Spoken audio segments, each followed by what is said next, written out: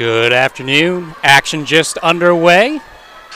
First event on the track is our girls 4x800.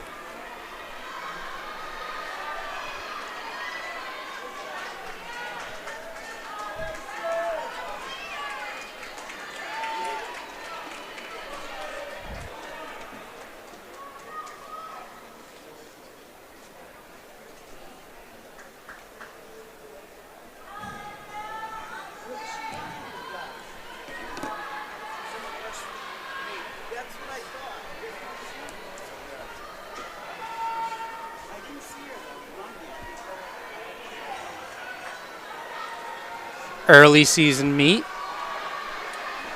Might expect that some of these girls coming off their cross-country season might not have taken a break, knowing that the Rhode Island schedule does have a little bit of a gap in state. However, as season progresses, obviously jumping back full steam with it.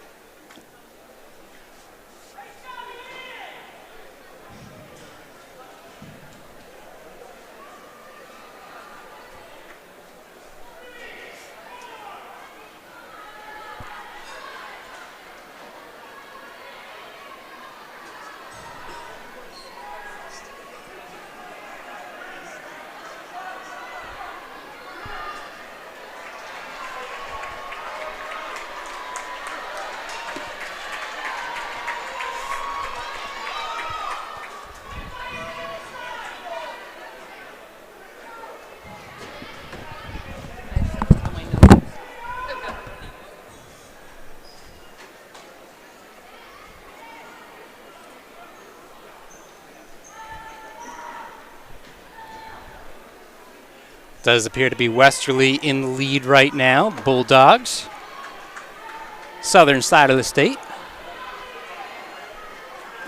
They're out quite a ways at this point. Can see that lead expanding. We are at a 200-meter track facility, which means that these 800 athletes will have 4 laps around to make the 800 and then hand it off from there, and there'll be 4 total athletes in each team, hence the 4 part of the 4x8 or 4x800 meter. And we see our first handoff here for Westerly.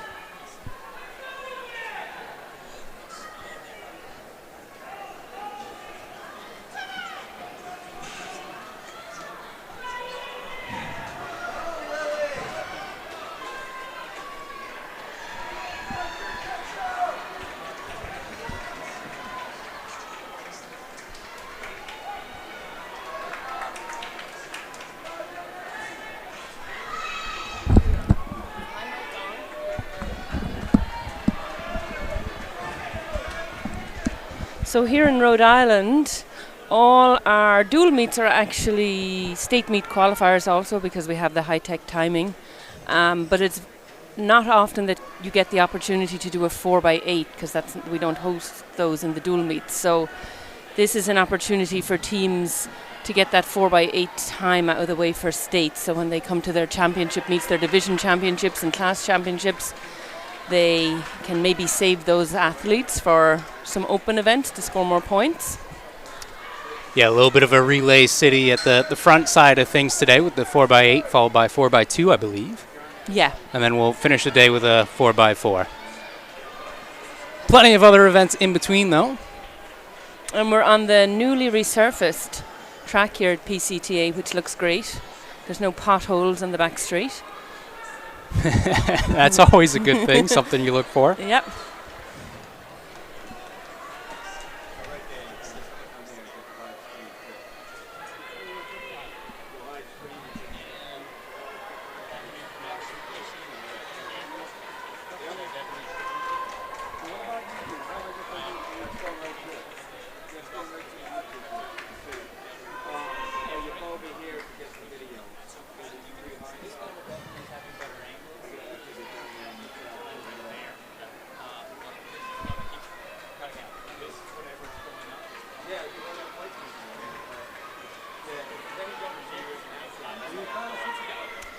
So if you are listening today, make sure you spread the word. We are going to be covering the meet live all day long. We've also an Ocean State Running Instagram. Make sure you go check us out there and follow us. And we have the link to live results posted there. We have the link to this live stream posted there.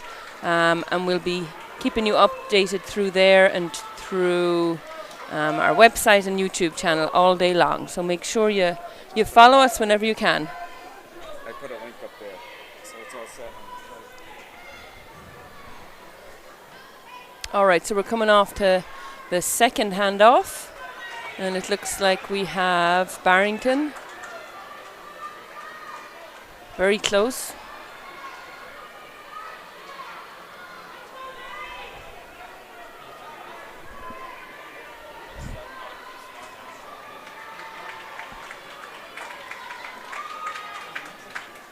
And Mount St. Charles. So Barrington is tagging along right behind. And next we have Cumberland. That's Caitlin Joseph.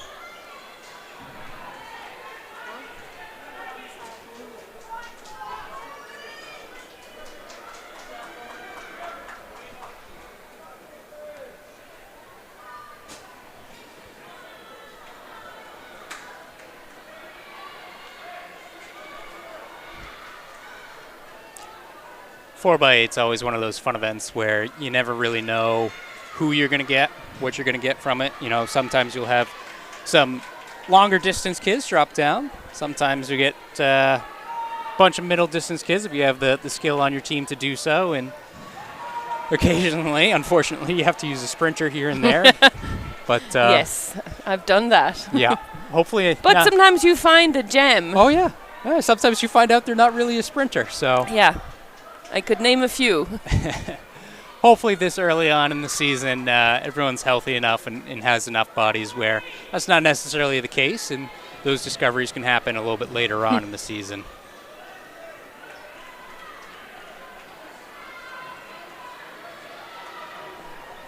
We can also see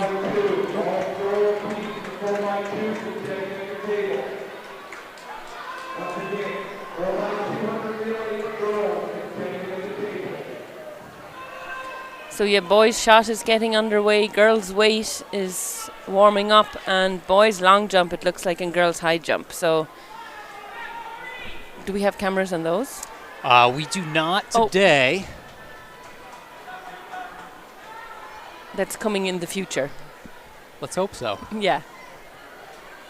We're excited to be doing this live stream today, so that you guys can, people who can't make it here, but then it'll also be there on the YouTube channel, the Ocean State Running YouTube channel, so you can go watch it later, athletes who are competing now.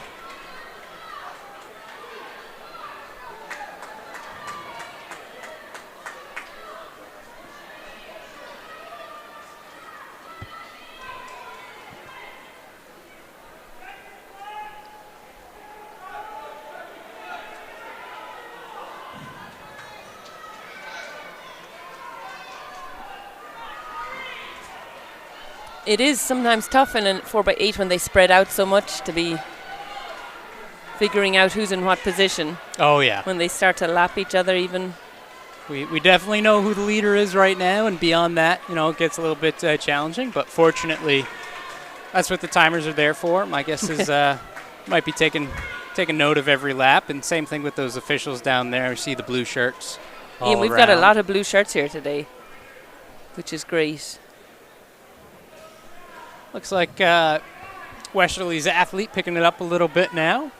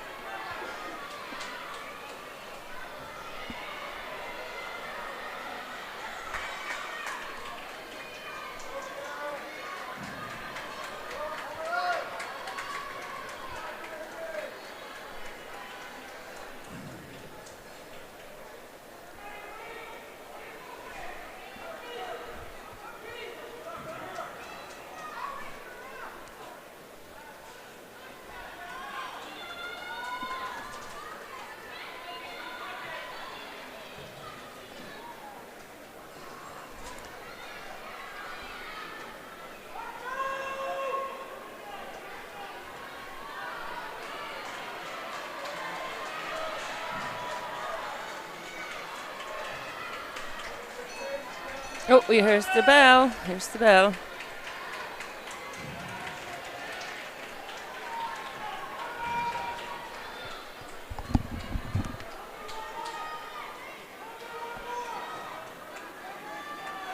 And that's Westerly in the lead.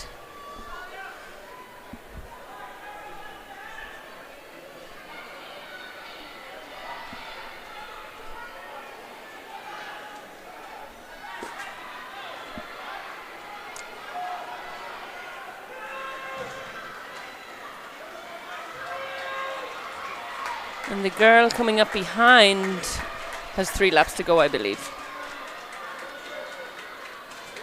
Yeah. There you go. We see Westerly finish up there.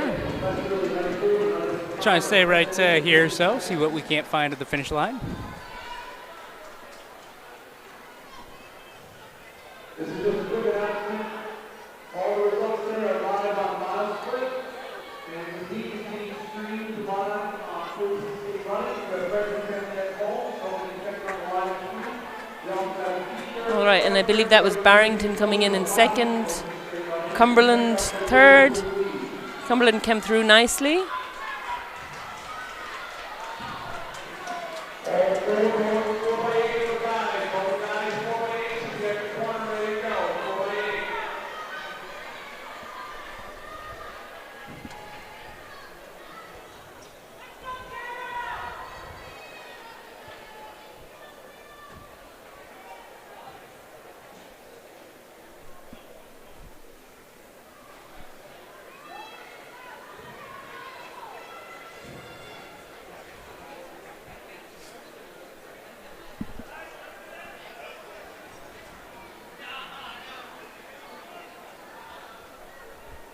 He cheats.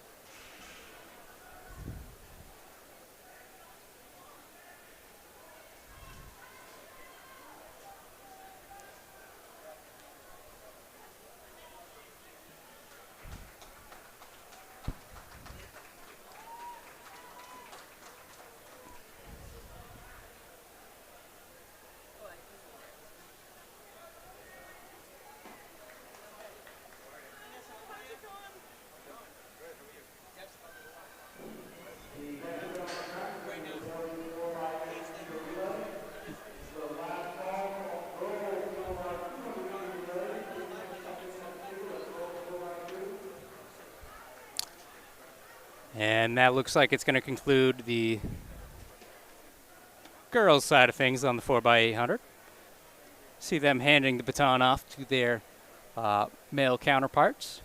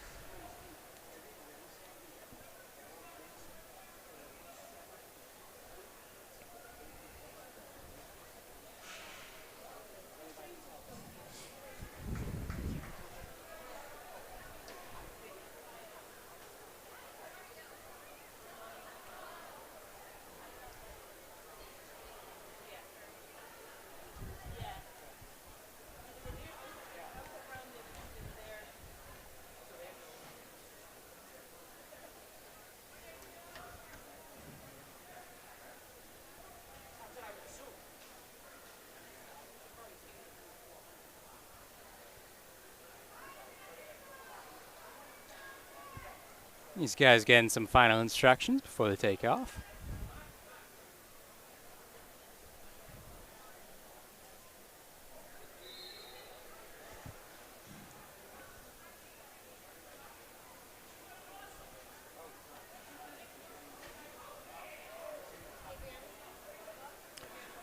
Got the gun up.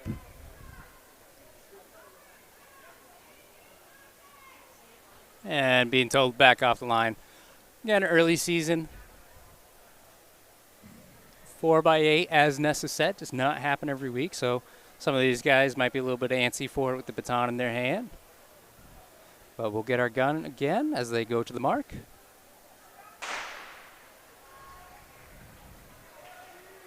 And take a look at the boys, 4x800.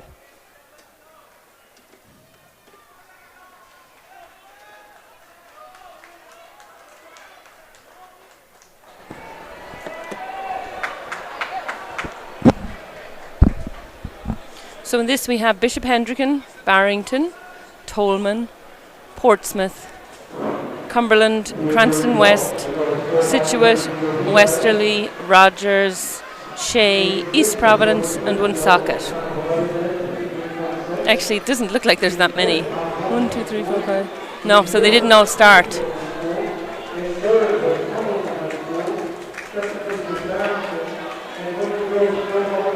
It's kind of funny with it being the first event of the day, you'd think that they would, but yeah, never know.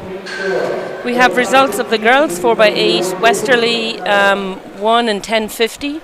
Barrington were second in 11:18. Cumberland third in 11:20.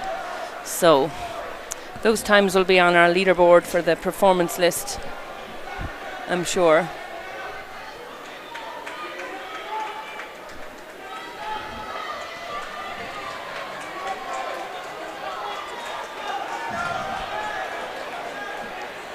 As we're watching this, we're actually also keeping an eye on, there's a couple of meets on up in Boston that we have some local athletes competing in too. One is the BU mini meet where we have Devin Kipiego is racing in the mile, and then Sophie Gorian is racing in the 800. And then I know there are some athletes competing also at the track at New Balance today at a season opener there. So we'll keep an eye on those results as well and get them to you as we see them. But all eyes are on this boys 4x8 right now. We have Westerly in the lead for the coming into the first handoff.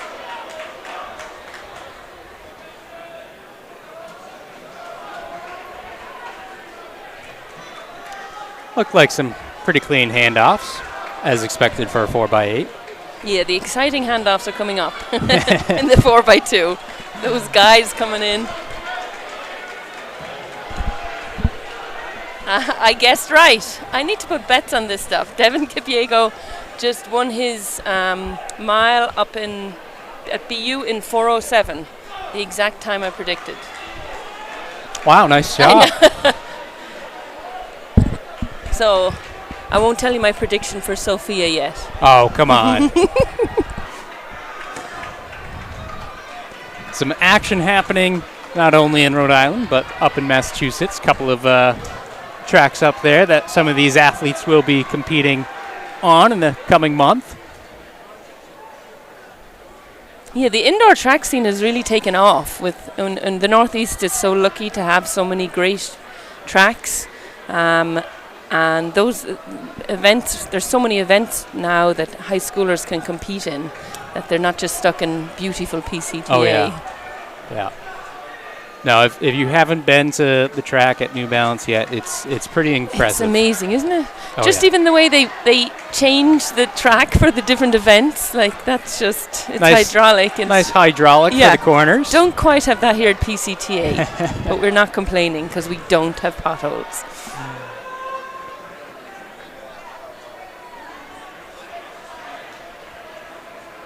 So Hendricken are in the lead and followed closely by Cumberland and Westerly. And these are the three teams that are always at the state meet, always put great 4x4s out.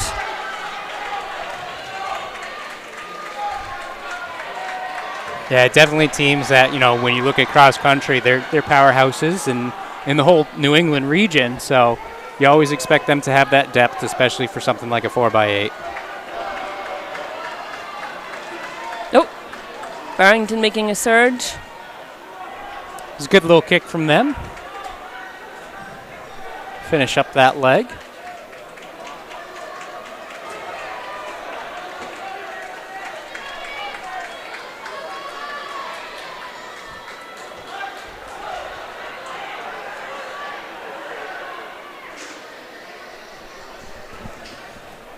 But tight little group right here at the front.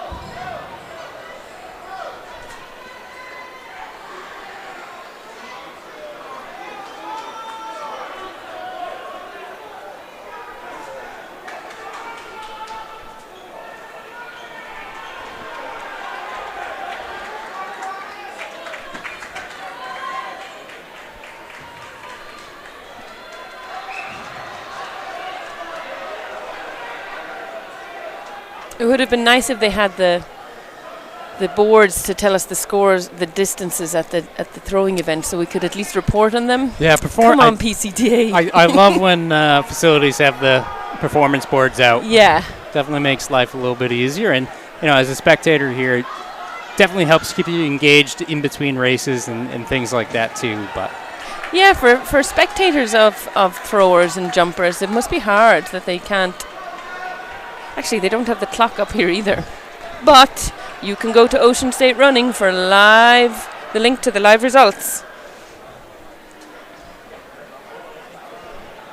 Can you just see that clock on screen now? Unofficial. With any luck, we might be able to get an official clock at some point today.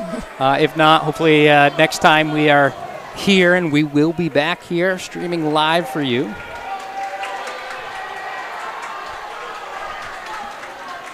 All right, so we're coming into third handoff.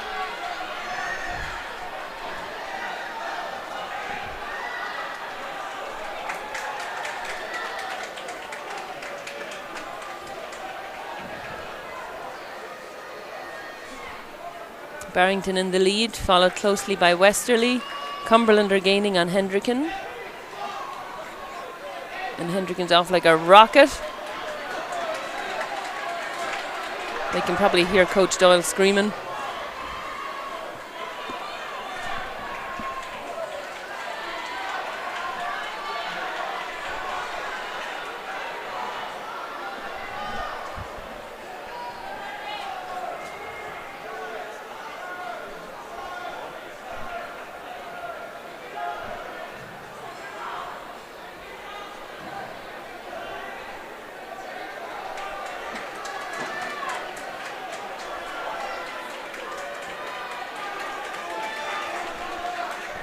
Oh, I see they have the electronic measuring device down at long jump.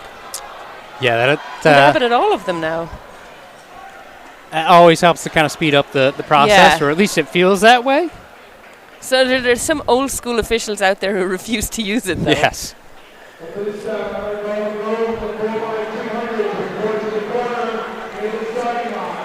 All right, so we're on the last leg.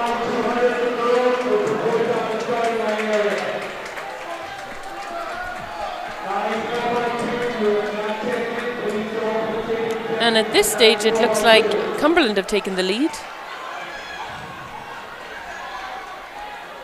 with a great last leg.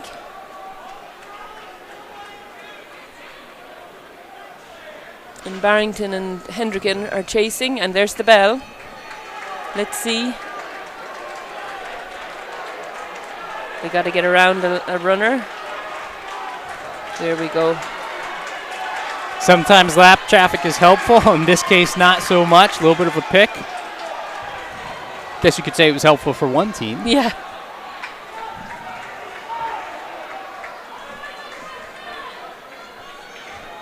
He takes a look back over to his shoulder as he approaches the finish line. And unofficially, right around that 8:55 mark.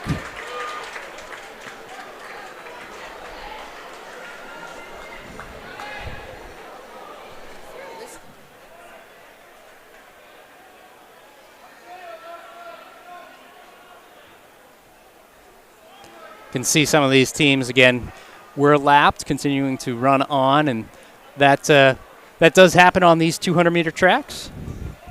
Relatively common, especially when we have some teams up front as strong as what they are. This point in the season, getting under 9 minutes, is something to be happy about.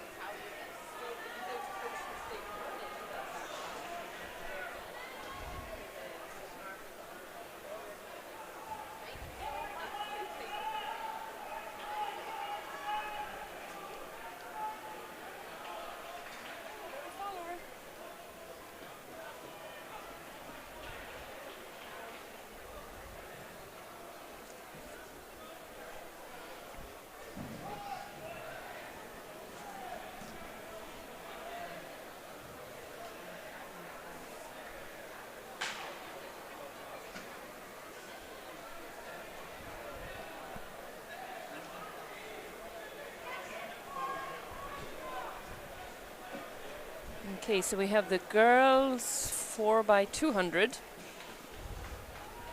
Heat 1, we are supposed to have Smithfield, West Warwick, East Providence, Classical and Westerly. They're all entered with very close times, all in the 1:55 range, so this should be some fun handoffs. 4x200, 200-meter track, 1 lap around for all the athletes, and as you said, fun handoffs usually are in the sprints. Hopefully no drops, but again, early season, you don't know how much practice they've had. You don't know where they've had practice. I guess there's no snow on the ground around here yet, so that does help for those schools with the outdoor facilities. And it looks like they are going fast heats first.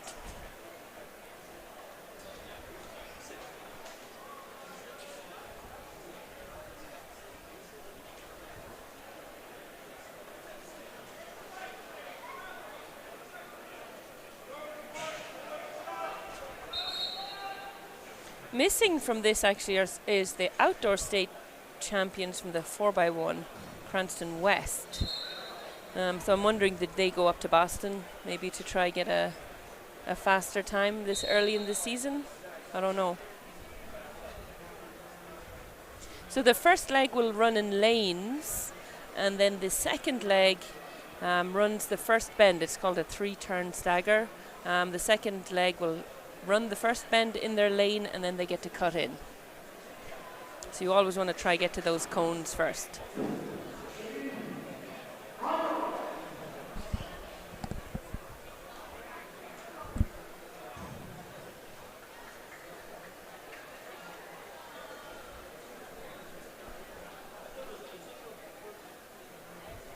.01 was the official time for the boys. 4x8 with Barrington winning.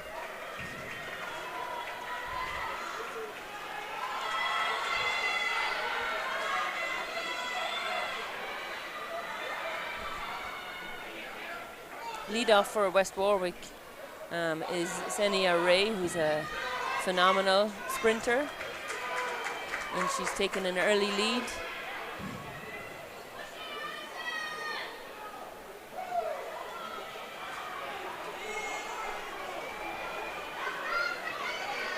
Race to the cone, we can see, is easily won there, well out in front.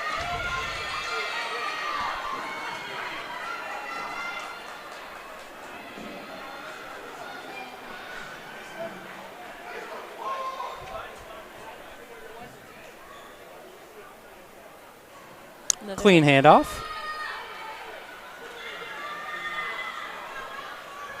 And taking a look back, it looks like all the handoffs there made it all right. Classical are coming on strong. Classical are also a powerhouse in relays. They really, throughout the years, have done some great jobs on their 4x2s and 4x4s in indoors.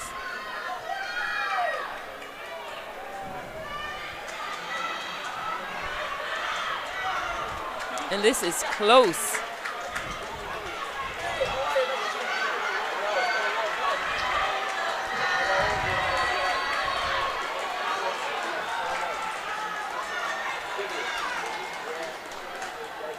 We'll see how Classical come off the bend here.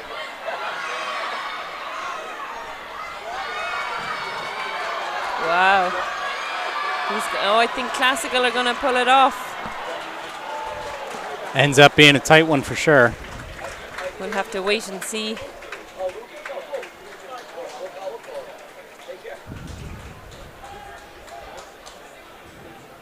Next heat, we have Central, Portsmouth, Mount Hope, Cumberland and LaSalle. And this is heat 2 of 3.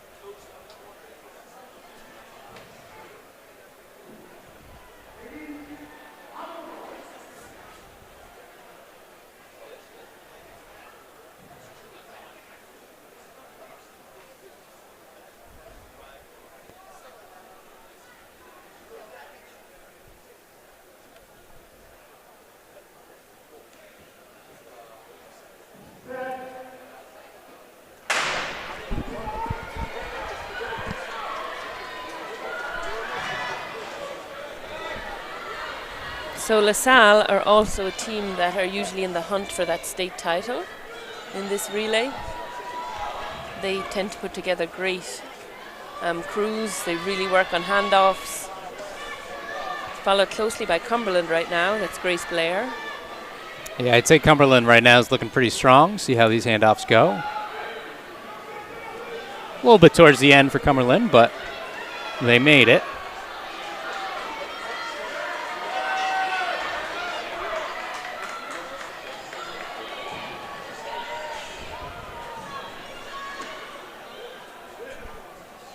One of Cumberland's top sprinters actually just had surgery. She's a great soccer player, and she just had surgery this week on a ACL. I believe it was her ACL, so they're missing her, but they're still putting together a great team.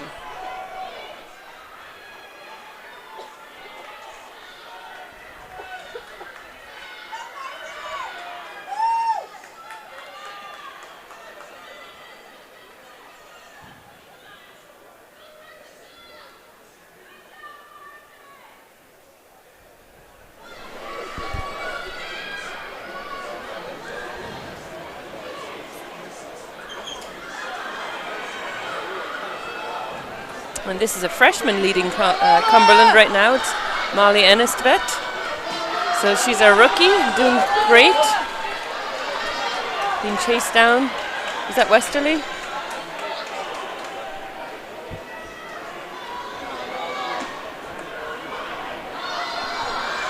Oh, it's going to be close.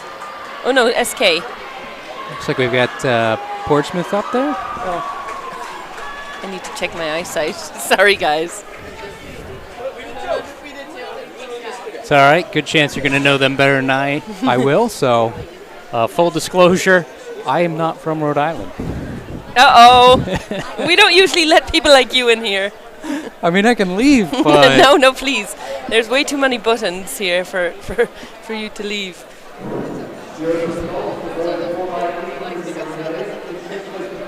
All right, in our last heat, we should have, and it looks like the heats have been correct so far, North Smithfield, Charahoe, Rogers, Narragansett, and Juanita Sanchez.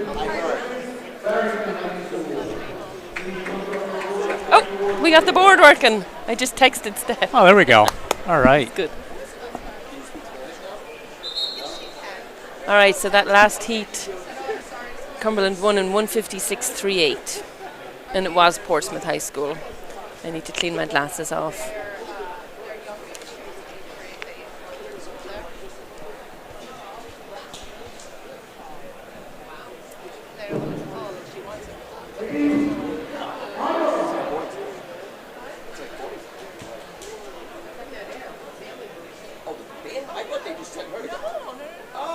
So that will help us give some live results as we go. Not quite how we had originally planned it, but we'll take what we can get with it as the gun is up for our third and final heat. And they're off.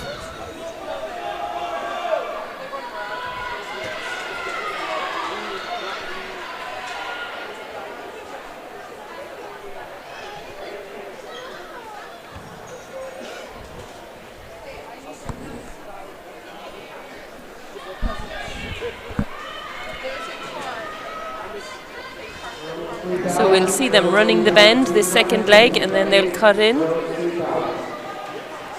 That's Juanita Sanchez. Oh, no, it's Narragansett out in lane 5. Looks like Juanita Sanchez didn't start.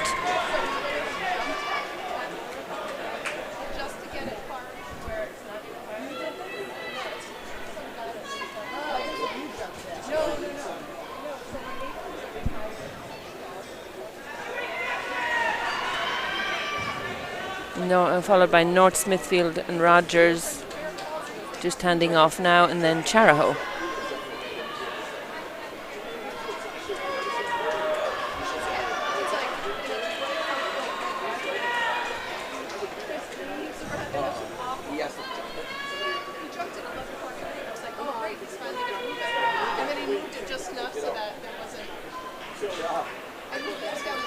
Oh, and look, they just put out a board.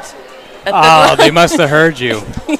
Somebody's listening to the live stream. So we got some performance boards that have made their way onto the track, so we'll be able to give you some field event updates as we can. So it looks like the girls' high jump bar is at 4.6.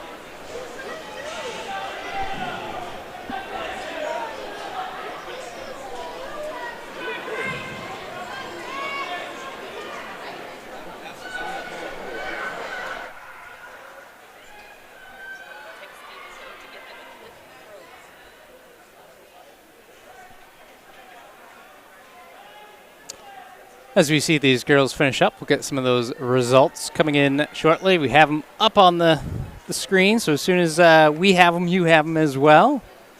Might mess with our picture-in-picture as we go throughout the day, but that is what you have for now.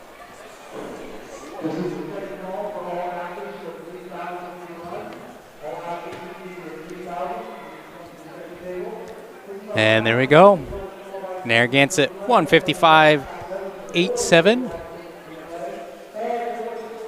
Oh, we have 2 more heats of this. I thought we were done. Next heat, we should have Barrington, Lincoln, Pontiac, and Mount St. Charles. 3 Northern Division teams battling the Southern Division.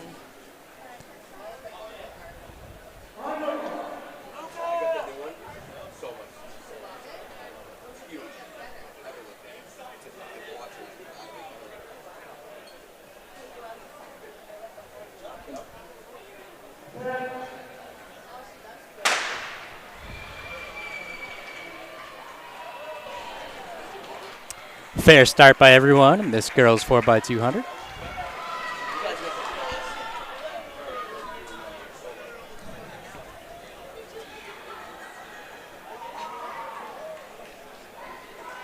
We keep talking about how it is early season for them. It's early season for us as well, and everyone kind of involved with the meet operation. So keep working on things as we go with it, as we see some clean handoffs.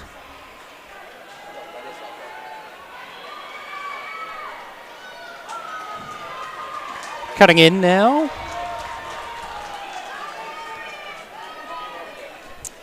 It's funny, for these meets, they don't put out the rail, and then you always get to the championship meets and everybody trips over the rail because they don't put it out all the time. Yeah, rail running Especially definitely. photographers. Oh yeah, rail running is no joke. You know, you can see some injuries, which my guess is why they might not have it at this point in the season. Yeah. But you do want to be aware of it, as we see a pretty close race right here.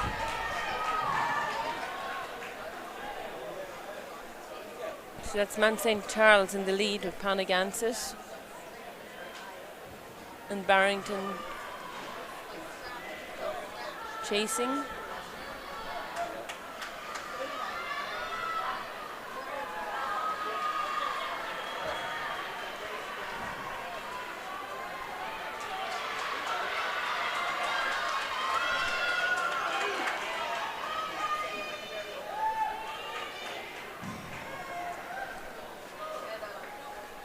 So somebody just jumped 17.10, and the boys, now we need to get them to get electronic boards at the long jump. Right. Put names up, please.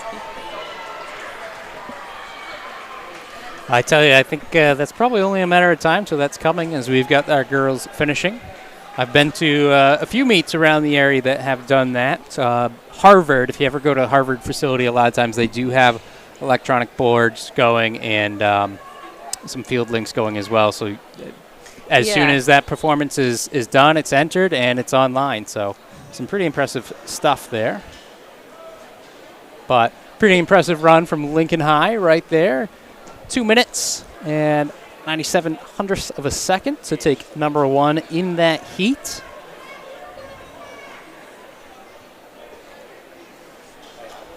All right, and do we have a heat 5? Do we have people on the track? Yes, we do. So this should have Johnston, Cranston West, and Woonsocket.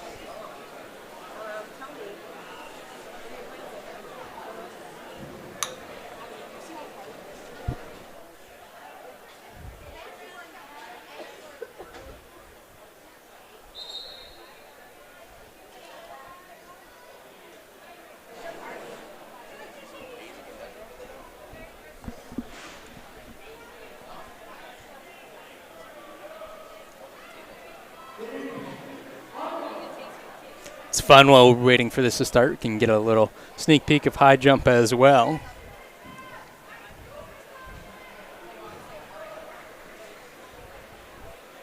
It's Looks a like 19-foot jump in the boys' long jump. high jump at 4.6 as this race takes off.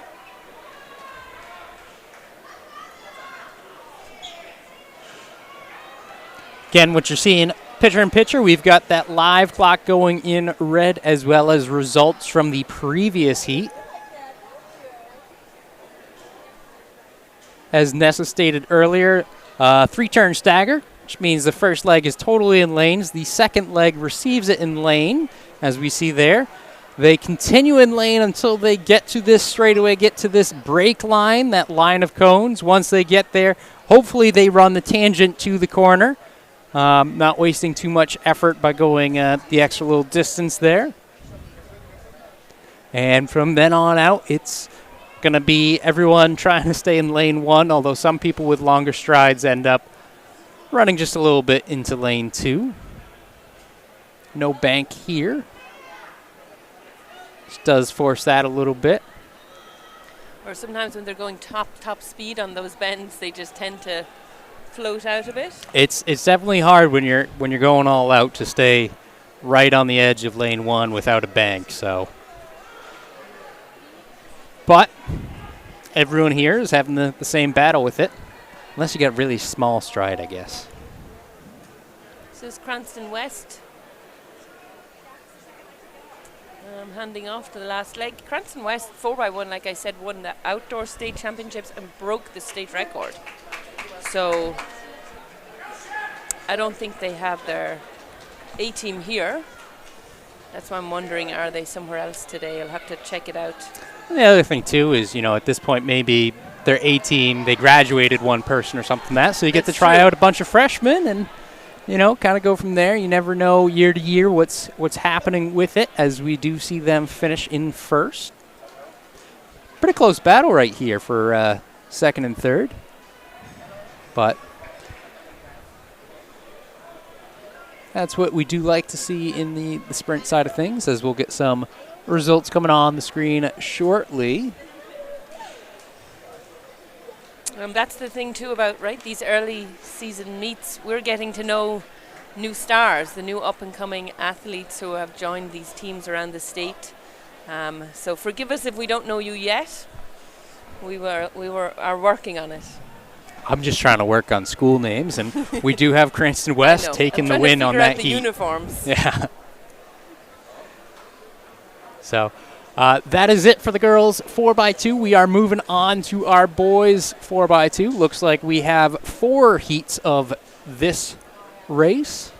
In the first heat, we should have lane 2 North Kingston, lane 3 Central, lane 4 Barrington, lane 5 LaSalle, and lane 6 Bishop Hendricken. It's like a state meet final right here. And for the sprints, for the sprint relay, for the 4x2 relay, they don't use lane 1 on the indoor track. They just do 5 teams. 15 teams qualify for the state meet, so it's the same at the state meet. There's 3 heats of 5. Yeah, and a 4x2 track does get pretty crowded if you're trying to use all 6 lanes, so not uncommon at all. Looks like we've had some long jumpers over that 20-foot mark.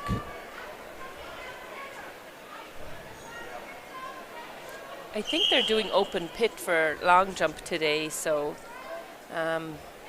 athletes can come and go, which makes it easy for them. It won't work like that in a championship meet. I'll tell you, in that case, I want to go ahead and already give a shout out to the officials, because that definitely can be quite the challenge to work with if you have an open pit for the whole day. It's just people coming and going. So definitely a strong performance, we'll call it, from the blue shirts today. Yes.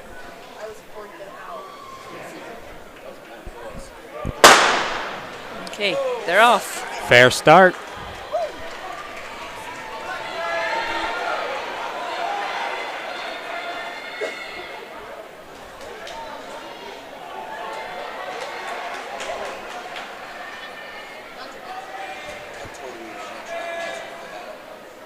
We'll get to see what these teams have at this stage of the season. Again, race to the cones, race to the brake line. Nice smooth tangent in there. Well done from our lead team. That's LaSalle. That's LaSalle. And it's followed by Central and Bishop Hendricken. I am familiar with all those schools since cross-country season just happened. Oh! Hendricken went down, but he's up.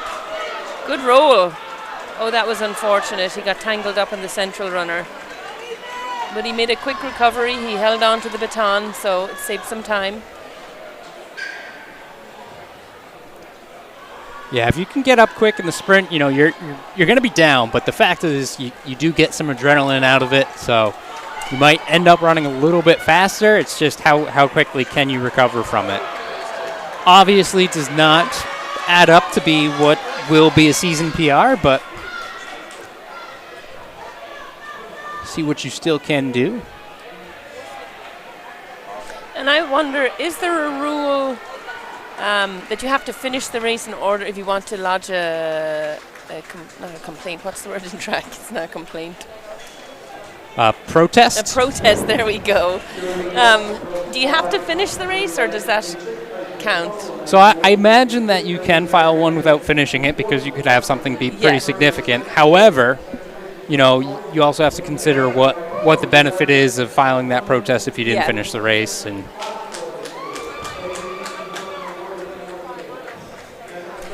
at a meet like this, I don't know if there's going to be a protest filed because it's not a scored meet, I don't believe. So yeah, I would doubt it. And again, you know, I'm going to say this another 100 times today. It's early season, so a lot of these things just this early, you know. Bishop Hendricken do like to protest. I'm joking, Bishop Hendricken. You know I'm joking.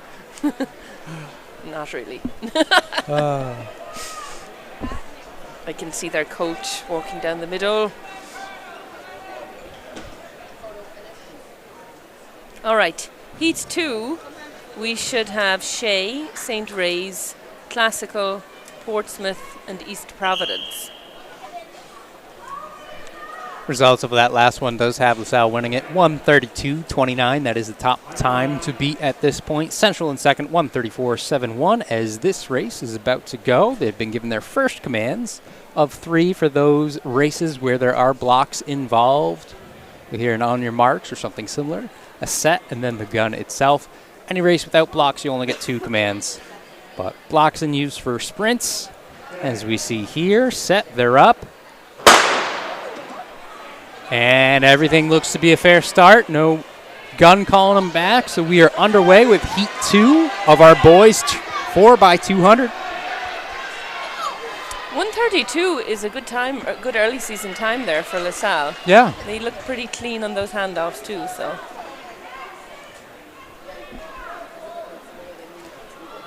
I think a meet like this where you can do a 4x2 right at the beginning of it, get a good time early in the season, can definitely mean a lot as we go later on.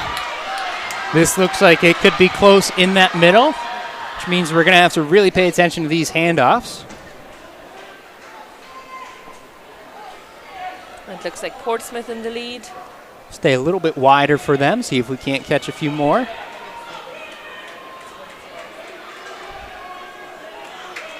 All right, this kid needs to move in. There we go.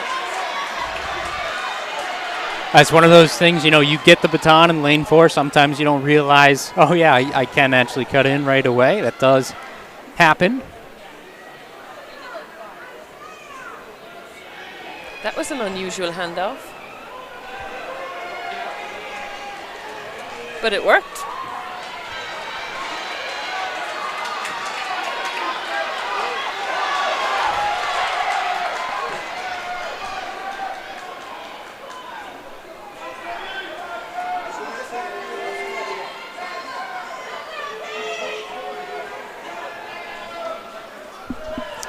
Looks like he finished right around that 140 mark.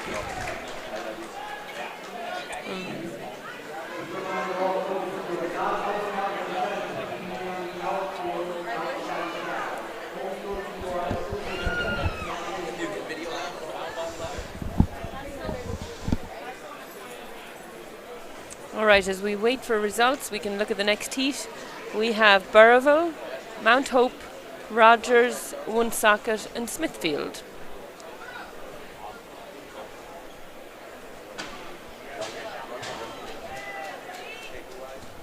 And we do have our results up now. Portsmouth High School, 138.99. Shea Senior High, 142.42. And then right next to them, East Providence had a 142.54. So a real nice close one, especially when you consider that St. Raphael Academy, 142.62.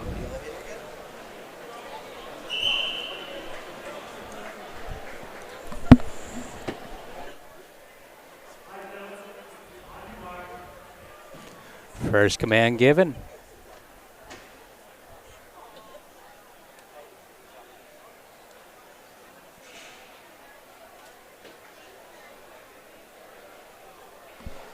We can see some of these teams aren't using blocks yet.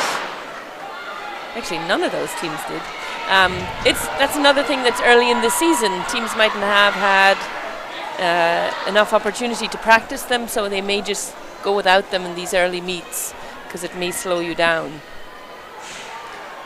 The hope would be by the end of the season you figure out blocks. Yeah, blocks, if you use them and you have no idea what you're doing, it's definitely going to slow you down. Some okay handoffs. They managed. No drops on that. Not the prettiest I've seen. But blocks, if you do master them, definitely can help. But it is quite a process to really kind of perfect it or get to a point close to it where it is worth it. So a lot of times you might not see him at this point in the season. And you know, it could also be a strength thing as well. This looks like Rogers. You hope that you have 4 athletes who can go all out for 200, but sometimes, you know, in high school it does take a little bit of trust in yourself to figure out that, oh, I actually can run all out for that far. And then you throw them in a 300 and they have to go further. Yeah.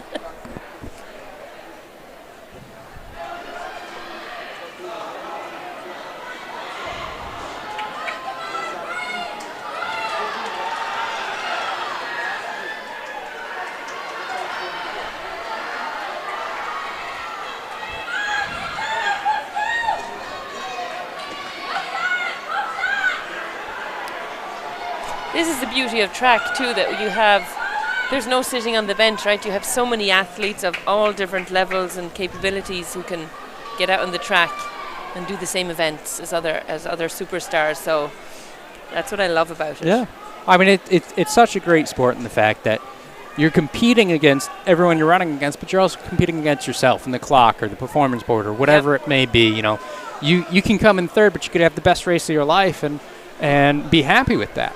Yeah. You know, it's really pretty cool like that. Unless you're a high jumper or a pole vaulter where you always end on a miss. But I know, besides that, you know, that is the truth. everyone else can you know end on a good note. Maybe not. Those two, yeah, you're gonna miss. But yes, we can tell how it's gonna end. yeah, Rogers does take that 149.9 officially. And our last heat before we head into the 3Ks, we should have Tolman, Narragansett, Scituate, and Cranston West.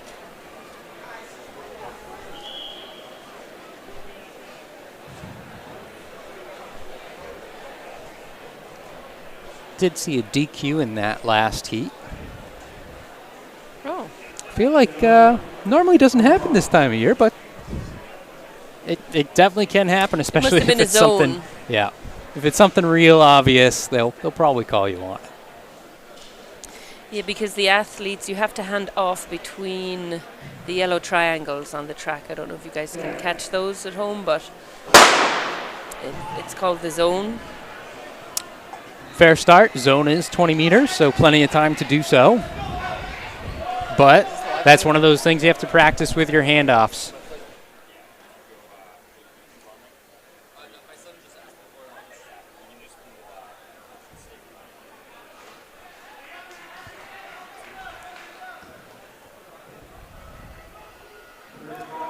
Similar to what we've seen all day, some clean handoffs, maybe not the smoothest, but No drops on this one, so that's always good to see, and especially good to not hear the clank of the baton. Heard that a little bit earlier today. People were warming up, and the sound always sticks out to you.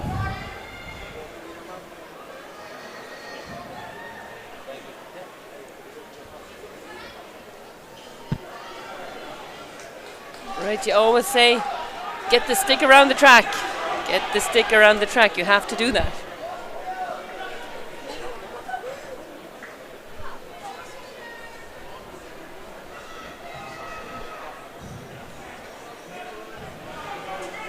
I can hear the distinctive voice of one of the Cranston West coaches.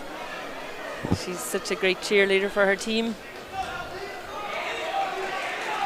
Must be every state has one of those coaches that you can just pick out no matter what. Yeah.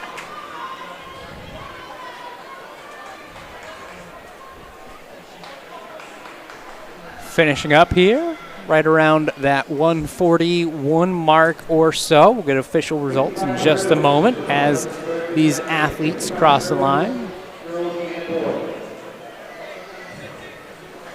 It looks like girls' high jump is over. I don't know if they got over 4.6. I can't see the performance board.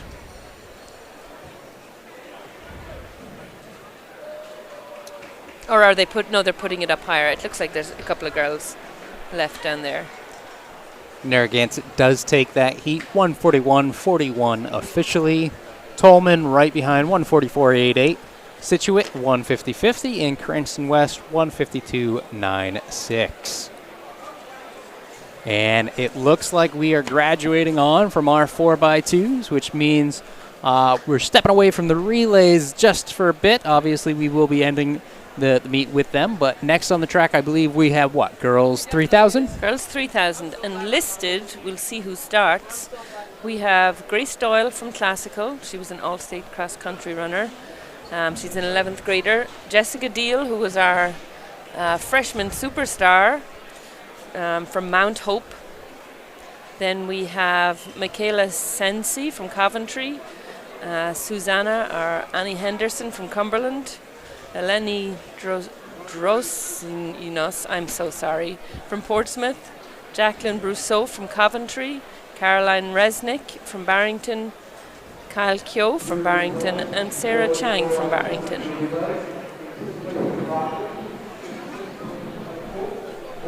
I'm just going to get my stopwatch so I can do splits.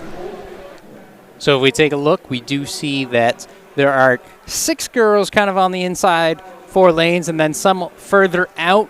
It's done to make life a little bit easier for all the girls, a little less collision. They will end up running the same distance after this turn. It looks like everyone will be cutting in, similar to what we saw in the 4x2.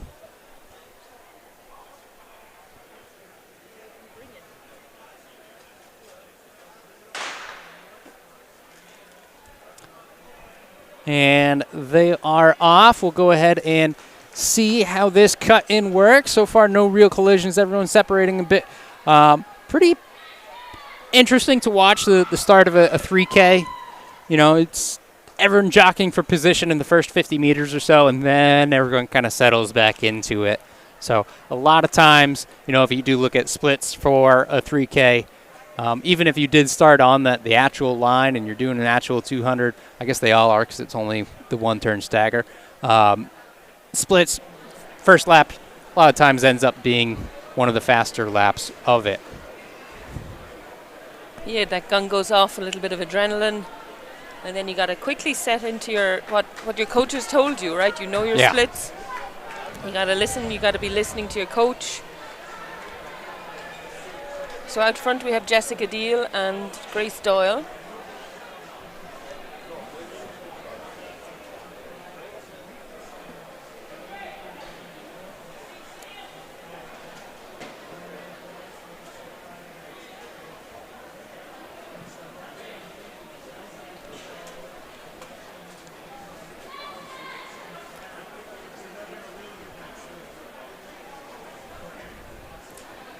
That was an 84 for the 400, it looked like.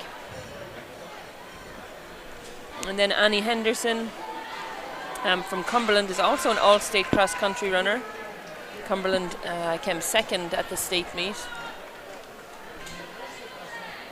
Again, that is Jessica in front, followed by Grace. Jessica does appear to be increasing that gap ever so slightly. Probably close to 5 meters now on Grace, and still expanding. Grace still probably a dozen or so meters in front of the chase pack from that point.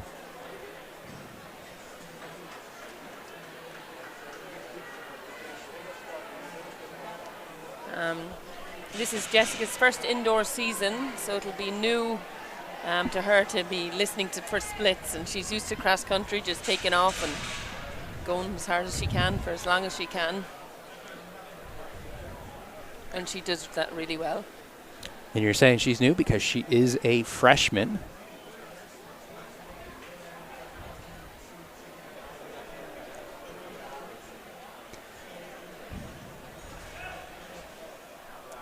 Bring up a good point of listening for splits from your coaches. You know, some athletes do better with it than others. Some are calculating it the whole time. Some are just saying, all right, I'm going too fast, I'm going too slow.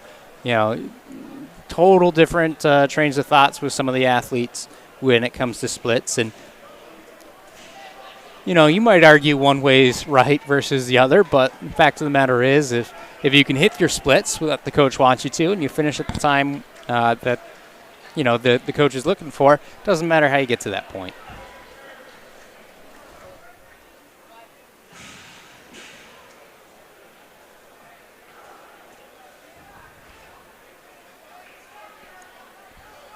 And sometimes you just have to go race the race. But we saw it last year at the outdoor state championships in the 3K, actually. Henry Denon from Cumberland, he ran his splits every lap, and it looked like he was putting in surges at certain times, but it was actually, he was keeping his splits even. Yeah. And he came away with the title that day. Did see Jessica as she was coming off that turn take a look over her shoulder, figure out where the rest of the group is, and maybe try and get a little bit more information of, did I go out too hard? Is someone supposed to be with me? But so far she looks real comfortable.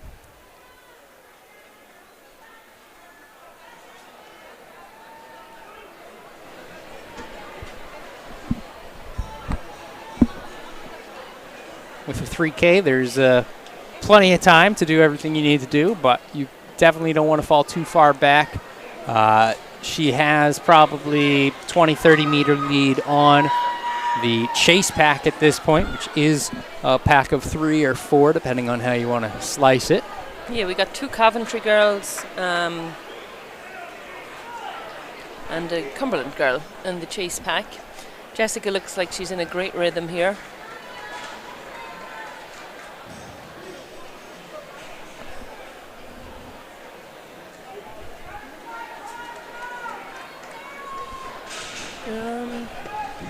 I don't see Grace Doyle anymore. Did she step off the track? Didn't see what happened to her. There is a chance. Okay, yeah. There's a chance that she might have stepped off.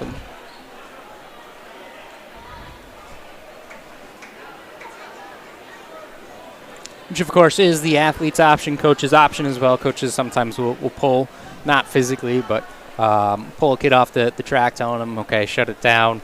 You know, maybe they're not running as well as they could be, or the coach is noticing something. Maybe the athlete's trying to work through an injury.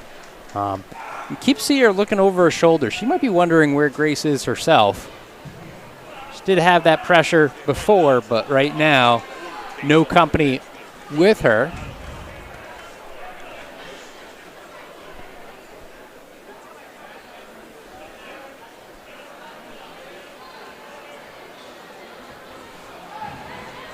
And it is tough when you're out there on your own, and you maybe not used to splits, like just to keep it going. Seasoned runners just get used to feeling a pace. That's something very new to freshmen.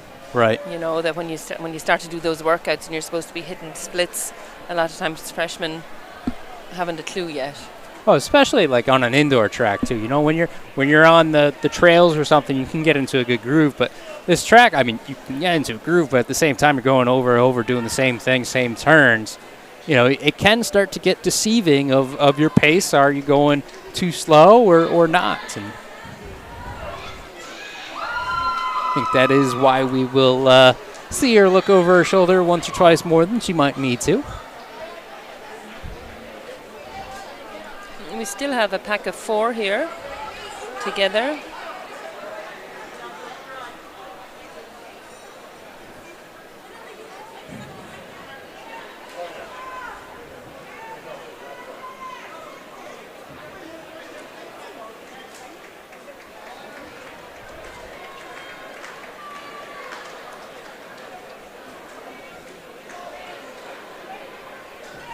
I'm just looking at those results from BU. Marcus Riley was second in 4:10. That's a great time.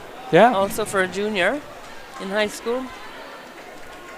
That'd be in the mile, and I believe it would be a true mile today. Yeah.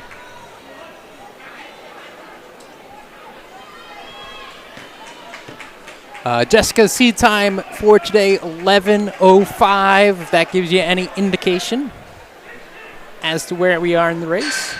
I couldn't quite tell you what lap we're on because I wasn't counting. It looks like 4 to go. But I can't see, and I wasn't counting either. I think I just caught a 4 on that board, so I Yeah. think you would be correct. Which is 800 meters.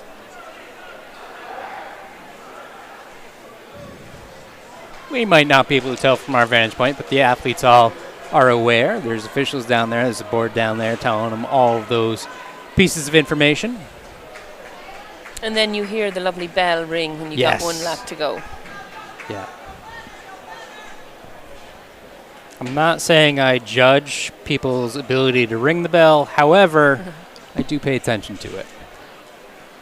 Go to a lot of different meets around a lot of different states, and Some meets in outdoor, especially, that you have a gun Yep.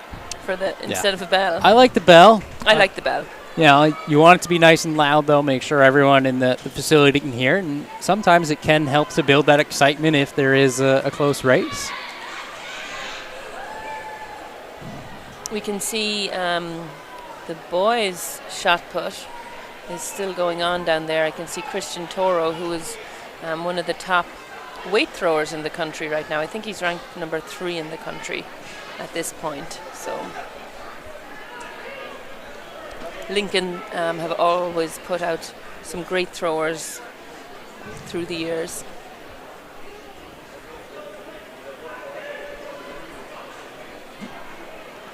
Well, we can see Jessica does continue to look pretty smooth, continues to lead it. Annie Henderson has pulled into second.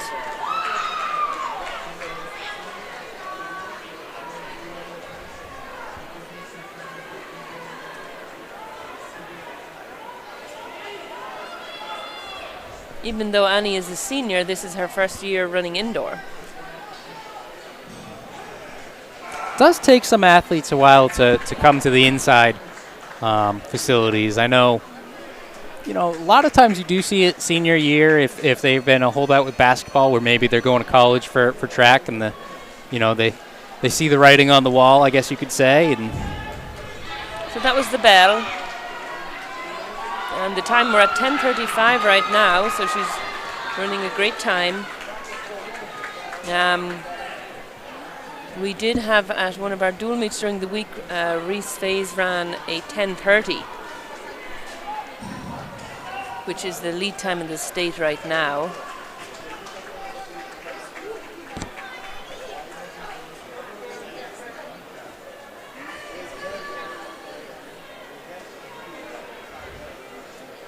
Well, I'm going to go ahead and say she ran her splits and she got her seat time. Exactly. Good job, Jessica. Nice job, Jessica. Nice job to the coaches there as well. That's definitely not the most common thing in the world for an athlete to do that. So looks like around 11:21 for Annie Henderson. And then we have Coventry coming through in third, one of the 2 Coventry girls.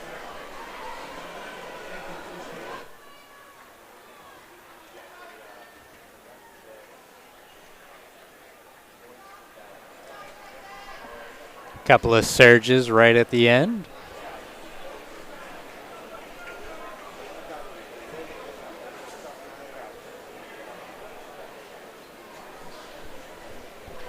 No results yet, but once we have them, we will share them.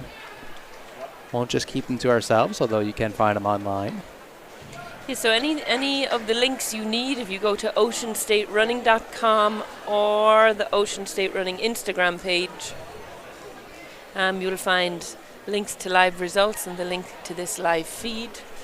We'll be posting interviews with athletes there later. Obviously hundreds and hundreds of pictures that Steve takes all day long.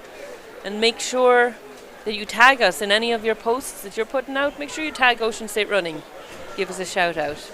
Yeah, I tell you, that always makes the state production better is when everyone kind of joins in with it. Because then you can see more stuff from different angles and some stuff that, we can't necessarily provide. You talk about a couple people doing stuff or 100 people doing something, you're going to see more of what you want when there's a bunch of people helping out. So I see Coach McGill is already back here from Boston. That's Devon's coach. He was just up at BU. Next up on the track, we have the boys 3K. There are 16 athletes listed. It looks like there's about that on the track, so I can go through. We have Troy Silvestri from Hendricken, Keegan Tierney, Hendricken, Andrew Freza from Bishop Hendricken, Brayton Gazzero from Bishop Hendricken, Marshall Vernon from LaSalle, Garrett Daly from Burrville, Noah Van Horn from St. Ray's, Eamon O'Brien, nice Irish name there, Eamon. Eamon O'Brien from LaSalle, Henry Schultz from Barrington, Connor Curran from Barrington, Elliot Lafore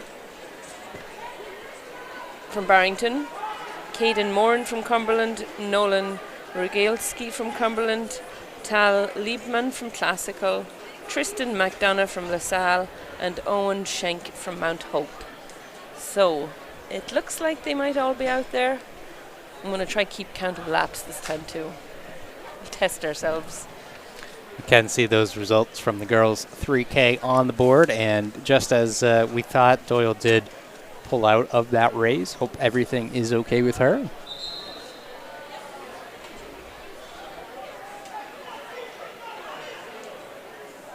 So 11:05, she ran her seed time. Fastest seed time in the boys' race is 8:41.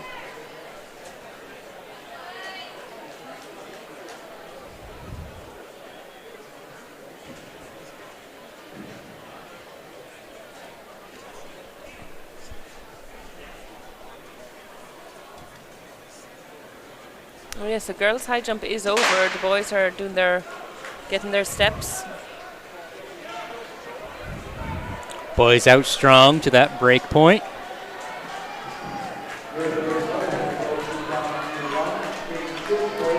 BH with the top two.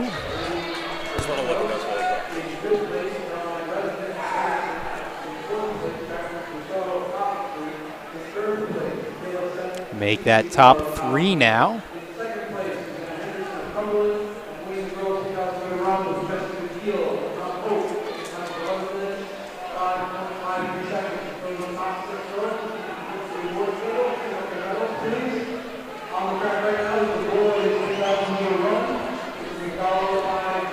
That's Troy Silvestri in the lead. I know his coaches speak so highly of him. You tell Troy to go do something and he'll go do it.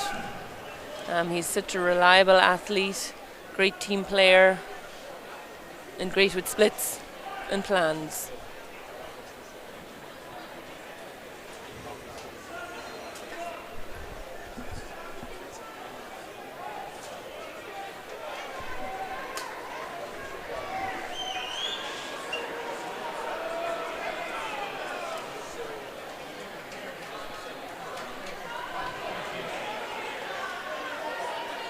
So these four Hendricken athletes would have been part of the cross-country state championship team. They also came fourth in the Northeast Championships, the Nike Northeast Championships. Hendricken always have such a great tradition of distance running, but also track and field. We're followed then by LaSalle and Garrett Daly from Burrville, who had a great cross-country season.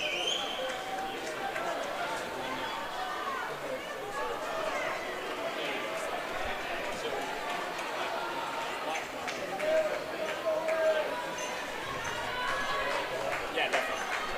Thank you. If you want us to swap too, like I could get on the camera for a bit if that works.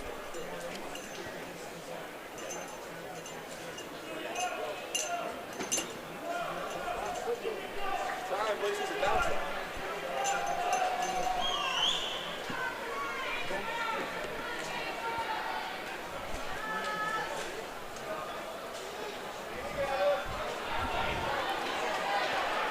Race going a little bit different than the girls' race. We do see our top 4 seeds all up front right now, all for BH.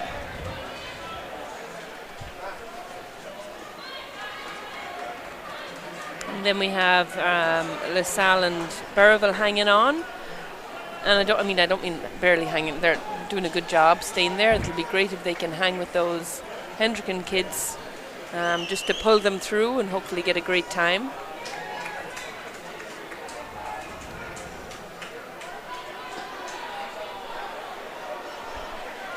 Numbers on their chest today do represent kind of the seeding, so for distance events at least. So number 1 does have the fastest seed. We see him in front right there. And again, I believe that is Troy out in front, leading the pace. 8:41 is the seed time. For him, 51 is the next one, so that's a 10-second difference. So we might see a little bit more movement in the second half of this race, which I believe, are approaching. You still keeping track of laps? No. That went out the window after 1 lap. Yeah, if I'm taking a look at the clock and what the seed time is, I'm saying they're at that halfway mark right about looks now. like it. Give or take a lap, but We need to get the official to tilt the lap counter for us. yeah, see if they can do it for us. So the athletes don't need to see it; We're they the know. most important people here. Yeah. It's funny actually, because in a 3K, a lot of times the athletes don't know what lap they are unless they're paying attention to those lap counters. They just go and they listen to their coaches and they keep going through the motions. But it's just as hard for them sometimes to count those laps as it is for us. We're looking at bigger picture though. If we were coaching Yes. right now, we'd know. But Yeah, and I thought I had brought my stopwatch, but I didn't, because that would help me. benefit of this being a video is these kids can watch it after the fact, see their own splits, and laugh at us for having no idea what lap they're on. And for mispronouncing their names. And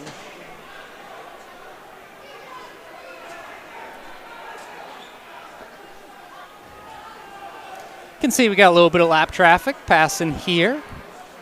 Again, sometimes that can be helpful. You can see him and kind of reel yourself into it. Sometimes it's just traffic and in the way, but these 3 navigate it with ease.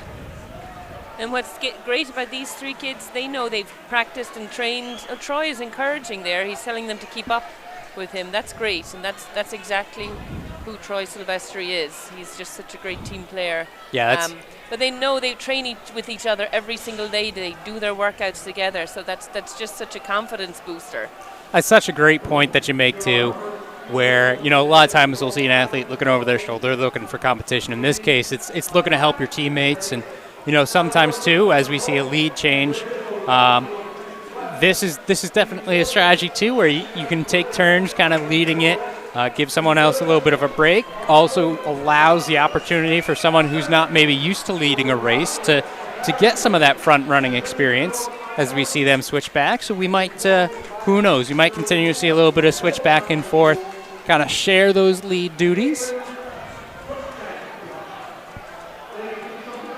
Now, track etiquette is that the lapped runners are supposed to move to the outside, but I don't know if that's reached PCTA. That So unwritten rule. yeah, I will say it's doesn't always happen. I say for the most part, when I see it happen, it's usually at like a state meet or, some of the Or kids like are. the Olympic 10K. Yeah. Some of the athletes, at those bigger meets, they're pretty knowledgeable of who's around them and if they're going for a record or anything like that. And when you do see it happen, it's pretty special and pretty cool to think, okay, this kid's smart enough. He's realizing what's happening in front of him, and he's being kind and giving that right of way to the leader. And then also at meets where they have a big screen with the live feed, that so athletes could see if somebody's coming up and they should move out. Troy is pulling away a bit right now, and that's Andrew, who's following. Yeah, you talk about big screen. I know when New England's for outdoors in New Hampshire, there's a nice video board that we got to see a few years ago, and definitely looked. You could see all the kids looking up, and it's helpful too. You look up real easy without having to turn around. You say, okay, next kid's about 10 meters behind me. It gives you a really good sense of the race without taking that energy to take a look back. But if we take a look back at the race, we do see Troy has surged out a bit. A little bit of separation now, about 10, 15 meters, increasing from first to second. He's flying, yeah. He's picking up speed. It seems like he went out at a nice, relaxed pace for him. And that was the bell. He's been able to wind it up. So this is his final lap here. Again, seed time for today was at 8:41. Is at 8:30. And 100 meters left. But good surge from him in the last few laps. So he was able to help his teammates and still claim the number one spot of the day in right around that 8:47, 8:48 mark. And then Andrew Freza, who had a 9:01, is coming in sub 9, which is seems like it'll be a PR for him. Again, once we do have those official results, we'll throw them up on the screen. If trends have taught me anything today, it's going to be after all of our boys have finished this race, we'll get those official times up there for you.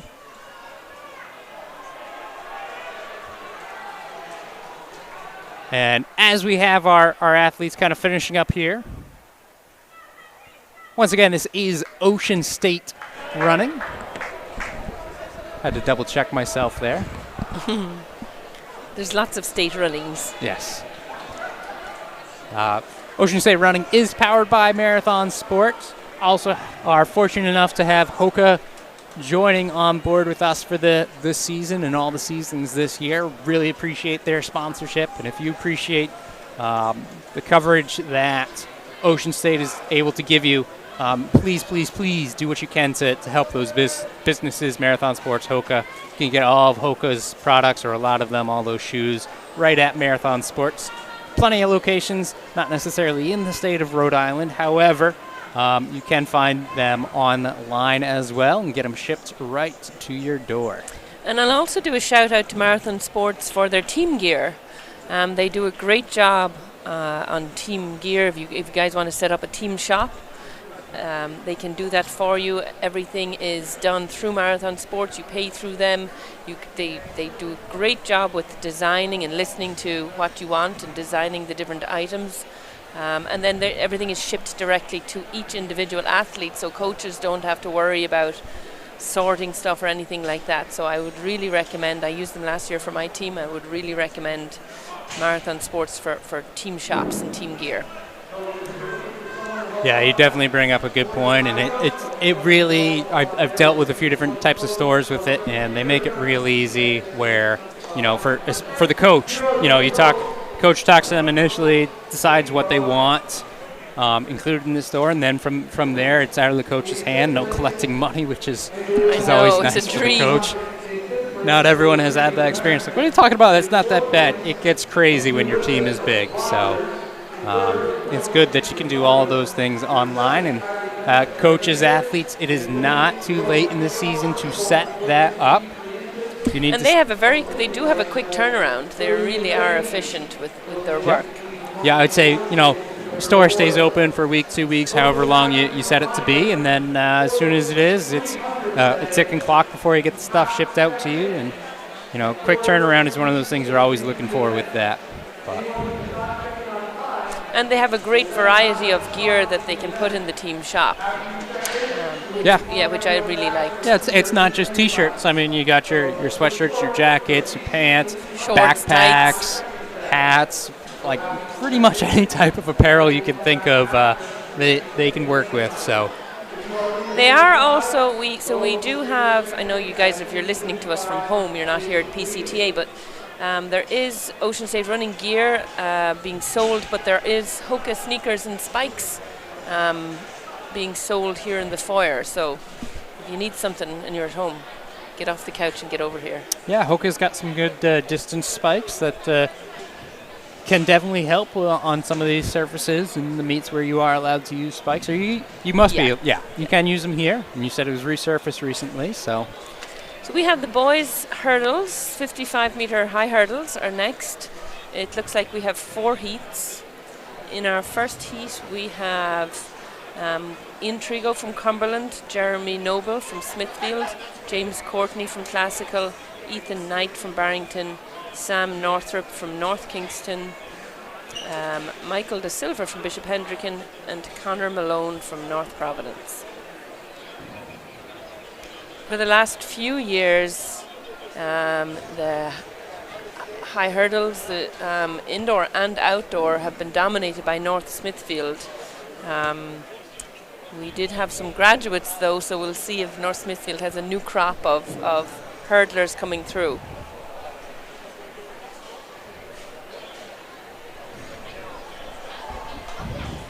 Hurdles, one of those more technical events for indoor that, Oh, girls are up first. you're not necessarily going to see some of the best hopefully you don't see your best performance at the very beginning. You want to be able to refine that technique as the season goes on. Doesn't mean we won't see some good performances now, obviously. You hope you do, but Yeah, it's so technical. I'm sorry I put the boys first because I'm thinking for the finals they switch the order. But for the girls, we have Heat 1. Antonia King from Cranston West, Olivia Doobie from Middletown, Emily DeReza from South Kingstown, Bethany Marcella from North Smithfield, Chloe Fate from Classical, Mia De Gregorio from Smithfield, and Kylie Phelan from North Smithfield.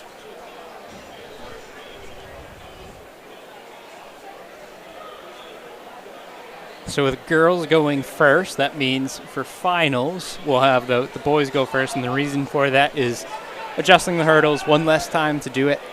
Other states do this as well. It's pretty common. However, I will say the other states I know of, they always do the boys' trials first, and then it's the normal order for the finals. But, hey, That's what I was thinking. Whatever works.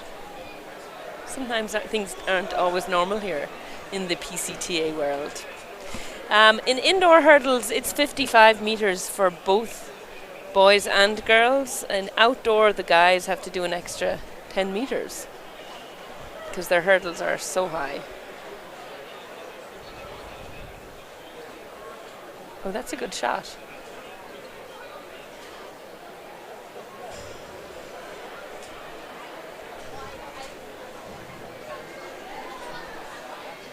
Looks like we should be good to go with the hurdles in just a moment. There's the starter walking away, checking with the finish line. Good to go there. It's always same thing in the first couple of weeks of practice. You get anybody new and say, go run over that hurdle and see what you look like. Yeah. Just see if you can find somebody who's somewhat natural looking going over it, and then you can work with them on the technical aspects of it. But it's always such a delight when you see somebody going beautifully over the hurdles. Fair start.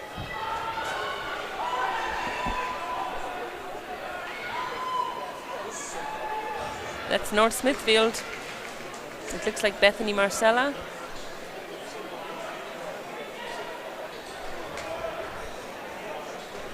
While the second heat gets ready, we'll go ahead and run a quick replay of that, taking a look at some of these hurdles again. Nice and smooth from our winner there. But see that flying V kind of effect?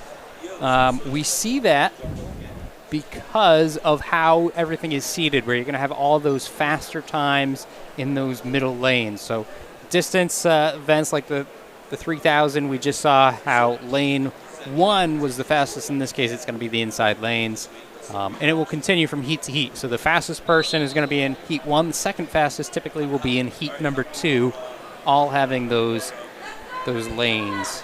So heat 2, we have Jo from Barrington, Mercado from Juanita Sanchez, Finn from North Smithfield, Thompson from South Kingston, Cambio from West Warwick, Carrera from LaSalle, Cole from St. Ray's, and Supersinski, forgive me, from St. Ray's.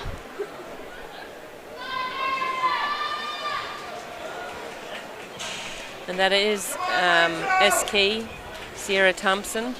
She had a seat time of 9:31.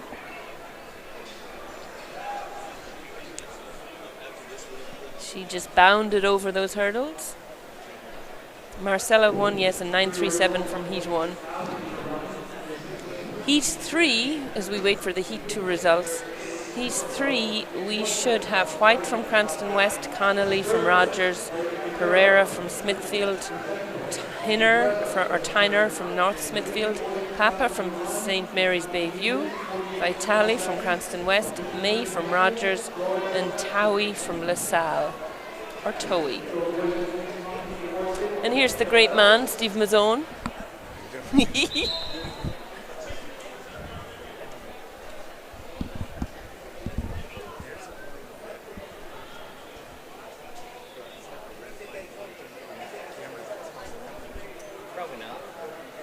This is the last call for all long jumpers in the third place. You need to wait for the long jump. United States Jimmy, grab out their ears, go on down to the east. We'll see you guys start. That means that that battery is probably dying and or dead.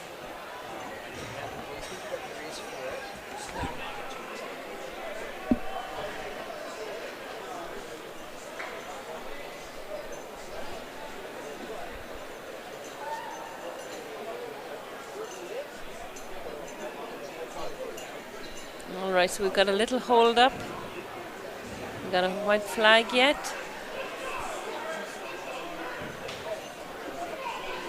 There we go, white flag. So heat 3 is getting ready.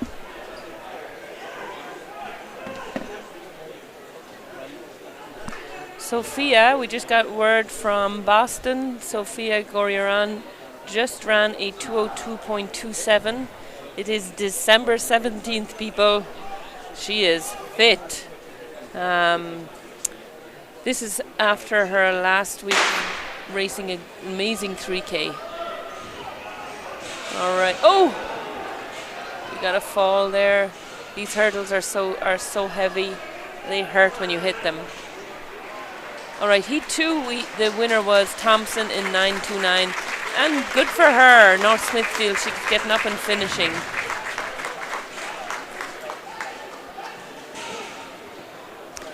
She was the fastest seed in that heat. It's unfortunate that she took a spill.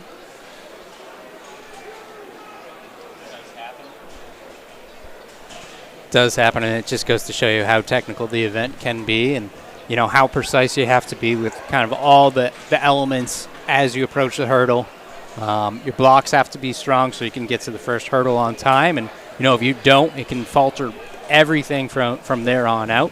You'll also see the hurdlers doing a different number of steps in between hurdles, and that will change as they get stronger as well. You'll often hear people talk about doing a 3-step, which is the fastest way to do it. However, 3 steps between hurdles, that's pretty far apart, so you have to be pretty good in order to do that 3-step, have a little bit of speed behind it as well. You see them sometimes early in the season. It looks like they're really stretching and you're wondering why they're running like that, but they're working on their 3-step.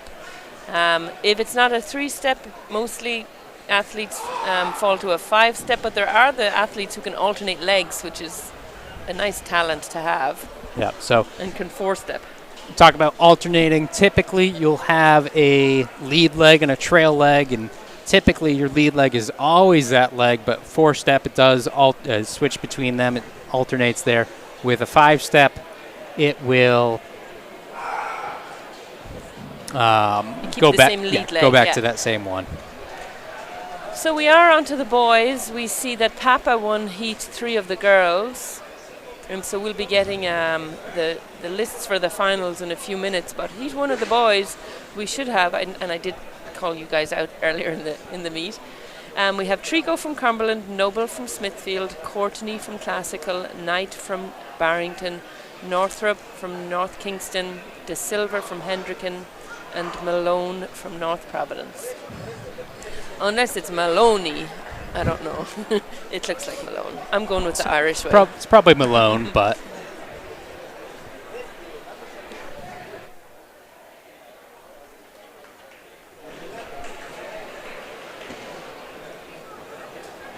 so as I was saying, Sophia just ran 2:02 up at BU, which is a great time for her. I know she has some big goals for I'm hitting my mic. For the 800 this season, she's going to Millrose to run the 800 there in the pro field. nice. And has some big plans. I'm not sure if I'm allowed to give them out yet. It might be top secret. Let's see are the results.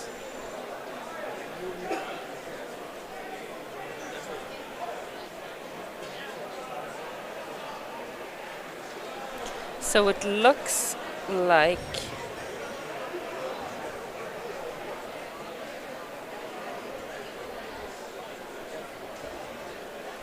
our 8 through to the final for the girls hurdles should be Thompson from SK, Marcella from North Smithfield, Papa from Bayview, Finn from North Smithfield, Doobie from Middletown, Fate from Classical, Cambio from West Warwick, and Dereza from SK.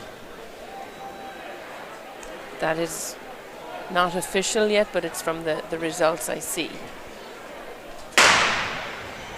Boys Heat 1 is off. Fair start. Good over the first hurdle. A little bit of contact. That's allowed with the hurdle. Just want to stay up. Now I know Barrington have 4 great hurdlers because last week at the Injury Fund they actually qualified their shuttle hurdle relay for nationals in the first meet of the season. Yeah. That's pretty good. Yeah, which is quite impressive. So we know they have 4 hurdlers. And their first hurdler, it looks like Ethan Knight just won that heat.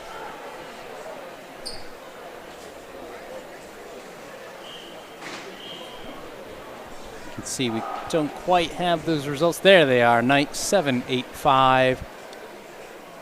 He came in at a seat time of 7.97. So Heat 2 we have Harris from Classical, Nar from Bishop Hendricken, Logan from West Warwick, Fisher from LaSalle, Wind from Barrington, Williamson from Bishop Hendricken, and Walters from Ponagansett.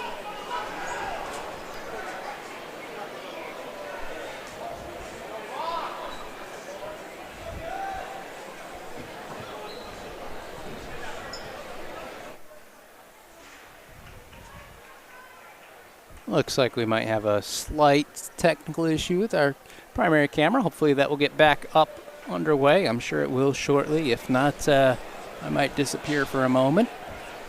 Don't make me press any of these buttons. They're working on it right now, though, so we should be okay.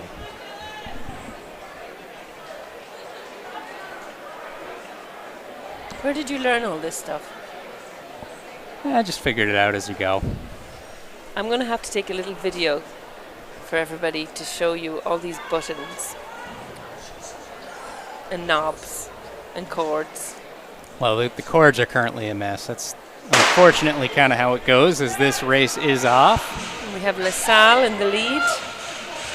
That's Fisher, great sprinter from LaSalle. He's also part of their, he was part of their championship and nationals team last year for 4x2 and SMR, I believe. Heat 3 of 4, we should have Tavares from St. Ray's, Martin from Barrington, Wallace from Classical, Wilson from West Warwick, McCann Carter from St. Ray's, Rodriguez from Portsmouth, and Tucker from LaSalle. I tell you, with all these buttons, I'm glad you're here today because it's really hard to do all the buttons and be reading the names. I can't imagine. I've done it before. It's not my favorite.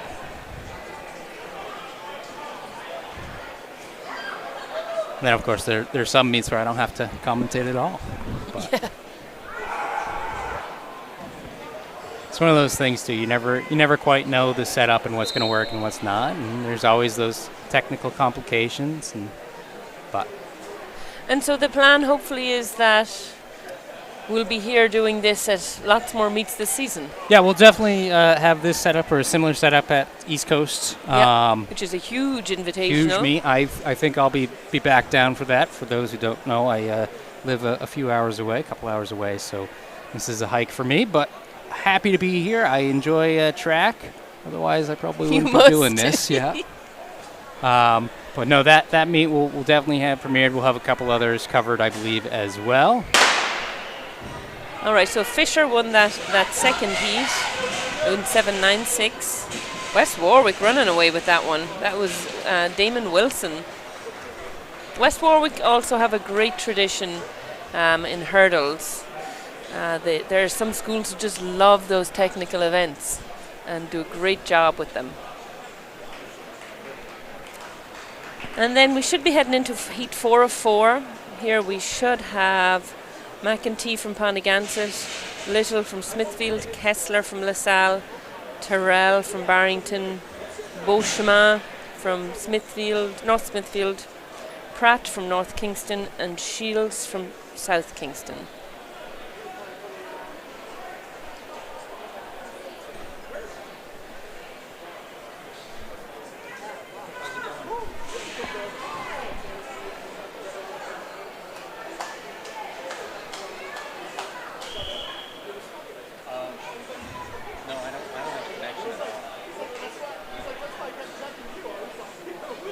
So that was Damon Wilson from West Warwick, who won Heat 3 in 7.91.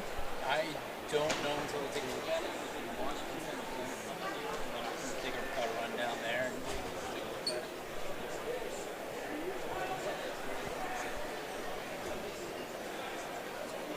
at it. And last heat are in the blocks. We've switched out our starter. Get it online if you want to or something.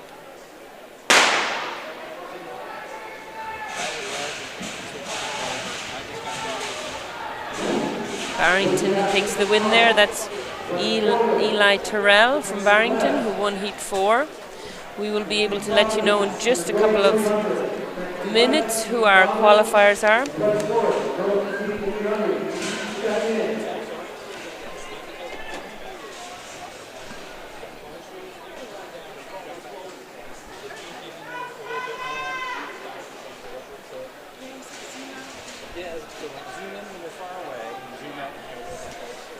So as they clear the hurdles off the track, we're heading into the 55 dashes. And it looks like we have 9 lanes, which is new for PCTA. We used to always be 8 lanes, but the new resurfacing, they found space somewhere. So in this first heat, we should have Darley from Coventry, Bios from Cranston West, Contreras from St. Ray's, Kinnell from Moses Brown, Lauren Boyd's a great sprinter and jumper.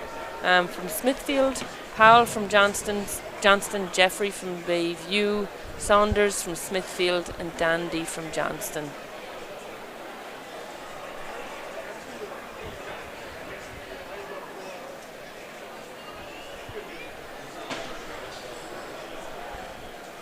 It's always funny to go from hurdles to dash because it all of a sudden looks quite a bit faster.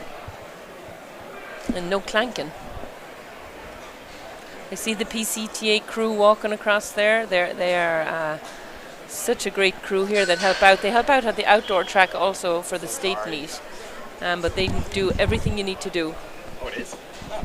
Yeah, we thought the transmitter battery was the battery for the camera. Yeah, all right.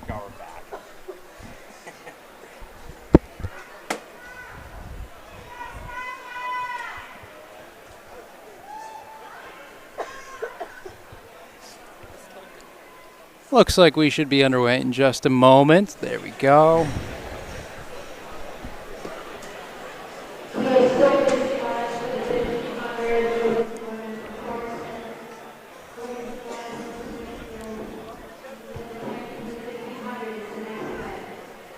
Take a look at the track, nice and clear of all those hurdles. We've got our girls, down in their blocks.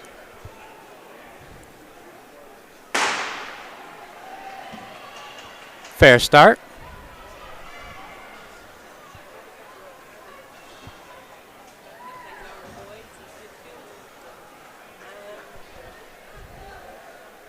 Gonna turn your mic back on. Oh God. Yes. Sorry. Sometimes it helps. Maybe people don't want to hear me. I have been known to turn people down before, but no Not yet, no not such yet. luck for you at this point.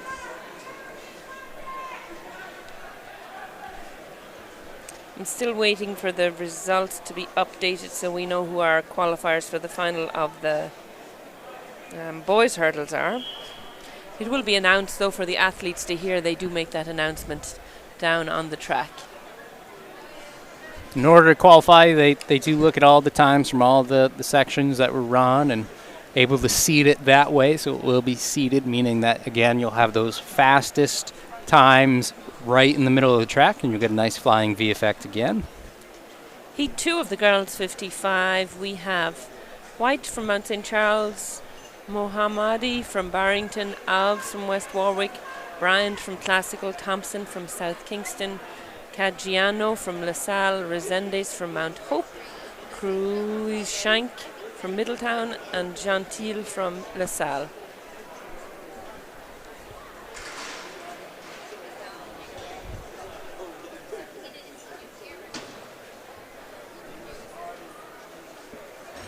It looks like boys' shot put's over, so I'll be looking for results of that. Girls' shot put are getting their talk from the official. Remember, walk out the back of the circle. All right.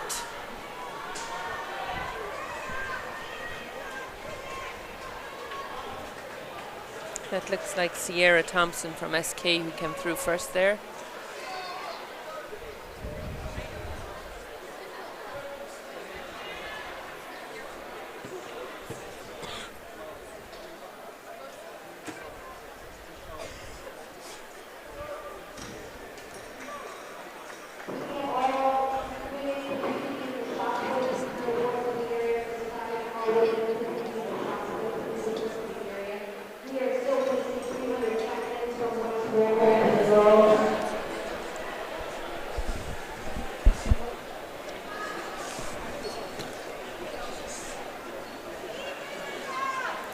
They still have results from the boys' hurdles up, so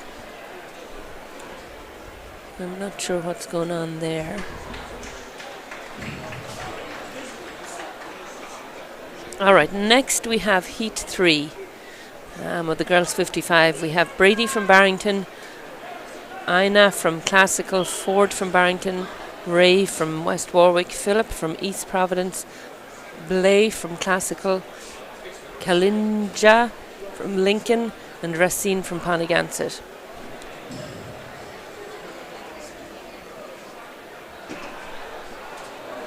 All right, there we go. We have Boyd.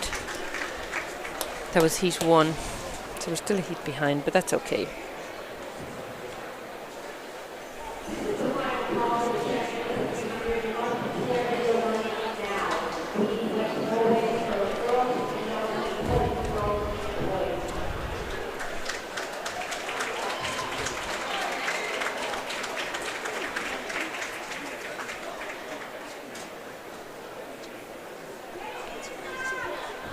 All right, first command looks like it's been given. See the girls back into their block. They do that so as to prevent any type of cramping or injury getting into them. If you do kind of just crouch down into it, it can get pretty uncomfortable, so they kind of crawl backwards.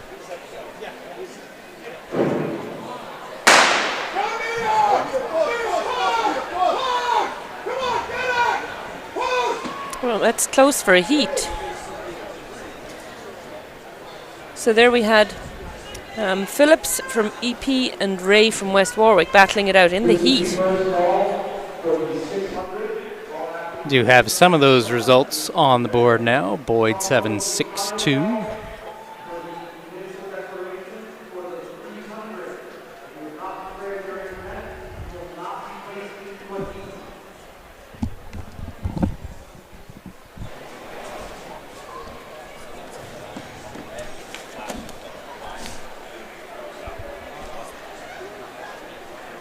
All right, heat 4 of the girls 55 are getting their blocks set. Each time the athletes have to set their own blocks, so which means there's measurements that they have. Some people have a different lead leg, so they have to switch the blocks around. So that's something they learn as well as they begin the season, how to set their blocks correctly. But heat 4, we should have DeCanto from Portsmouth, Karen from North Smithfield, Daniel from East Providence, Tatro from Narragansett, Patterson from Central, Sam from Bayview, Somik from Lincoln, and Armburo from LaSalle. Looks like the official wanted to give a little extra instruction to one of the athletes. They might have had their fingertips over the line a little bit. You have to be, anything touching the surface of the track has to be completely behind that white line. Unless, of course, it's a relay, batons can be in front of it, but your body cannot. Your head can overhang it, totally fine there. Oh no. So in track, it's one and done. So if you false start, you are out. So we'll see. Sometimes though it's a fault with the starter, with the gun or something, or that they realize the clock didn't go off. But we will see if the official. It looks like everybody's okay. I'm hoping they didn't disqualify anyone. I'm looking a little bit. I got a tiny little bit of frame by frame I can do if that's previous to the replay. I'd bring it up, but there's nothing to show because I didn't see anyone false start. So yeah, so it must have been just a starter issue. There we go, they're off.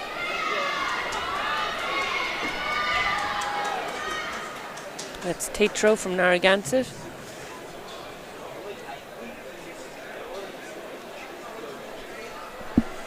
We can also see runners down here on the track in front of us are warming up. The 1500 meters is next on the track, so that's why we've got some distance kids doing their warm-up.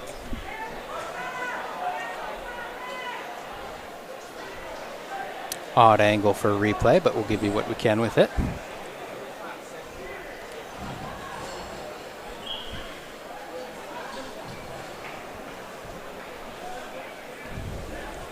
Yeah, we were talking about upcoming meets, East Coast again. That's one I plan to be back for, and hopefully we'll have a couple of other bells and whistles and some more refined thing. But to be honest with you, it's the first live meet that we've done in half a year or so since outdoor and new facility, and with that, always new headaches to sort through as you go.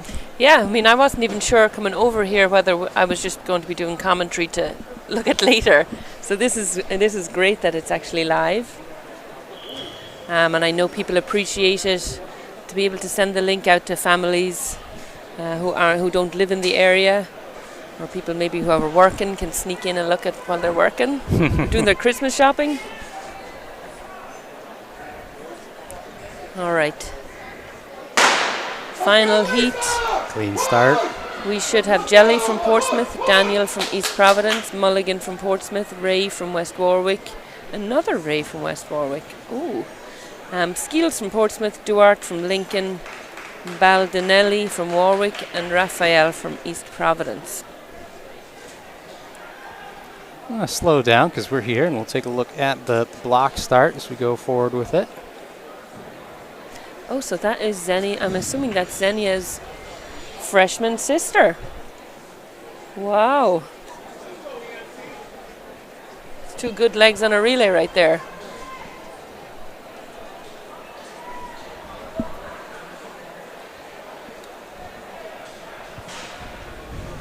Okay, so that's all the girls. Will be able to get you the top 8 from all 5 of those heats.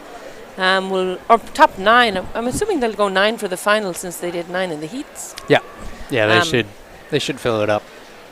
The top 9 will be participating in the final, which will be after the 1500s. So we have the boys, 55s up next.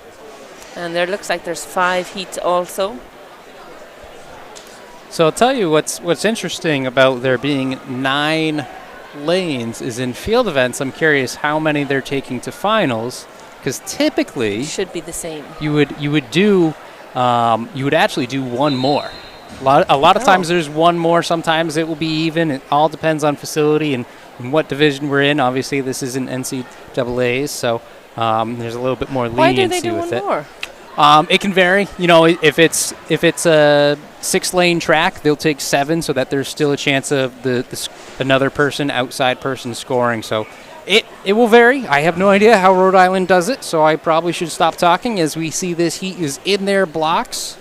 And so this heat we should have Towie from Woonsocket, DeBoth from Barrington, Gardea from Central, Gibbons from LaSalle, Hall from Central, Zarwea from Central, and Squires from Barrington.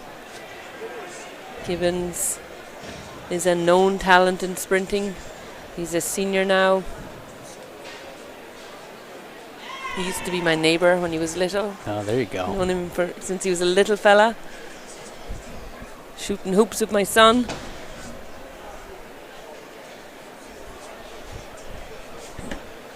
I'd say I'm relatively impressed by the blocks at this point in the season. Everyone's looking okay with them. Nothing outrageous at this point. I could go down there and show you what not to do. It would be face plant. Yeah, it's been several years since I've done blocks. I'm not quite sure how mine would go at this point. So making it through to the final for the girls 55 dash will be Nazarene from East Providence, Xenia Ray from West Warwick, Sierra Thompson, South Kingston, Lauren Boyd, Smithfield, Lisa Ray, both Rays, there we go, from West Warwick, Sarah Tatro from Narragansett, Alexis Caggiano. I just got to go with it and not stumble. Just act confident, Yeah. you know? Powell from Johnston, and then if they go to 9, it'll be Skeels from Portsmouth. Next heat of boys, we should have Julius from St. Ray's, Bling from St. Ray's, Noel from LaSalle, Locke from Bishop Hendricken, Medina from Central, Toulouse from Barrington, Afuljuolano, oh dear. I'm not laughing at the name. Do you know how to say that? No. Okay. Gabriel. Gabriel. I always cheat and go with whatever name is easier. I should learn that too. And then Ocampo from St. Ray's.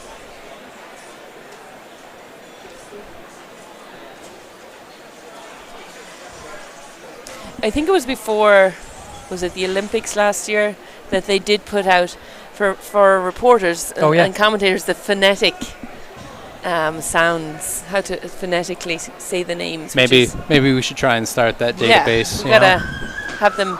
You gotta send us a message on Ocean State Running.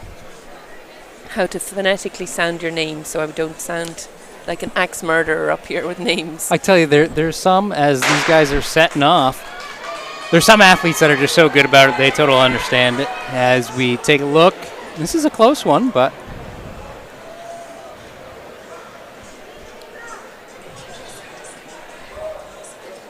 I've had athletes come up to me at the end of a season and be like, just so you know. Like, well, you could have come up the first meet and said something. Yeah. Feel free. Doesn't mean I'll remember it, but I'll try. We do have some boys' results on the big board now, so that's exciting to see those back. I hadn't seen those yet. So Gibbons 6.62. That was from Heat 1. So we're heading into Heat 3, I believe. And here we should have DeCanto from Portsmouth, Faculujo from Classical, Francis from Bishop Hendricken, Ruddock from East Providence, Vieira from East Providence, Baudet from East Providence, Andrew Brennan, who I teach. What a superstar in French class he is. He's going to laugh at that on Monday. From Cumberland, and Haytu from Smithfield.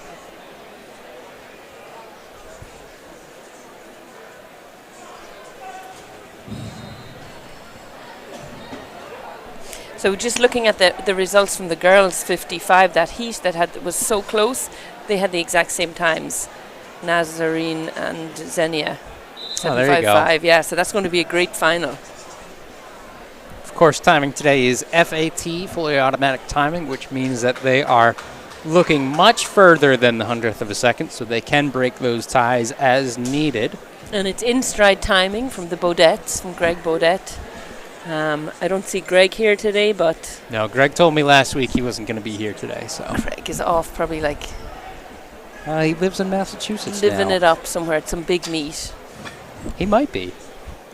He does an amazing job. He actually did last year for the opening of the track at New Balance. Yep. When they went for that world record, he did start. an amazing job with that. So that looks like Ruddock from East Providence. East Providence had 3 runners in there, all in the middle lanes. Yeah, I ran into Greg last weekend at the New Balance track, or the track at New Balance, excuse me. Yes, the track. It is beautiful, though. Oh, yeah. Like, I feel like there must be a room for me to just go and live there.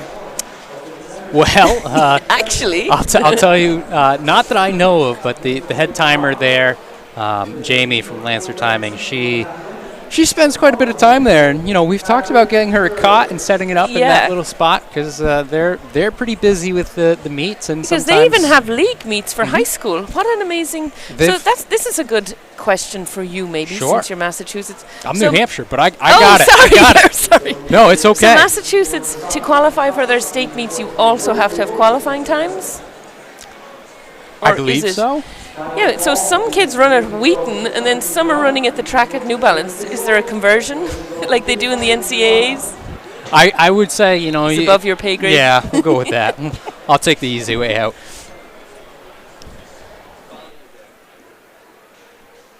Because I think I would definitely prefer to run at the track at New Balance, rather.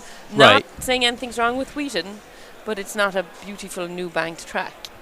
Yeah, no, you would expect that the times at New Balance might be a little bit quicker than some of the other tracks in the area.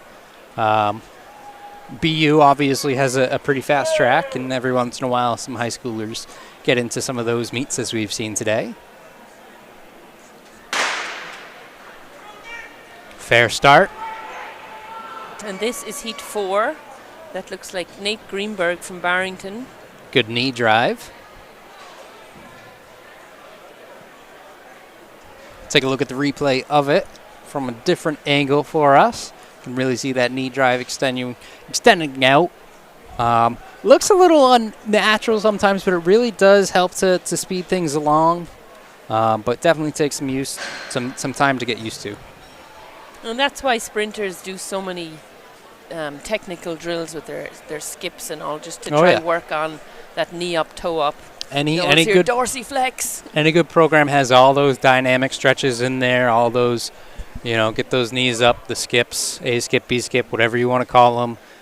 Colleges have them as well, and sometimes the names vary a little bit from place to place, but high knees always helps with that, getting that dorsiflex of the foot, and really can add up if you put it all together. So those drills really are important, and just focusing on those drills and executing them correctly. Time of year like this, perfect time to work on those little things and have it kind of translate over onto the track when you do get to compete. Greenberg 6.92 in that heat.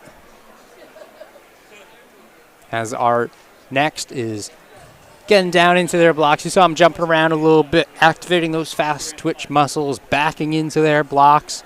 Next thing they're going to do is bridge on their hands, which can be very uncomfortable if you're not used to doing it. Once everyone in the heat is in position and still, you'll then get the set command. Athletes will bring their hips up, which puts the direction of their spine down and really helps with the drive part of it. But in this case, they're going to go ahead and stand up out of their blocks. So one of the officials probably saw something they didn't like. I didn't quite catch it, but I was watching a different angle of it. So my guess is someone just moving around a little bit too much. Seems nice and relaxed. We'll go ahead and try it again as they back into their blocks for a second time. Probably more than that. You'll see them warm up, practice a block start or two before the race. Again, showing just how crucial it can be.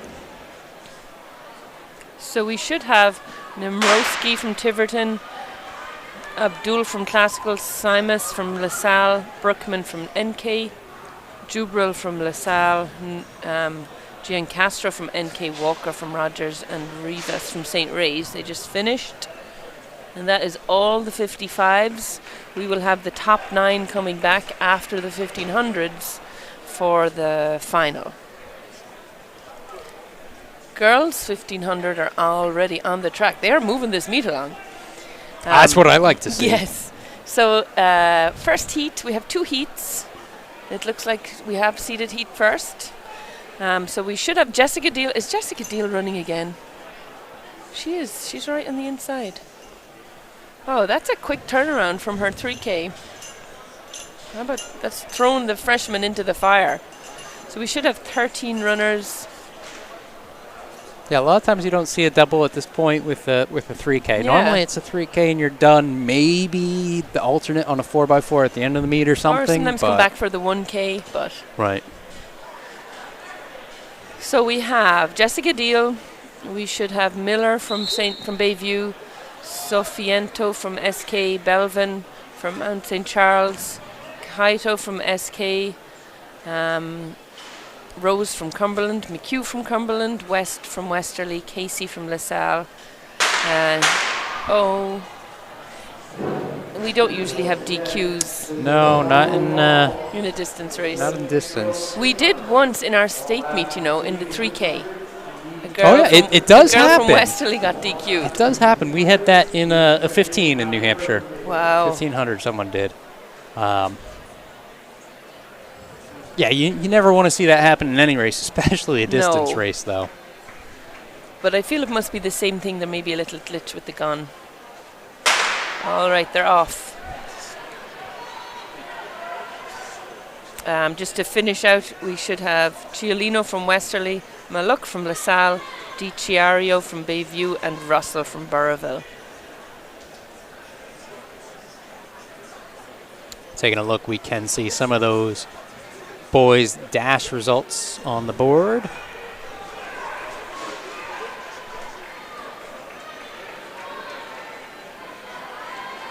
Show those for a bit, and then we'll get it out of the way so we can focus on this girls' race.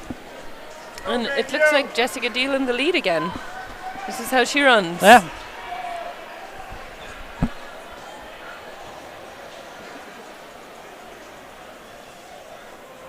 And ultimately she won 3K. She got it in her split, her seed time, but she looked comfortable the whole time. It didn't look like there was an extra effort to kick or anything like that. She is the middle school 1500 meter outdoor champion, so she does. So you're saying have some experience. She's got some experience in this. Yeah. So that's SK in second and third,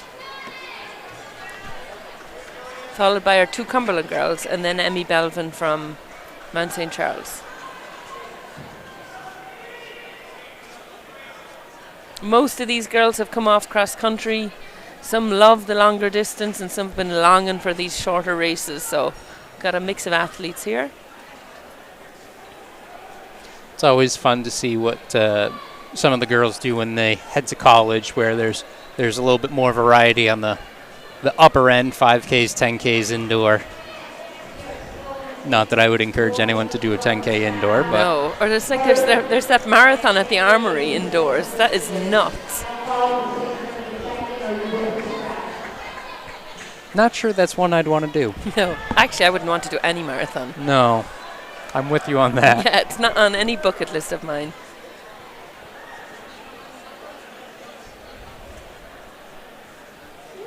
Something tells me there's at least one girl in this race who will end up doing a marathon at some point, though. Yep. That's just how it happens. Actually, probably some have already. I know Jessica, the weekend after the state meet, ran a half marathon. Oh, there you go. Yeah. Just as a regular training run, but she did. Makes it more fun. Now, how long did she extend her season? She ran Nike Northeast. Oh, And okay. then yeah. Do you know if she took a break after that point, or? I would assume so. I mean, but I don't know. Right. I mean, if I were coaching her, I would say definitely, especially with a freshman.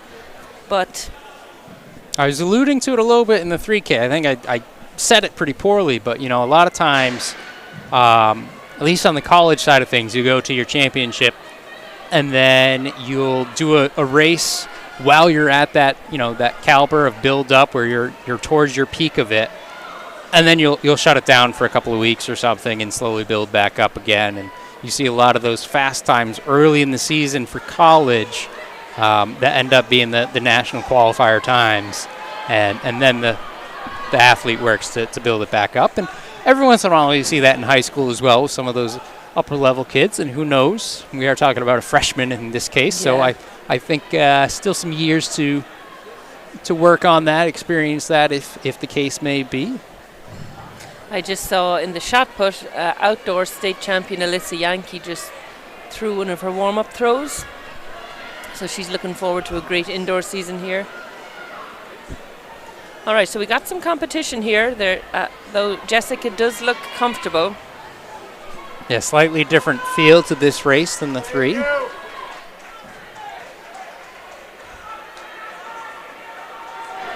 Emmy Belvin is pushing her right up on her shoulder, but Jessica doesn't want to give up that lead.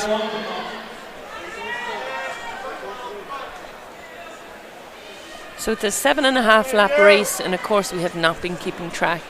There we go, it's the bell.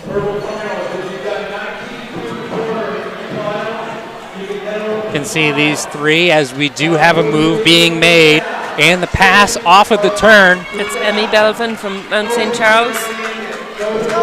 She takes the lead, and I'm going to say with 100 meters to go, she's going to hold on to it, because those 3 have spread out quite a bit, and that will be our top 3 finishing order. I don't think anything's going to change there.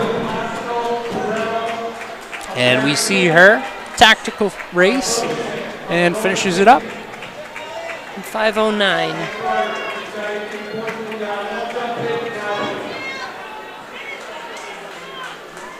And she came in with her seat time was 5:15 for Emmy, so I'm not sure if that was just from this season or was it a PR from before. Again, once we do get those results, we'll throw them up on the screen. Wait for all the athletes to finish first. And the second heat, probably. Yeah. Might oh, take, no, they'll put them up. They'll put them up yeah. within probably while the second heat is starting and going. Just started.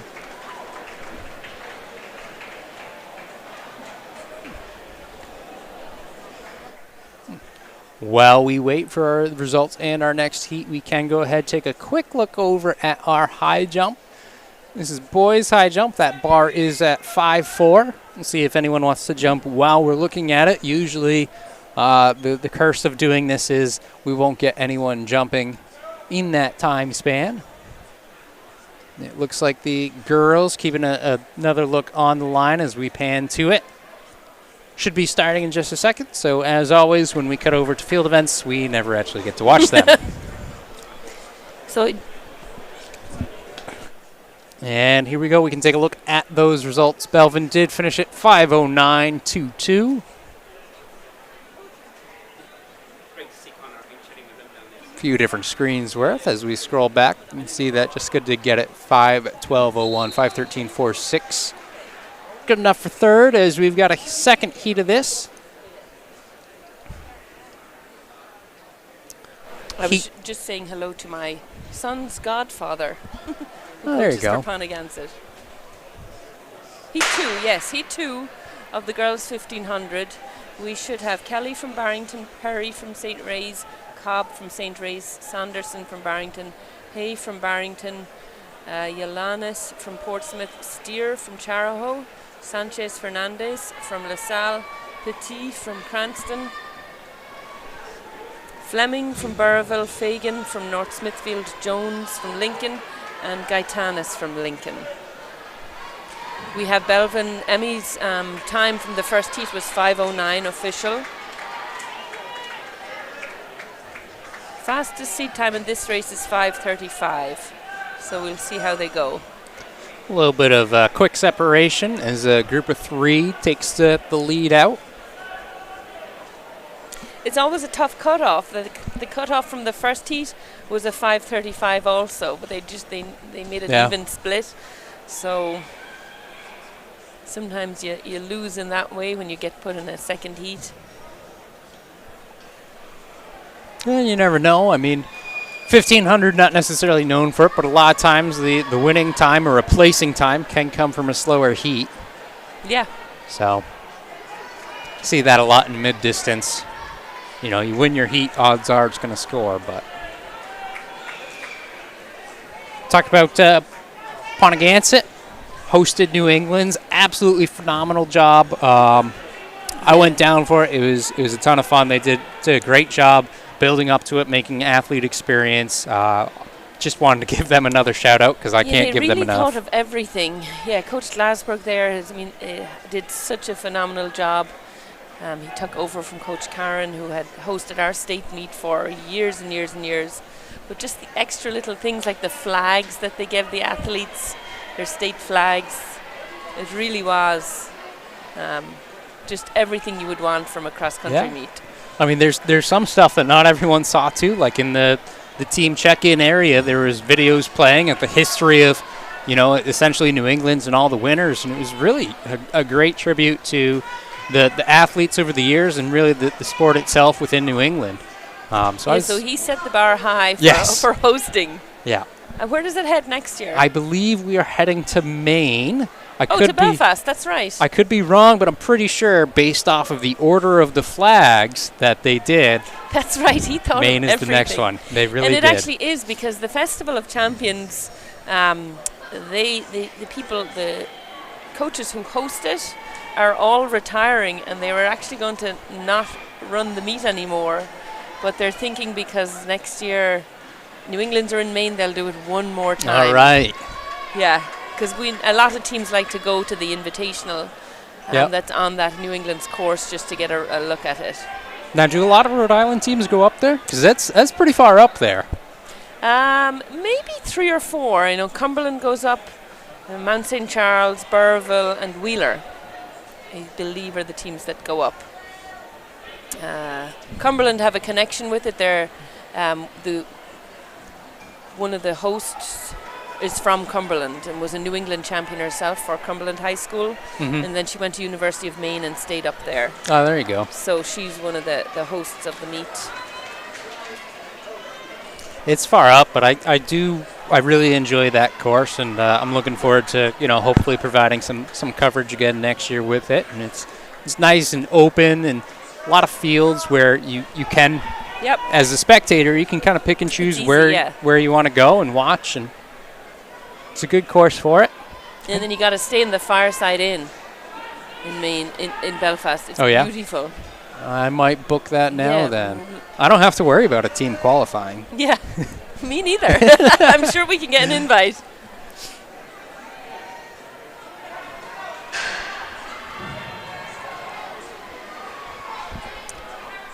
Well, taking a look at the action, we've got 2 over 1 currently. So again, top 2 seeds in this heat are leading it. And is that Faith up in front? Yep. And then Barrington, Maeve Kelly.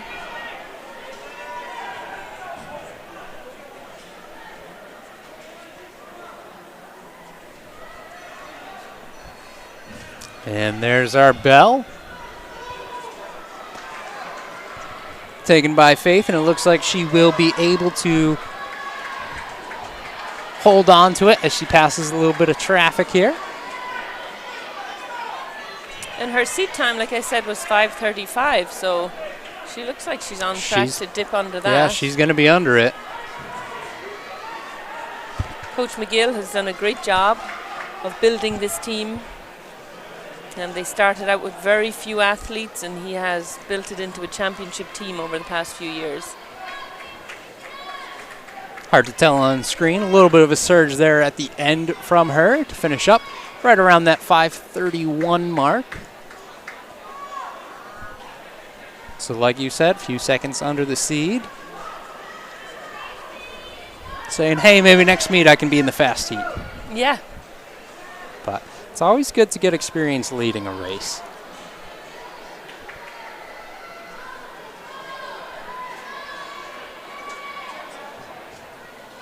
And sometimes coaches actually do that also as a tactic.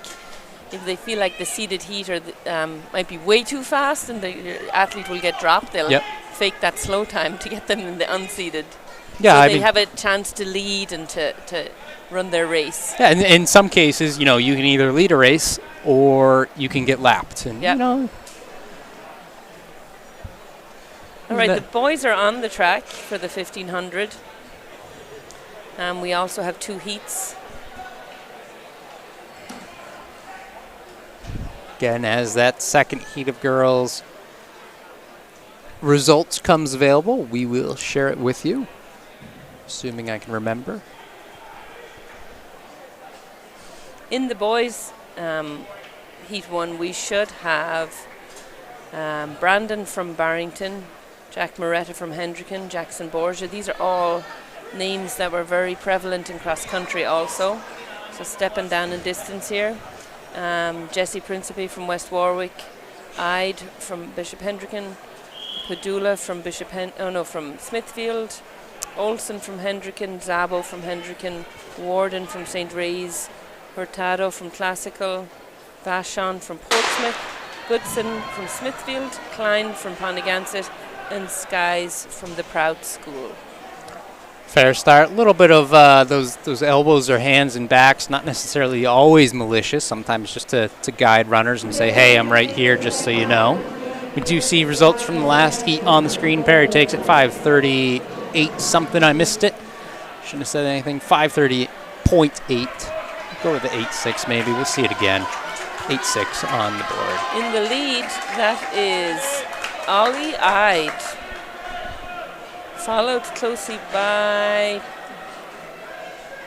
Principe from West Warwick.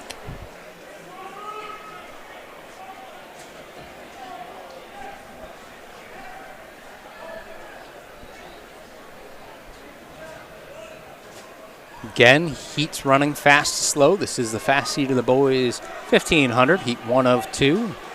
And with this distance event, those hip numbers that we're seeing, as well as on the chest, those are indicating where they are seed-wise. So number 1 would be the fastest seed time coming into it, which could be a legit time from this season, from last season, or a coach just made it up because they didn't know what to put. Or you always know they're made up when their seed time is 0-0. .00. So there are a lot of made-up times in this. Which is to be expected at this point. No one's going to say anything's malicious with it.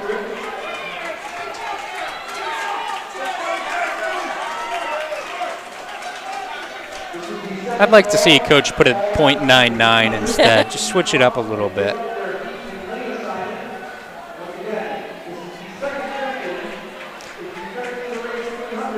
We definitely have 2 different packs kind of formed. Lead pack, as you can see on screen, and then coming onto the screen now, that secondary pack. The secondary split up a little bit more than the lead. This actual group in the lead is looking pretty strong, where they're all staying in there. And we still have Ide from Hendricken pulling along the gang.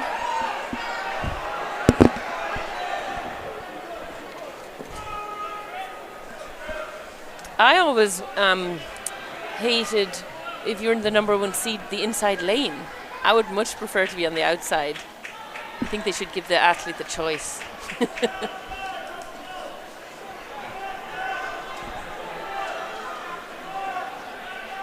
Yeah, it's always one of those things that it's fun. I always just find distance races funny, where you sprint the first few meters to settle in and get in your spot, and it does help where you don't have to necessarily pass, as we're seeing some passing happening from our top seed right there. A little bit of Jackson Borgia, who's taken the lead now and is strigging them out, and Brandon from Barrington is stepping up. A little bit of bumping there, but everyone stayed up, which is what we like to see.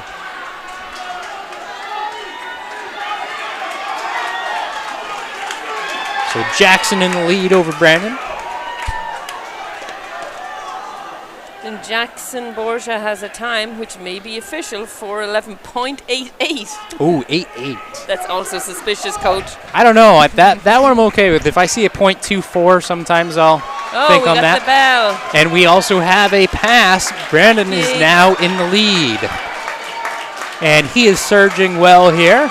Looks like we also have a move trying to happen from... Jesse Principe. Thank you. You knew exactly what I was saying, but right now it's all Brendan up in front. Taking a look back, actually. Brandon ran a good 3K during the week. He ran at the dual meet, he ran a 9:04. Well, we'll go ahead and give him about a 4:09, 4:10 for this 1500. Get those official results on the screen as soon as we can.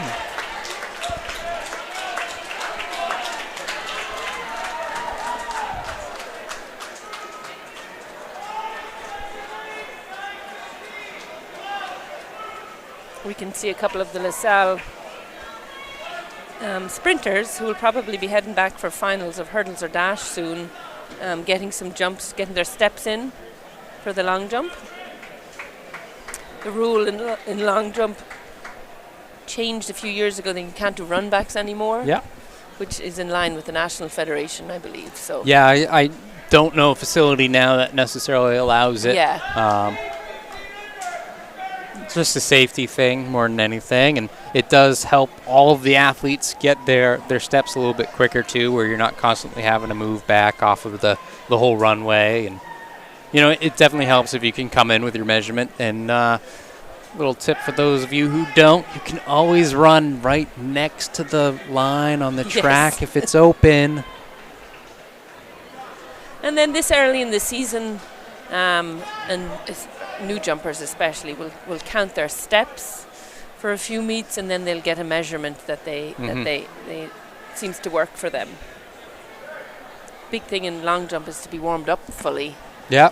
Or your steps will be off. And I'll go ahead and say the biggest thing is to make sure you're consistent. If you're consistent and you're like 8 feet off, but if you're consistently 8 feet off, guess what? Your coach can fix that for you. Yes. But if you're 8 feet, 4 feet, 2 inches, You got your coach scratching his head. yeah. I've had athletes before when I was coaching long jump that, like, I knew every single jump they were going to move about 3 or 4 inches, so we'd just adjust it, and then they'd get to their peak, and then they'd start regressing the other way. And really, it's just about learning those athletes and their tendencies as we see this race take off. And while we do, we can go ahead and throw up the results from the last heat in just a moment. We'll let this one get underway a little bit. So we should have here Bishop from Barrington, Gomez from Woonsocket, Gray from Portsmouth, O'Shea from Cumberland. I also teach Will O'Shea, another prodigy in French. Leigh from Cranston, Bard from Mount St. Charles, Nick from Panagansett, Mayet from Barrington, Klein from Barrington, Zani from Portsmouth, Marston from Portsmouth, Baker from St. Ray's, Santagata from St. Ray's, and Boisvert from North Smithfield.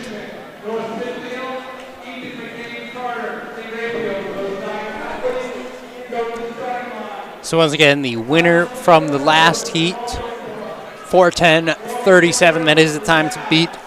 Most likely won't happen in this heat. You never know, but they are seeded fast to slow.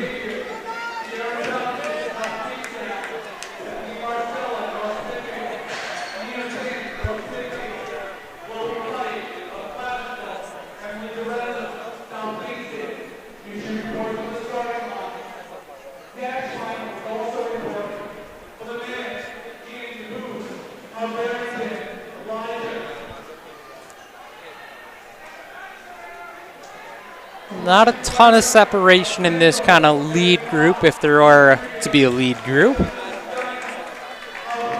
Kind of just decide and go single file for the most part. Always a smart strategy to run on the inside. Sometimes you have to run on the outside. But if you can, you kind of always want to run that shortest distance possible.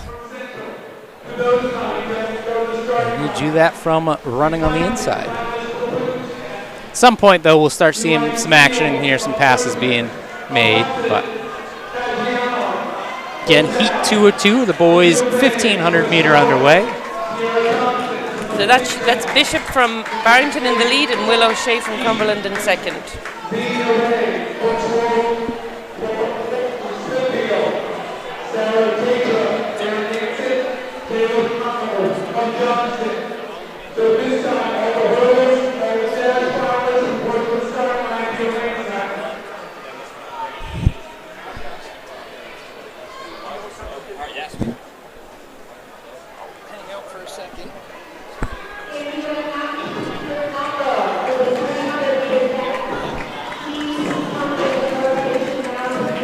All right, so we have a big pack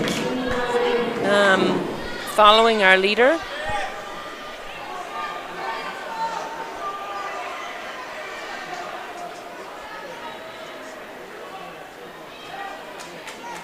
Trying to see the lap counter here. It looks like 2 to go. We'll see.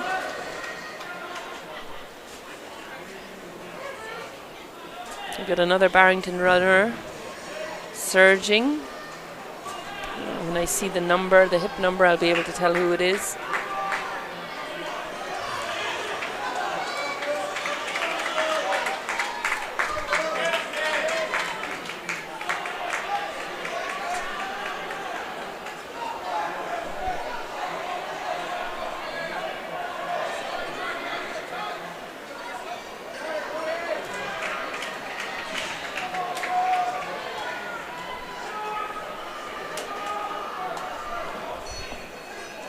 It looks like Mayat from Barrington has taken the lead now. So we're on the bell lap. We also have Portsmouth athlete and Will O'Shea from Cumberland. Winding up. Here comes Will O'Shea. He might. And the Portsmouth athlete, oh, it's going to be very tight. Great finish, guys. Great finish. Great times.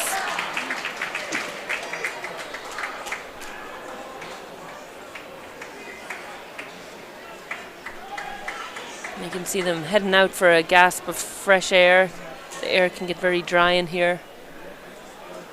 All right, next up, we are heading to our, and we'll have the results of that in 1 minute, but we're heading to our boys' hurdles finals.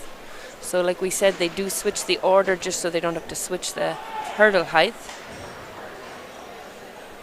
Let's get a list of the athletes in the final again.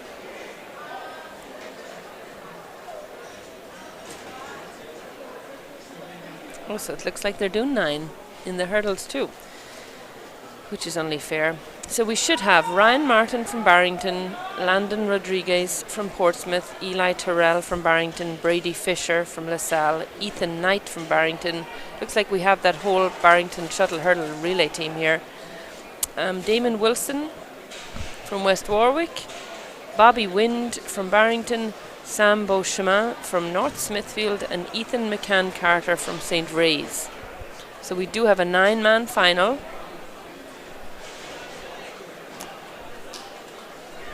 Which is great. They have hurdles for 9 lanes.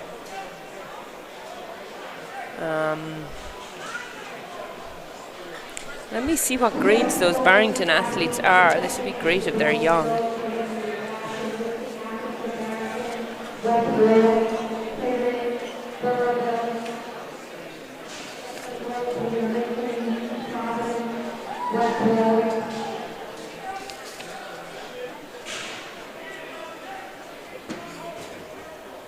Eleventh grade, 10th grade,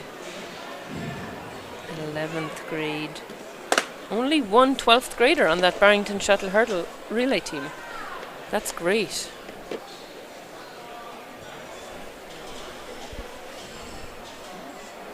So this is obviously something they've been working on. Like we say, it's such a technical event to come into the season and get a nationals qualifying time straight off out of the gate. In the first meet was a great achievement.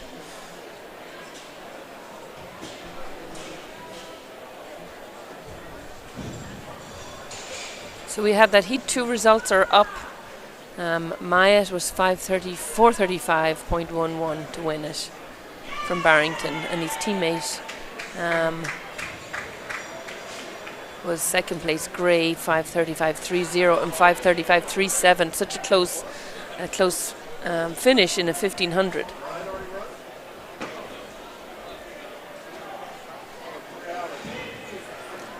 Can see those hurdles are being set up and almost at that point where we can get going with this.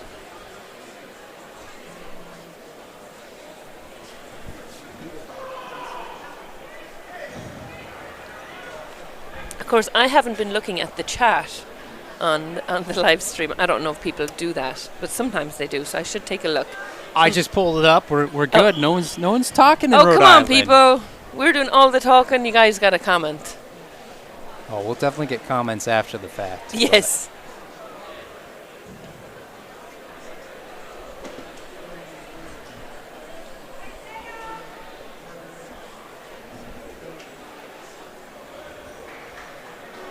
So again, we do have our hurdle finals coming up next. Beyond that, we're looking at our 55-meter dash finals, followed by 600, 300, the 1,000, and finishing the day with the 4x400-meter relay. An indoor really is, if you have a strong distance team, indoor is a very distance-heavy season. Just with the 3K, 1500, 1K, and then a lot of times you have 600-meter runners who are distance kids who drop down. All right, here we have the final of the boys 55. It's going to be a close one. Barrington is edging out.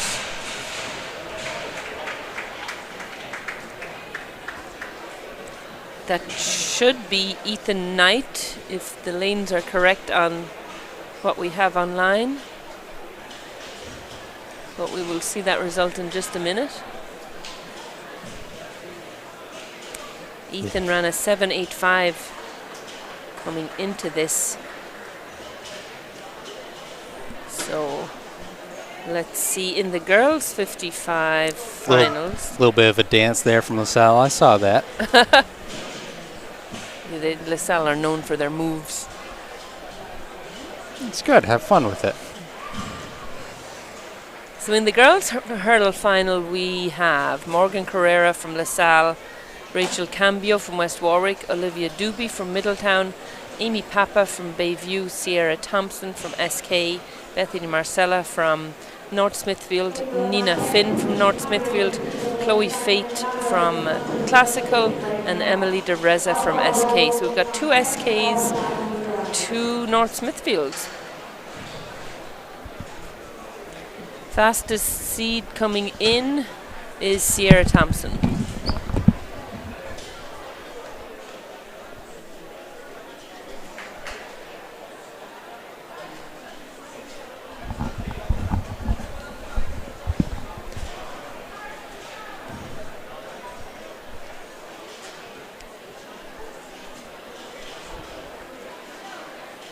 Boys hurdles final results are up. We have Knight was the winner in 7.82. You can see those on the screen.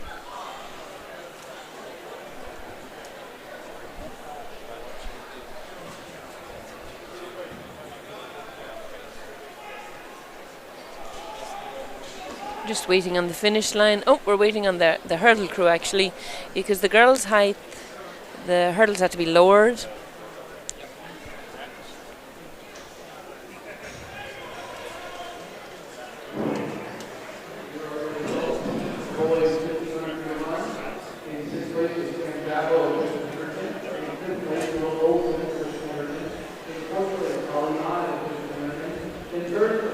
And if you are looking for live results as we go through the meet, you'll be able to head to oceanstaterunning.com or head to our Instagram page, and they are posted there, so you'll be able to click and see live results to go along with this live feed.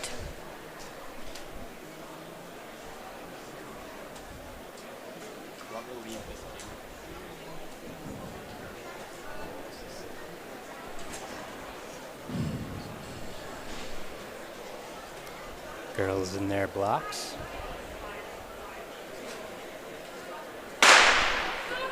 Fair start. Oh, it looks like. Oh, that is Thompson, Sierra Thompson from SK had a really strong finish. She was a bit slow out of the blocks, but powered through to take the win. Take another look at this heat from a different angle. You can see one of the keys with hurdling is staying nice and low. You want your head to kind of be at the same level. See that from a few of them, not all of them, and that can kind of just showcase some of their natural speed. And I shouldn't always say natural because they obviously work hard for it, but a little bit of both.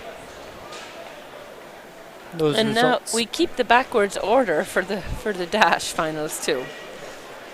So we're going to have boys dash finals first. Okay. I do like the consistency from the hurdles to the dash. I'm good with that. That makes sense to me as we do see those girls' hurdle results up there. Thompson 9.08 with the win. 2 DNSs in the final. That's a shame. Yeah, that's a little surprising. Hopefully Yeah. it's not injury related. Or that they didn't hear. Right. Yeah, well, I guess there's no good.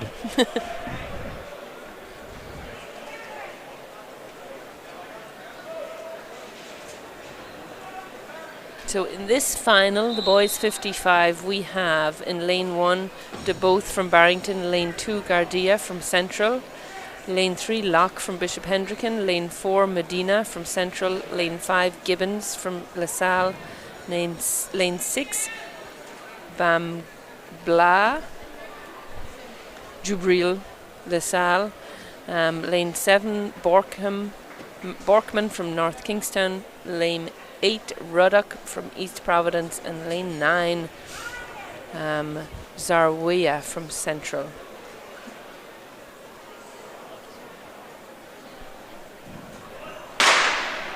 Clean start.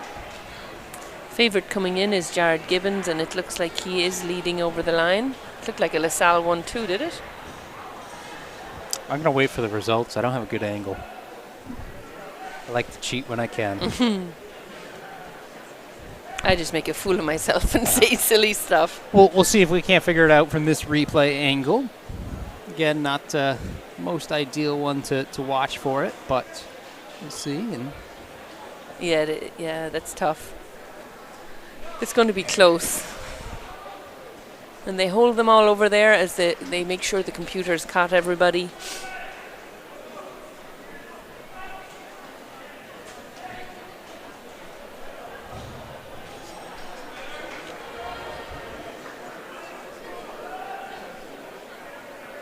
There's a nice long jump. 20-foot 3.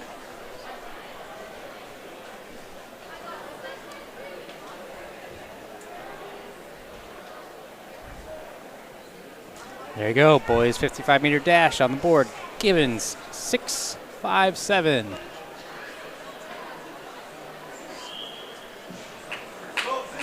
It was LaSalle 1-2. Okay, we got it.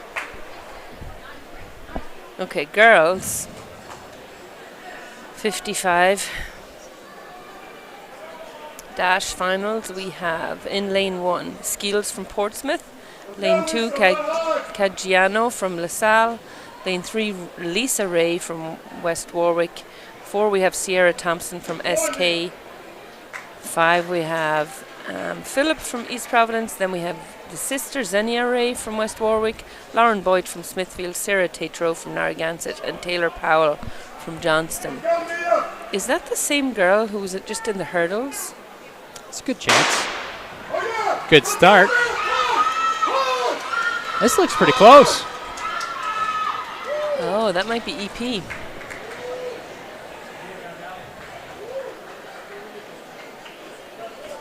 Again, replay from another angle. It's the same Sierra Thompson. Wow, that is a quick turnaround. Hey, I tell you though, with the 55, it's not too bad to do. Definitely possible. Outdoors, it gets a little bit harder, but still something that they can manage. I mean, you think about the workouts that sprinters and hurdlers do. It's just it's that, you know, you'll do 55 over and over and over. Not necessarily. Sometimes it's a 60 or a 30 or a 90 or any other short distance like that. But you get used to those reps and you get used to a little bit of time in between to recover with, and all of a sudden it's not too bad for trials to finals back to back like that. Yeah, and that's the thing they do have to get used to here. At bigger meets, at the dual meets, they don't have finals, so you get used to that heat and final situation. So that would have been Sierra's fourth race already today, and she may have done a 4x2 also. So Phillips won. Yeah, I remember years ago I had a conversation with a male hurdler, and he was very talented with it, you know, and he was doing the dash and the hurdles, and he said, hey coach, should I hold back a little bit to conserve for the next event? And I said, it's 55 meters. Yeah, I know. Like, just go all out, otherwise you're going to regret it. If you were in the 3K saying that, right? No, yeah, it's 55. I understand wanting to save it because, you know, I think he was going for a record at the time, but you just, you know, you can get a record in a heat, you know. Yeah, that's the thing, is like you can still have your best performance even 2 minutes after running a 55. In fact, it's just going to warm you up more a lot of the time.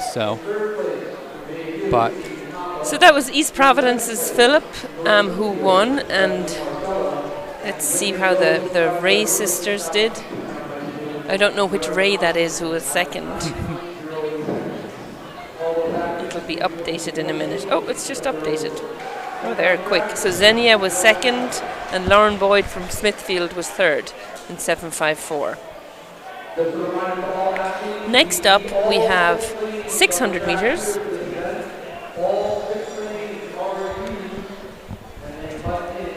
Girls 600, it looks like we have 5 heats.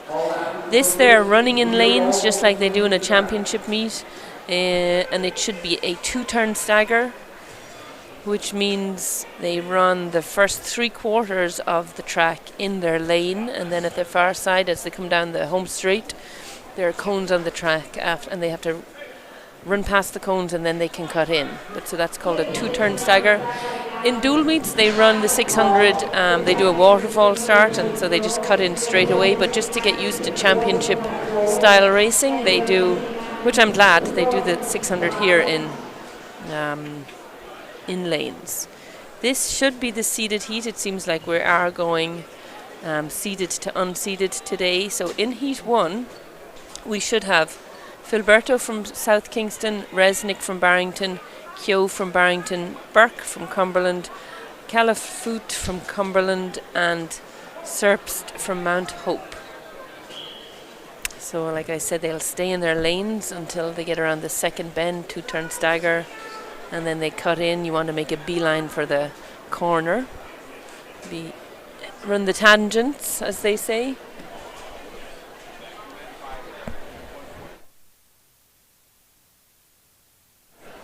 .600 is 3 laps. And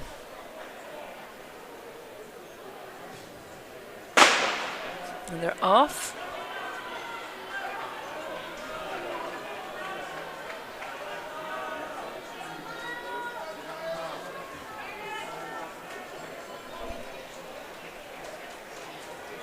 And this is an event where you do get sometimes those sprinters, 400-meter runners, there are 400-meter runner outdoors, move up, and then those distance athletes who move down. So we have somebody with a fine lead here from Cumberland, Emily Burke. Let's hope her splits are going to remain even, or she's going to have a tough last lap.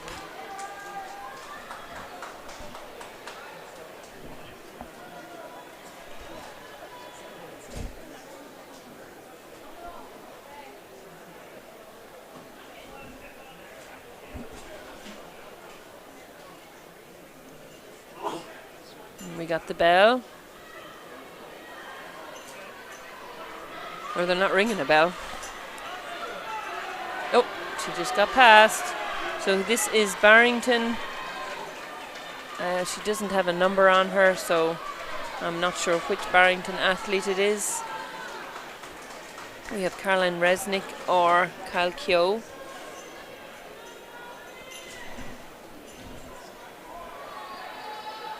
And then we have our SK athlete coming up.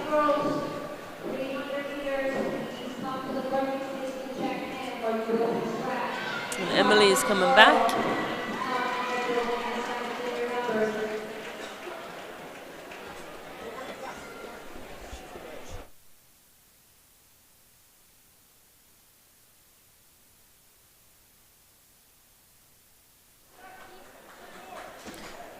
Okay, so we'll have results of that first heat up in a minute, and we'll figure out which of the Barrington athletes won. Second heat, we should have 6. Summer Bruno from Westerly. Calla Bruno from Westerly. Wonder, are they twins? No, they're not. They're 11th and 9th grade. Emma Peterson from Cumberland. Emily Santerre from West Warwick. Claudia Green from Mount Hope. And Ellie Jackson from Panagansett.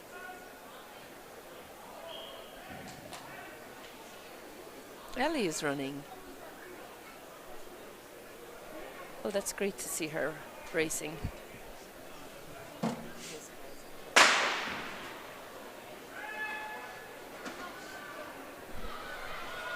All right, so we do have, as the second heat goes off, we have Resnick from Barrington won the first heat in 1:45. Followed by Emily Birkin 1:48.05, and then Filberto 1:48 also. So that was a close one. Now these kids are going to cut in. 2-turn stagger, there we go.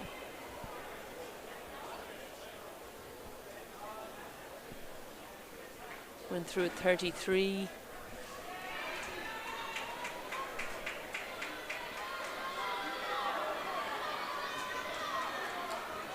In the lead we have 2 Westerlies, followed by Emma Peterson, and then we have Panagansett, Ellie Jackson, and Mount Hope, Claudia Green. So we only had 5 starting here, those 6 listed. All right, Emma Peterson, it looks like she's running great even splits and coming through well. We got the bell this time.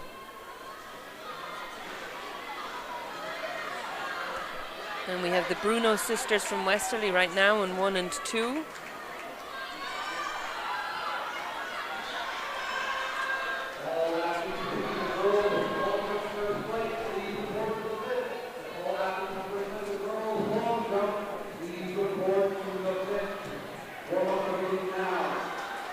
Oh, this is great.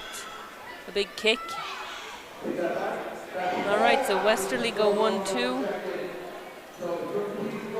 Peterson is in 3rd. Jackson is in 4th. And then it looks like Green was in 5th. And we'll have official times on those once this next heat goes off. So heat 3 of 5. We have 6 listed. We have Donnelly from LaSalle, Beauregard from North Smithfield, Forrest from Burraville, Macaulay from North Smithfield, Sofiantino from South Kingston, and Petit from Cranston West.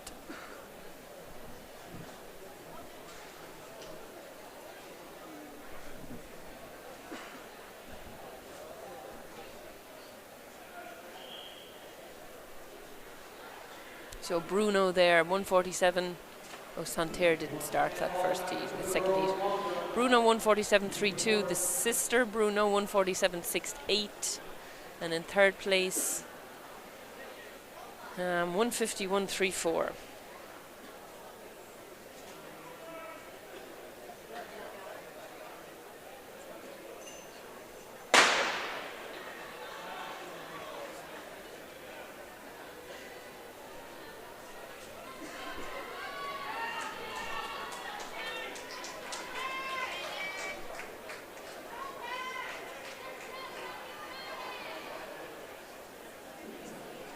This is the last final call. Meet record in this event. I just noticed meet records are here. I think they're real. Erica Johnston, 137 from 2010. That's an old meet record. All right, we've got a big lead here. Of course, the hip numbers being on their left hip does not help us from this angle, but that's okay.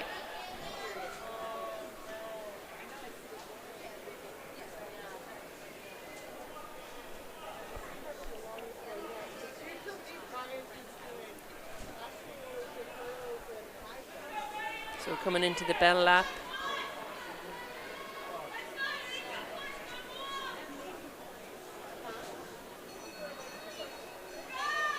Sometimes that bell revives athletes. But LaSalle are coming up strong here, so this should be Donnelly from LaSalle.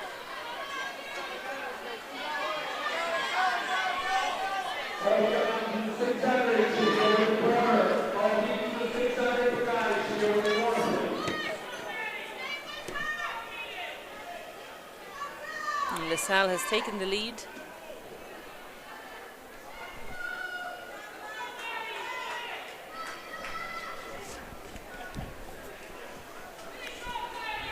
All right, so that should be Donnelly from LaSalle.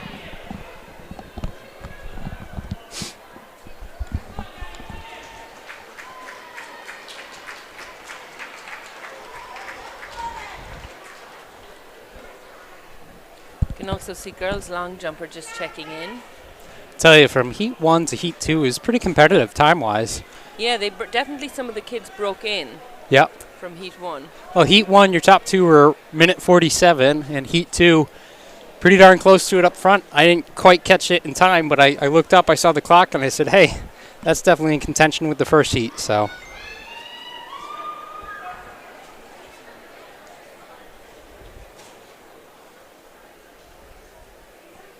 Yeah, it looks like both the Brunos broke in from heat 2.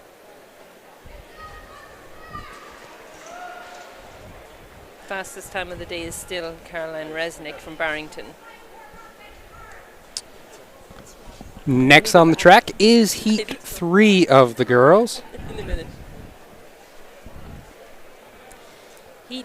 I think we're on to heat 4. Heat 4, excuse me. Gladys Barrera from East Providence, Faubert from Westerly, Baez from Juanita Sanchez, Striuli from Portsmouth, Falcone from Westerly, and Ferguson from Hope. Fair start.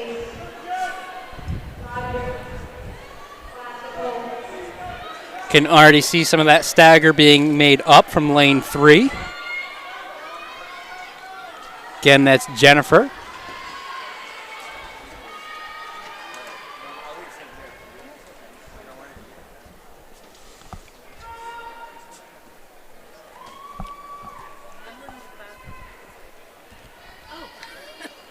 That's handy.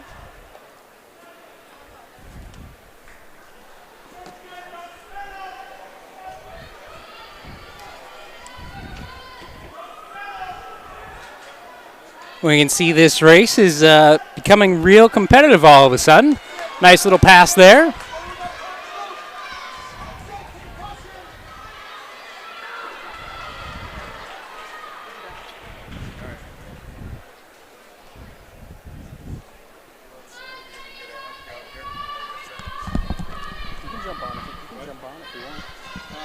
I don't mind. I mean, you need a break after it. It's up to you. Whenever you want.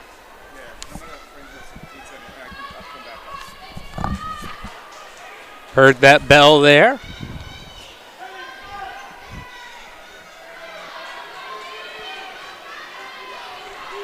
I believe out in front, that is Gladys, East Providence.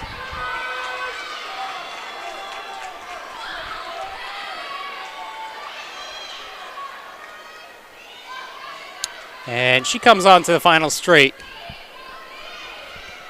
followed by Jennifer.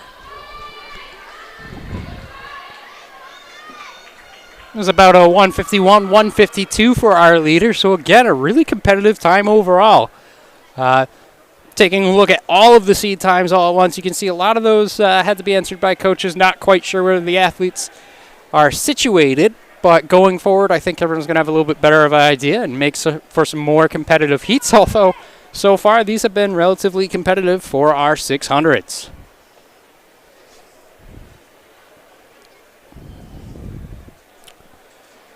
Next heat on the track is Heat 5 of 5 of the girls' 600 meter.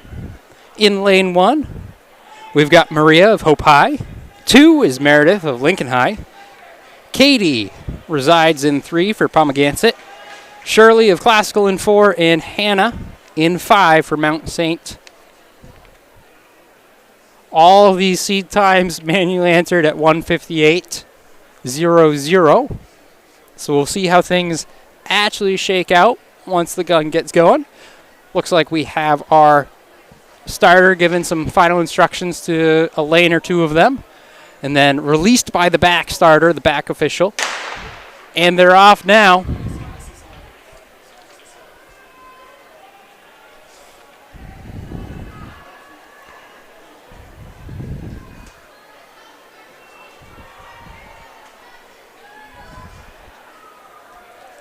Just saw a couple of hip numbers fall off, making my job that much more challenging, especially because I don't know any of these jerseys yet.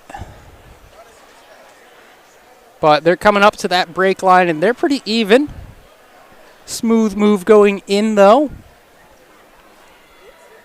And that might be Meredith out in front, I believe.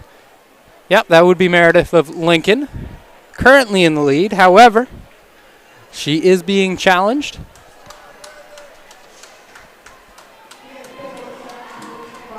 And I believe her challenger is Hannah of Mount St.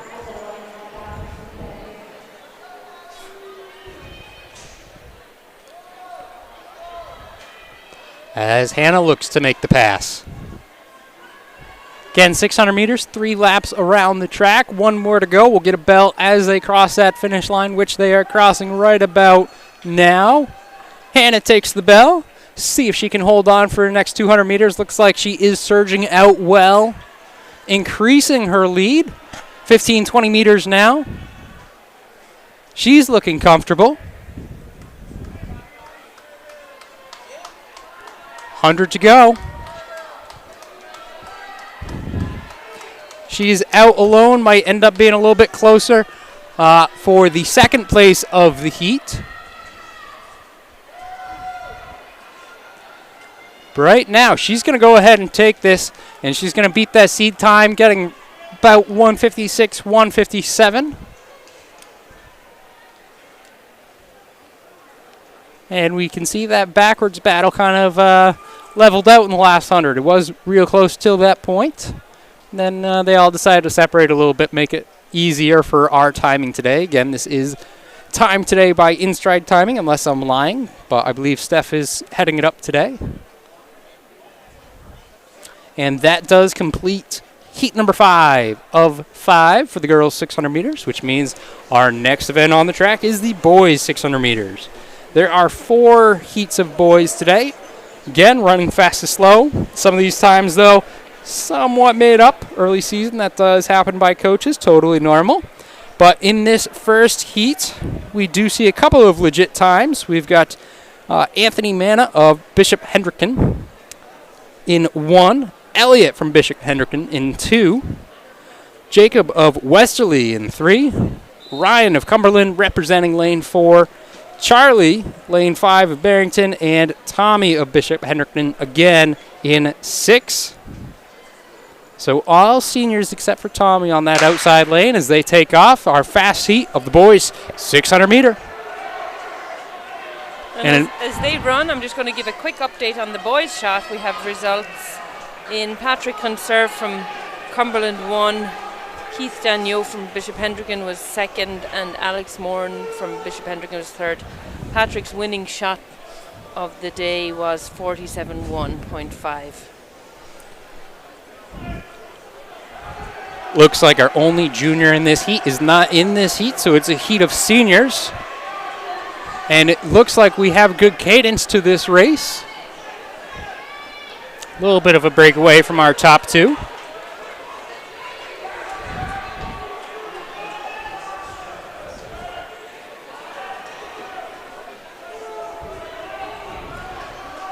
Ryan Burke doesn't know whether he should go or not. Well, he's coming in around 56 with a lap to go.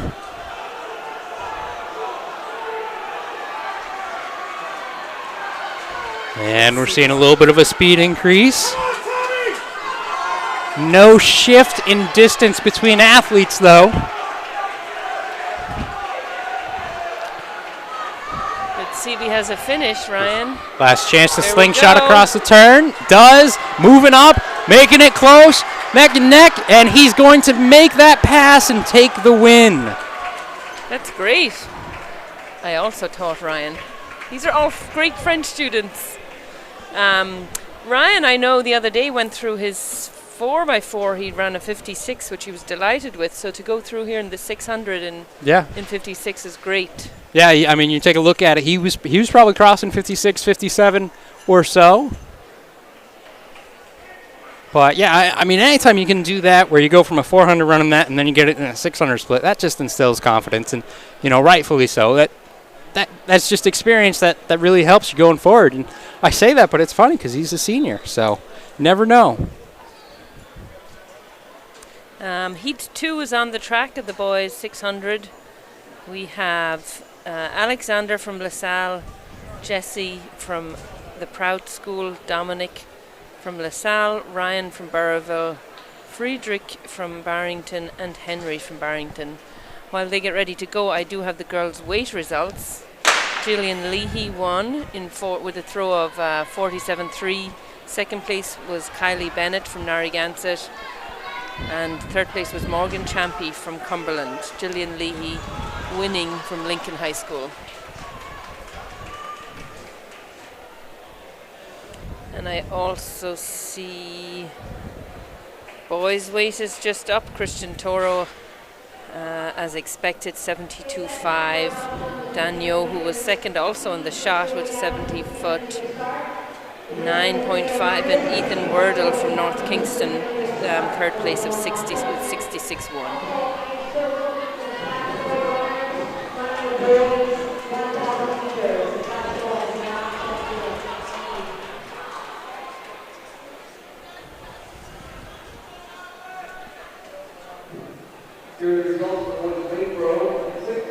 This looks like Henry Stockwell was in the lead. That looks like the Prout School. Yeah, so that's Jesse Fitzel Jones, who just took the lead.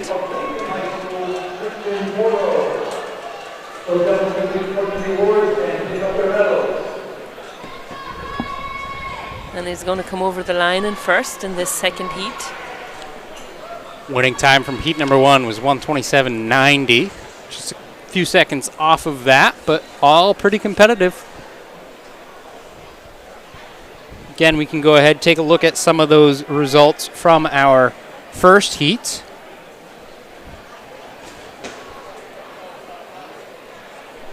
That was Ryan Burke from Cumberland. And that's a nice PR for him, I believe. High jump bars at 5:10 for the boys. Keeps on moving up. Still a good amount of guys over there. If they're all still competing, it's a good group remaining. Girls high jump was won by Middletown athlete Caitlin Cruikshank. She jumped 5 feet today. 4.6 for Jordan Rosewich from Barrington, and then 4.6 also for Anne-Marie Williams from Rogers.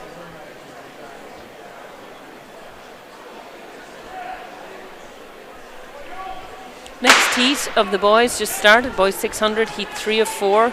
We have Noah from SK, Jay from Portsmouth, Kensley from Classical, Daniel from Barrington, Kendry from North Smithfield, and Tunmizi from Hope.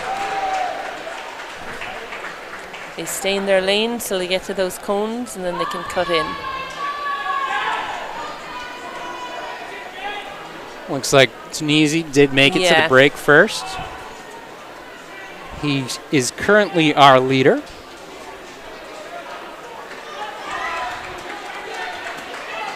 No, that's Portsmouth. It looks like I don't think the Hope kid made it to the race at all.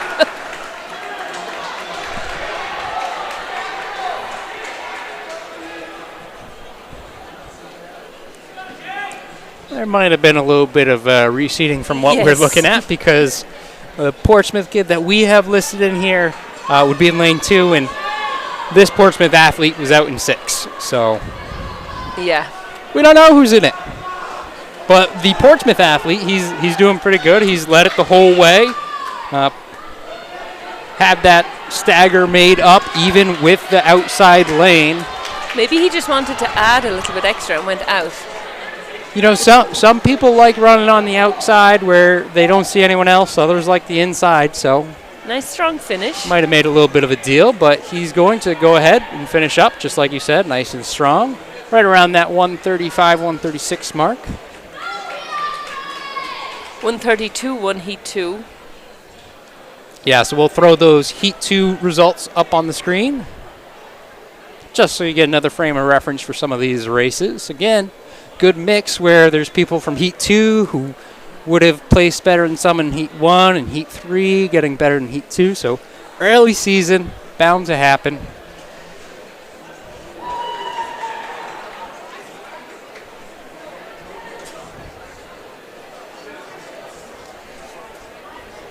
Final heat of the 600. And it doesn't look like we have the 300 entries here, but that's okay. We should have Bishop Hendricken, BJ from Bishop Hendricken, Noah from Westerly, Fletcher from Rogers, Adrian from Rogers, and Alex from St. Ray's. We do not have anybody in lane 1, it looks like. Taking a look at the results from the last heat, I would say that we had the right names, different lanes perhaps. So Yeah, it's the same here actually, because there is only one Hendricken athlete, but he is not in lane 1. It seems like they flipped. just want to make sure we're staying awake up here. Yeah. So Noah, we think, from Westerly. The Westerly athlete is leading. Westerly Bulldogs. Pretty good, I know that, right? Yeah, that is impressive. How do you know it? Other than the fact that it said it on the back of the jersey in the first Oh. heat, I will say It's got the zoom-in camera. my father actually went to Westerly, Oh. so I know a little bit about Rhode Have Island. you been to their high school? Only driven by it. It's beautiful. It Yeah. looks like a college campus, kind of. Yeah. Yeah, and Westerly is a really nice area. Betcha this Westerly athlete thinks so as well, Noah Roberts. Especially if he can finish this 100 in the lead. 100 meters left, that is. It's going to get to the straightaway first. About a 8-meter lead. Lead slightly shrinking, but won't shrink enough as Noah will go ahead and take this. And that would be our final heat of boys. Moving on to our 300, and to really keep us on our toes, as Nessa already said, we don't have any information on it. So There are heats online, but I'm not sure if these reflect the scratches. So there should be 9 heats, it seems. And in the 300, there are no finals, so it's the seeded heat is first. So the fastest 5 athletes. I will go ahead wager a guess that what we see online is going to be correct for this. Okay, Usually in the timing world, they've updated it. that's how it's done. So then we should have Lauren Hoke from Rogers in lane 2. We're not using lane 1 again. The tight turns are a big disadvantage. Emily DeCanto from Portsmouth, Stephanie Saikan from Classico, Emily Babola from Portsmouth, and Addison Sarah from Westerly. This is also a 2-turn stagger. So they will start on this first bend in their blocks, stay in their lanes, come around this top turn, and as soon as they hit those cones in the track, they can cut in. A lot of cutting in here. And we also see some athletes using blocks and some not. They do have to get down. I don't think you can do a standing start in the 300. Is that correct? I could be making it up. I think you're making it up, if I'm being honest. Most will go for that 3-point start if they're not doing blocks. 300, you typically see more blocks than no blocks. 400 is that kind of big question mark, but 300, I guess early in the season it's not as imperative, especially with tight turns. It is hard to do and to master because, really with blocks you want to be able to run in a straight line. You angle your blocks like that, and if you can't do that with these tight turns, you look at the efficiency of the blocks, and a lot of times we'll opt not to use them, but we do have blocks. We've got some 3-point starts as well, or actually look like they're all 4-point, but they're all taking off. Nice clean I for start. some reason think it is the rule that it has to be 4-point. I'll take in Rhode your word Island, for but it. that could be just a weird Rhode Island rule. I don't know. It's all right. It's fun. I'm learning. As we get a nice cut in here, get to the break. LaSalle takes it out in front. However, not for long. Beat to the corner.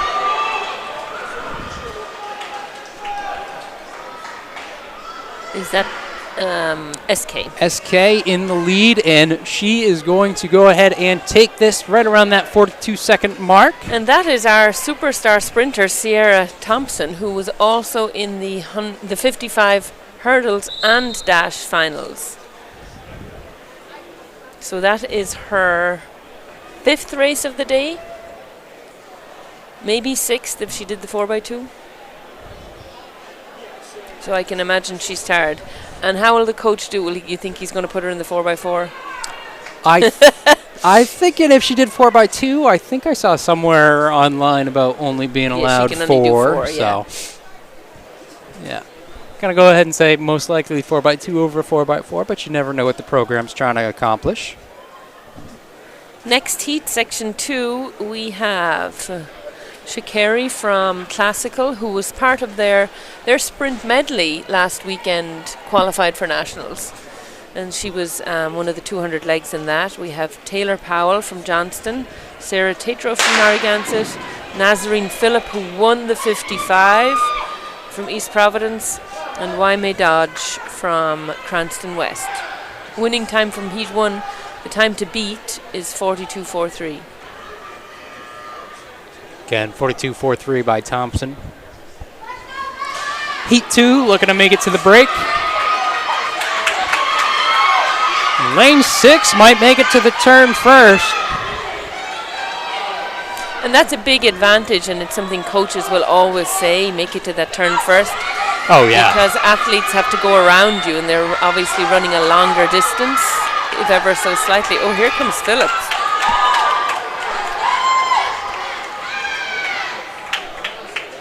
Definitely a little slower time than the Heat 1.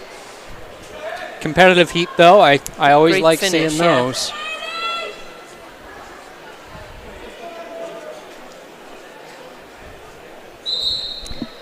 They're getting these heats going quickly. Heat 3, we should have Candice probably, from East Providence. Medeiros from Mount Hope, Carter from Cranston, Lohman from Narragansett, and Bryant from Classical.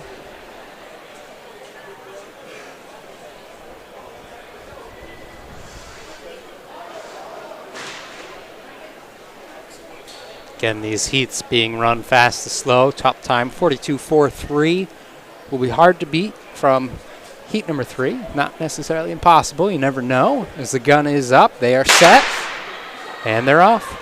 And we see Phillips' time from Heat 2 was 45.53.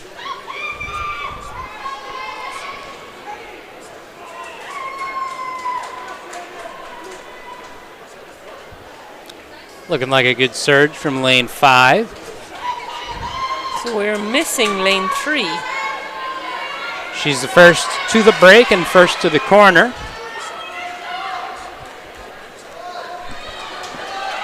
She's got a little bit of distance, but in this race, that's going to be hard to catch. First onto the final straight. And she leads the heat, gun to tape.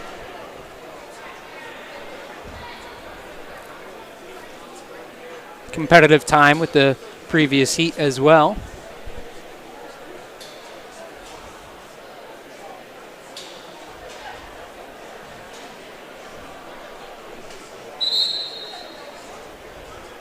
I'm just trying to make sure we have the correct heats. This should be heat 4.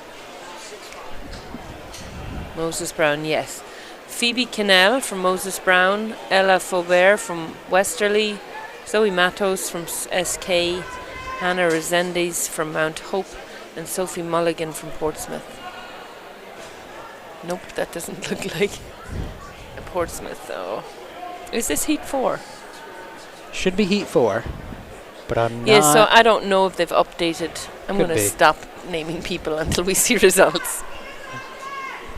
Well, they're all in their blocks now, giving the set command, and they're off.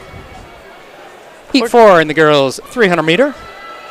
Once again, this is Ocean State Running, brought to you by Marathon Sports. Our sponsor for this meet is Hoka. Good looking start again out of lane 5. First to the break. First to the inside, and will be first to the turn as well. This one looks like it could end up being pretty close, though. We'll see if anyone tries to take that slingshot maneuver off the turn. And we see that. Good surge there.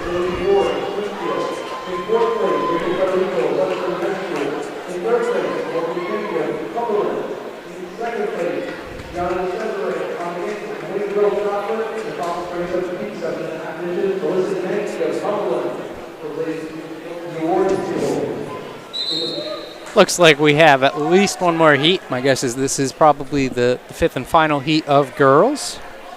Well, it had 9 heats listed initially. Okay, maybe So, not, maybe but not. I'm not sure.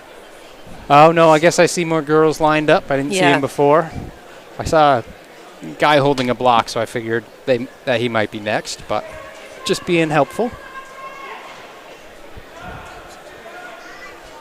Looked like a little bit of a gun issue there, a little misfire, so everyone stands up and we'll check the gun and repeat the whole course of actions. On your mark.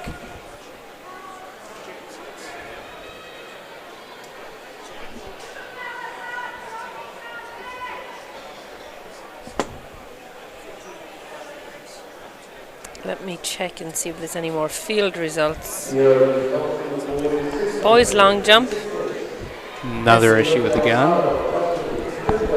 We have Ethan McCann Carter from St. Ray's winning in 22.5. Second place was Carson Oakes from Narragansett, 20 foot 11.75, and then in third place Ryan Beacon from LaSalle in 20 foot 7.75. Very close fourth, Jared Gibbons from LaSalle, 20 foot 7.5. Quarter of an inch out of third place.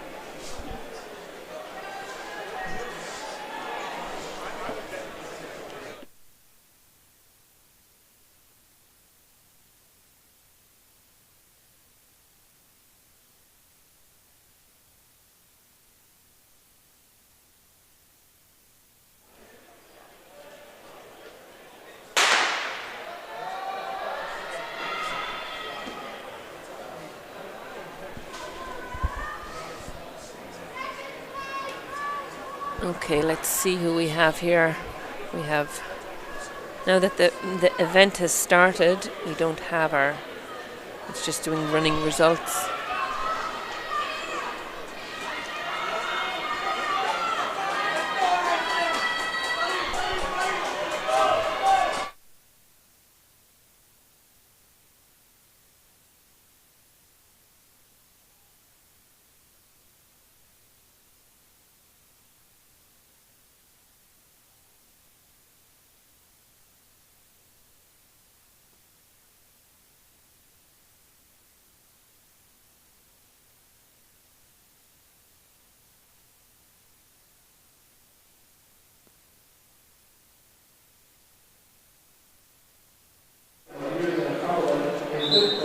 Is yours on?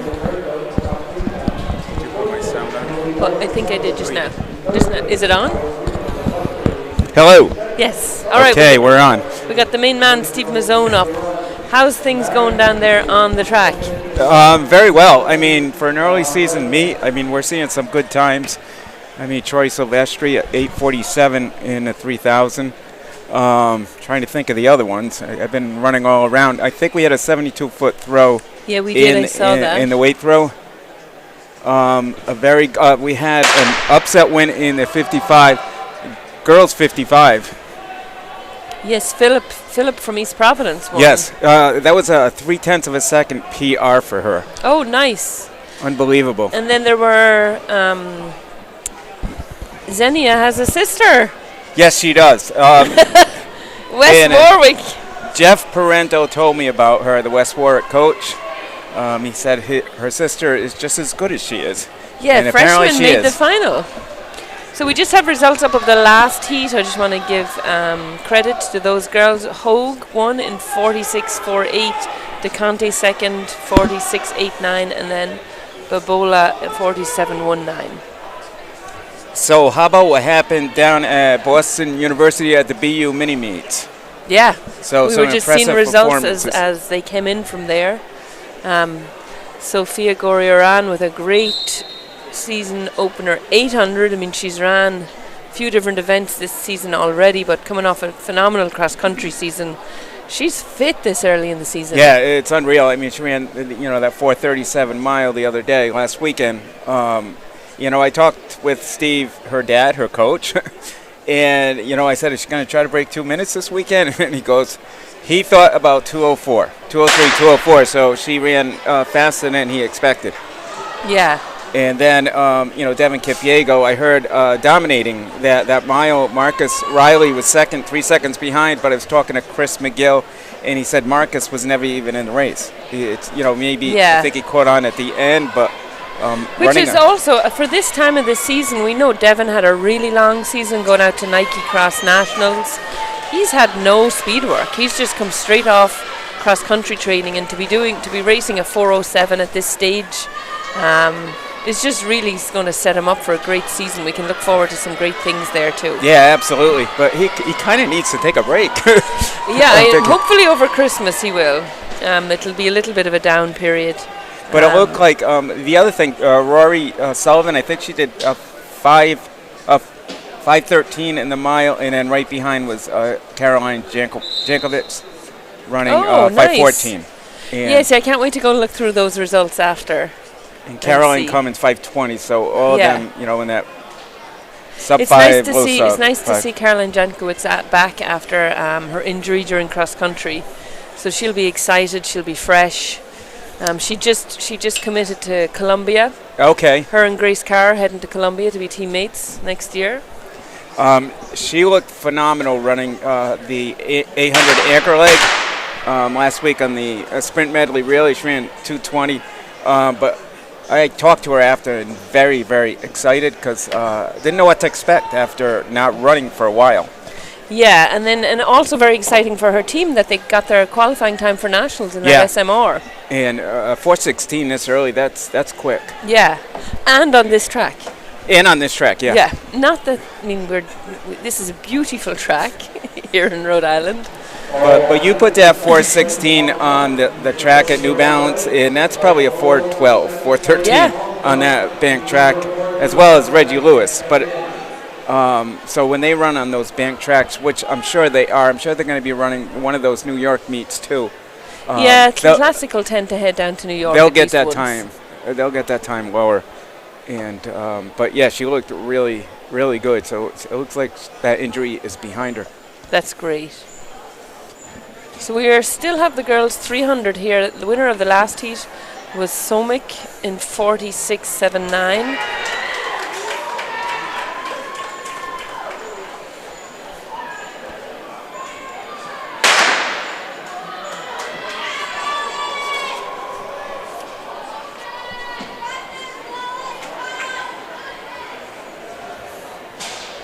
So it looks like we have another heat of the 300, right, out there? Yeah, it looks like there's another girls' heat, and then we'll be heading into the boys.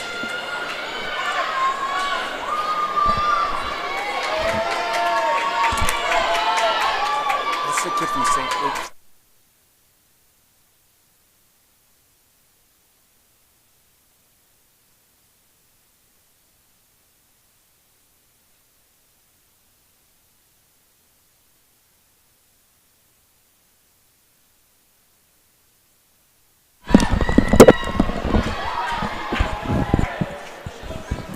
So in the long jump, Ethan McCann Carter, 22.5 here today. So he's doing the high jump right now.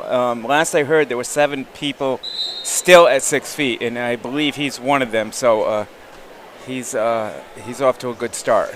And he is a 12th grader. So I wonder, has he made any plans to compete in college, or? I would assume he's also a football player. Yeah. And a very good one. So I'm sure there's schools looking at him. But also if he hasn't committed. A great scorer there for St. Ray's, you know. Yeah, think about it. I mean, they're a top 3 team in the state just by a couple of people. You know, Devin Kipiego and Ethan. And then you got Pedro. You got some great depth from that cross country team. Placed top 6 in the state, so you know they're going to have a 4x8 that can get in there and do some damage, score some points. I mean, think about it. Those 3 guys alone, that's probably 60 points at least. Yeah. So who knows?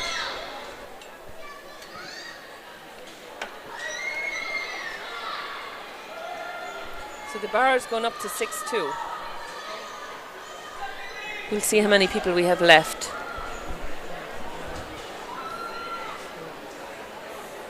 All right, so that's that last heat of the 300 girls.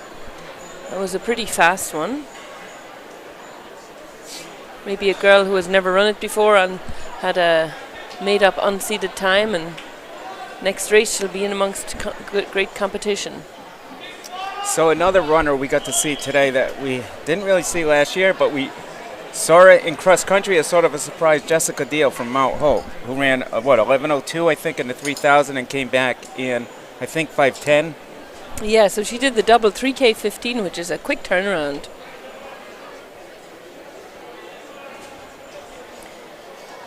The boys 300s, it looks like there's, let's just see before we start, 10 heats. You know, the girls' heat switched up a bit, so we're not sure if we have the scratches. Jessica Deal, definitely, I mean, I was saying she was the middle school 1500 champion last year, but she seems to be a great distance runner. Like, I think 3K is going to be her event. Yeah, she just looked smooth, she looked comfortable. She actually told me that the 1500 is her event, and the coach threw it in the 3000. I'm like, well, I think you're a 3000 runner too. Who knows if she was fresh? I do think she'll run faster soon in a 3K when she gets pushed. You know, she ran on her own today. So just thinking ahead, January 14th, the East Coast Invitational, that will be sponsored by Hoco. We will be live streaming that event as well. So just thinking ahead, keep that on your calendar. We'll make sure we remind you too.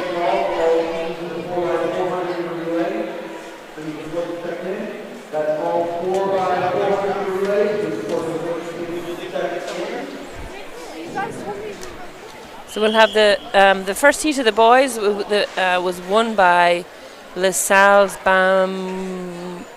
Bala in 36.89.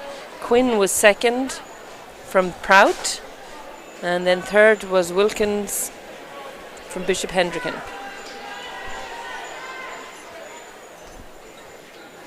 So 36.89 is the time to beat. Typically in the 300 we do get your fastest runners the top 3 usually remain. Sometimes you get somebody breaking into that 6th spot.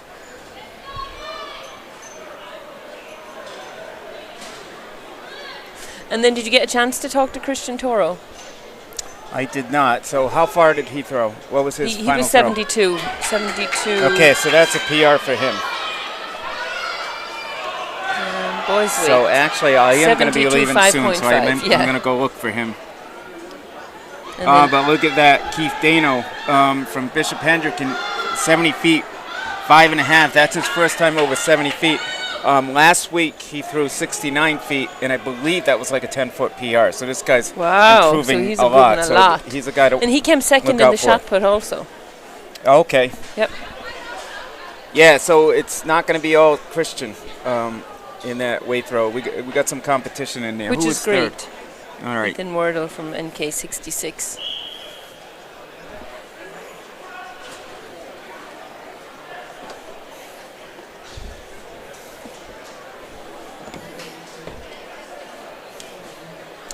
Yeah, okay, I'm going to get down to the track, get some Yeah. pictures, get some interviews. Go do but some work, Steve. Yeah, I know.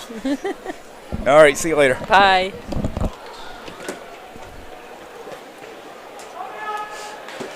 All right, looks like we're on heat 2 of the boys. Oh no, heat 3 we're heading into. So heat 2 was won by Rivas in 38-1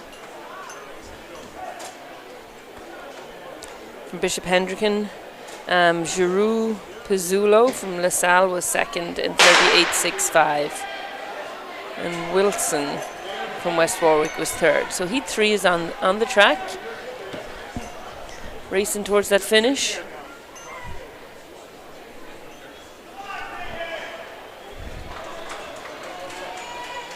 We can also see girls long jump. They're still competing.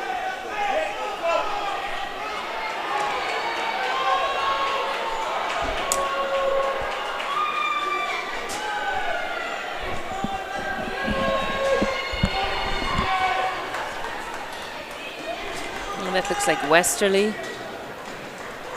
Ooh, a little bit of a fall at the end there. Extra little lean, I guess you could say, but He's doing some push-ups. there you go. Shows everyone he's okay. Time-wise, pretty close to the previous heat with that. All about that 38-39, so a little bit of displacement heat to heat there. Nothing we haven't seen already today. But with that, I hear the whistle. Next heat is on the track. So de jour, let's see, de jour won in 38.94.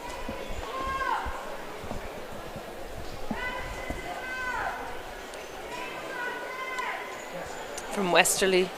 And then next was Simus from LaSalle. And that heat 39.24. Fair start.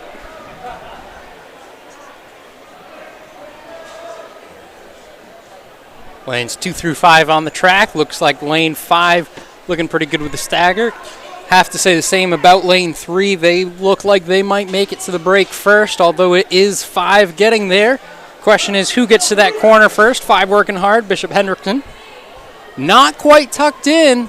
Oh, does make the move, though. Able to just squeeze in there. Otherwise, that was going to be a little extra running in a 300. Not something you want to do. See a surge back here. And a surge strong enough to take the win.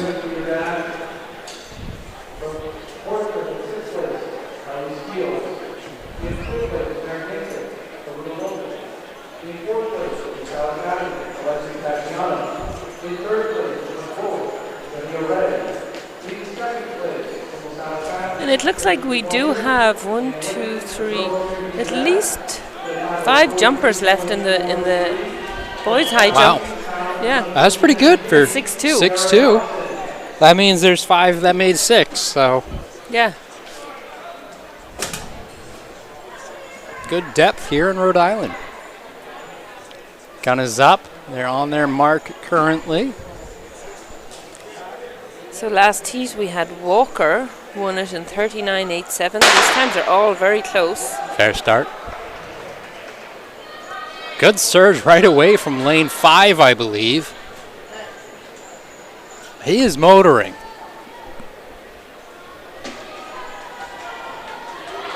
It is lane 5, and he is... Oh! That's one of the things we talked about earlier on a flat track without the bank is sometimes your stride doesn't do you any favors, and he's fast enough. Sometimes you got to make sure you're not tripping yourself up. Slowing down a little bit here, leaving the door open. Ooh. And it looks like... That looks like Panagansett. Looks like Panagansett did go ahead and make their way through the doors. We did have another fall.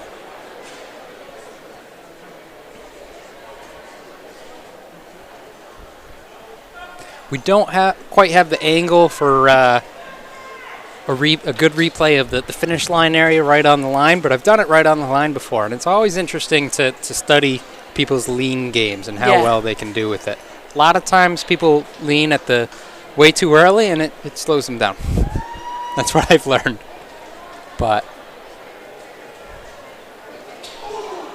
near miss on the high jump side of things. Well, this next heat of boys is patiently awaiting.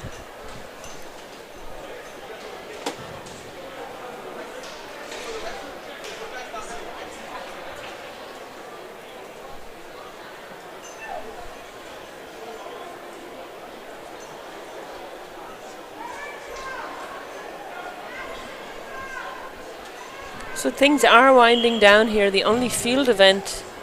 Oh no, we have girls' weight. Looks like it's still going. No, I saw results, so they must be just practicing. Well, we do have girls long jump, boys high jump. Yeah. And like you said, we go from a weight being tossed to a shot put, so I think it's just a little bit of practice. But we've got going up, set. Fair start. All right, so the last heat was actually won by Smithfield, Will Schiller, 39.39. So the winners of a lot of these heats are very similar times. Here we go. Good race to the break line between 4 and 5. 4 with an edge on that inside for LaSalle. 5 working hard, though. And that's Cumberland, and you just got to be careful not to cut off and break the stride of the athlete on the inside lane. Which he did not, but LaSalle's coming back on him. Oh, and LaSalle is going to take this over Cumberland.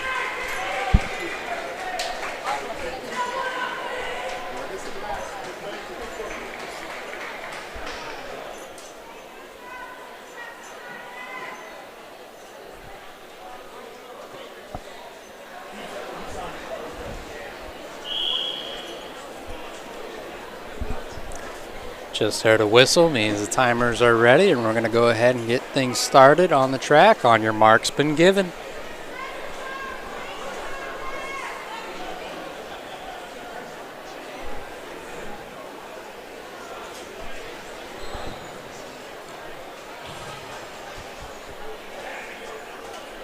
A little bit of a stumble there from lane 3. Don't think they'll get rid of him, hopefully. Hate seeing it. Although the official is standing in that lane. Oh, no. Just lost his balance.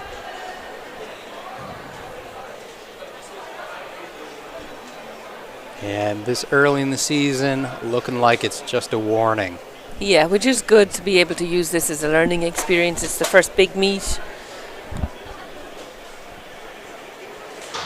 Oh, so he's not. Yeah, so you don't have to do. Nope. 4 point.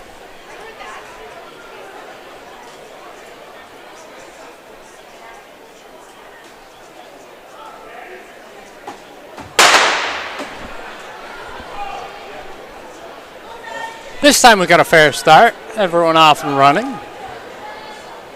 Last heat was won by Daniel Riley, a freshman from LaSalle, 40.46.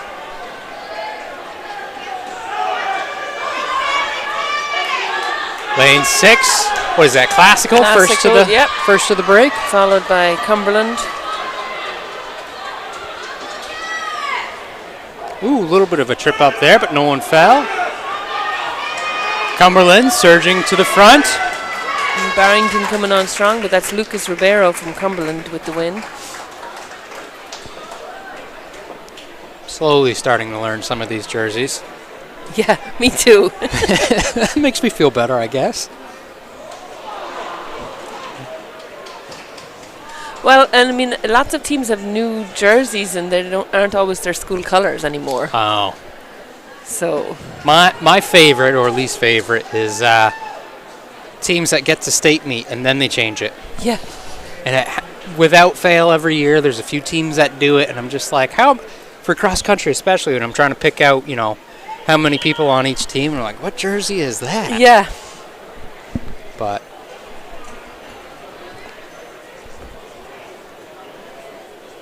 any jerseys I can pick up will only help in the future. We will be back here, as you heard Steve say just a moment ago, a little bit ago. We also will be covering New England's Fair Start. And that's just a whole mix of people in jerseys that you've never seen before. So anything I can get from other states before then is always a help. Good looking run from lane 4 right here. 3 not too far behind. In fact, with this stagger, all 4 is going to stay out in front though. First of the break is lane 4. North Smithfield.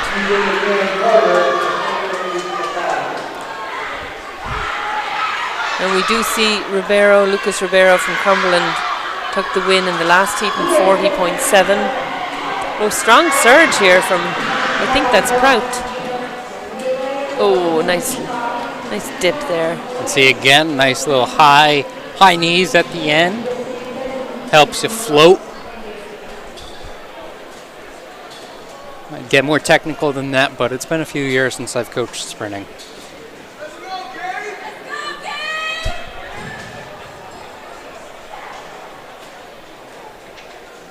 It looks like we still have good 2 or 3 heats worth of fellas down there at the start line. I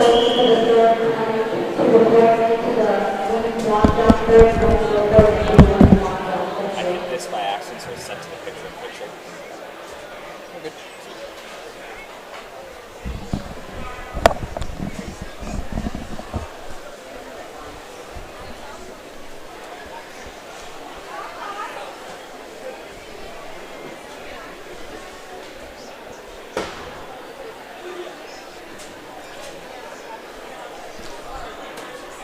Guns up. Fair start. Out nice and early, lane 3. Looking very strong. Already made up the stagger and more. He's going to be first into this turn. And he's on an inside position. This is a strong run. That's a Central High School athlete. Central. First to the break, first to the curve. And if he can maintain, he will win this heat easily.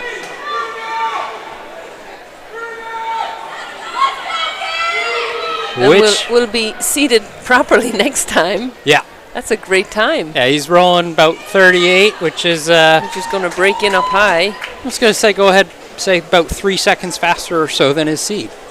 So, nice and impressive, and some coaches might be a little bit happy with that performance. Yeah. A little surprised, a little happy. Might end up on a relay or 2. 4x4 is in his future, I think. Yeah. Oh, He's yeah. not going to be so happy with that, though. Especially when you go out that fearless in a 300. You're like, hey, yeah, I could sign you up for a 400. Yeah, 38.81. Dosumu. So 38.81. Wow. Yeah. Again, you can see. Puts him in 8th place. You can overall. see just the difference in that heat. But next heat is up.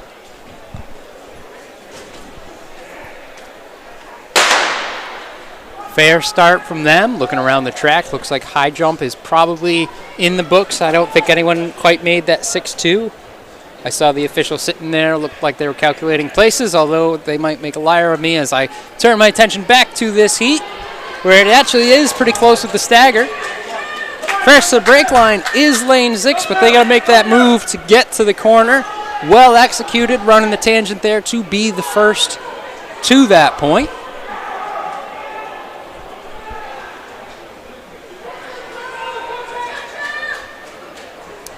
And he is going to maintain and take this heat in about 41 seconds. And that looks like a North Providence jersey. It looks like there is one LaSalle athlete left in the high jump. Yeah, I definitely take that back. I saw the And then official maybe, calculating. So. Yeah, maybe somebody else sitting down there in front of the bench. Or on the bench, too. Now, you said this is non-scoring. I believe so. Okay, I'll take your word from it. But I can check on, I mean, it probably does a running score online, team scores. No team scores, so. good chance it's unscored. Yeah. I was just curious if maybe there was a jump off, but nope, the board just got put up to 6-4, so he is continuing on to 6-4. Also, I don't know if Rhode Island has jump offs. I know NCAA just got rid of them, I believe. We do an outdoor because I know I've had an athlete in a jump off. So I would say we do an indoor also. Well, I'm going to go ahead and say that the 300s have concluded, which means we are moving on to the 1,000. Although I'm not seeing the athletes for it yet. There they go. Nice and slowly heading over. We should have 2 heats of girls, 1Ks, 5 laps of the track. They'll do a waterfall start, it looks like. Heat 1. I wonder is Shandani here, because I know some of her team were racing up in Boston, so. But we should have Shandani from St. Ray's, Amelia Jackson from Panagansett. Hi, Amelia. I went to college with her dad, who's my son's godfather. There you go. So hello, Wacko Jacko, her dad. Summer Sartini from Cumberland, Indy Lamb from Barrington, Ailey Allen from Burrville, Delaney Goggin from Cumberland, Mia Hay from Barrington, Eleni Drosinos from Portsmouth, Virginia Sanderson from Barrington, and Kayla Peltier from Charahoe. So let's see. Yeah, it doesn't look like Shandani Boyce is here from St. Ray's. I do believe she ran up in Boston today. We will be posting results of any athletes who competed in Boston later when I get home. We'll have time to go check through those results. I don't think there were many of our Rhode Island track and field alum who are competing for colleges competing this weekend. I think most colleges have shut down for a short break. They'll be back in January for some meets. If you are looking for those results before Ness is able to post them, you can go to lancertiming.com. They have live results going on, and they cover pretty much most of the BU meets, all the big BU meets they'll cover, as well as all of the meets at the track at New Balance. So lancertiming.com for those results. And I don't mind talking about them while we talk about in-stride timing as well, because I know they all like to work together too. They're very friendly groups. So last weekend I saw Steph and Greg while I was working for Lancer. Oh, you did? Yeah. Now, what are your thoughts on distance kids starting their watches on the start line of a meet? You know, drives me mad. I think it's one thing if it's like a dual meet where, you know, there's not a lot of fanfare. Maybe a meet where it's being live streamed and you can watch it back. Sometimes you can get your split set that way. Sometimes, you know, the camera doesn't quite pick you up. Sometimes I like when coaches do it. Yeah, I guess that's what I would think the coaches. I know sometimes there aren't. Not all teams have enough coaches to be doing it. So yeah, if you can't have a coach communicating with you during the moment and you're trying to hit splits, I'm good with it. If you can't see like a clock on the infield or anything like that, but. So we have Summer Sartini from Cumberland leading, Amelia Jackson from Panagansett. And then in third we have Delaney Goggin, who ran earlier in the 4x8. See these 4 breaking away. This is heat and 1 of 2. Barrington, are in fourth. Yeah, so there's a big gap already of this 5-lap race. Yeah, we're talking probably 40, almost, about 40 meters. And Amelia has taken over. She decided she needed to get around Summer. Summer is hanging on to her though. I know her coach is up on the top end, and she's probably got a stern, "Let's go, Summer."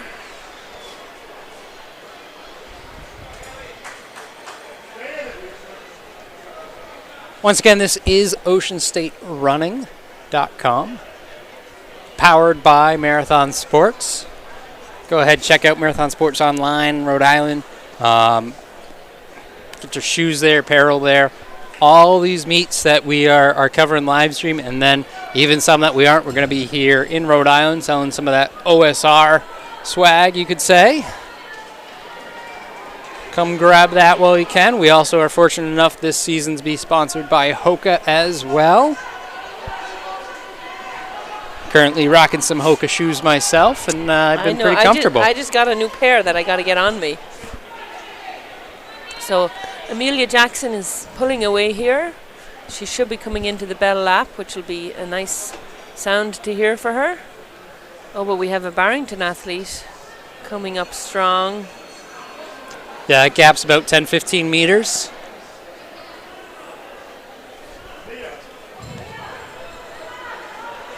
I can't see a hip number on the Barrington girl, but she's running out of space. I believe that is Indy.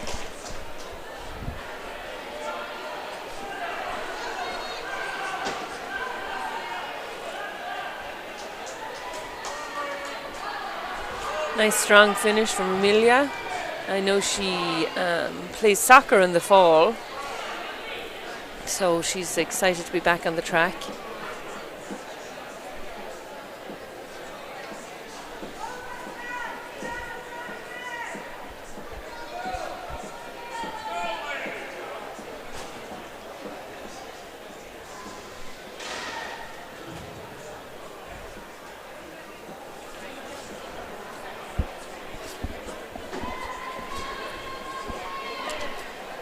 And as Heat 1 finishes up, we can start turning our attention to Heat number 2.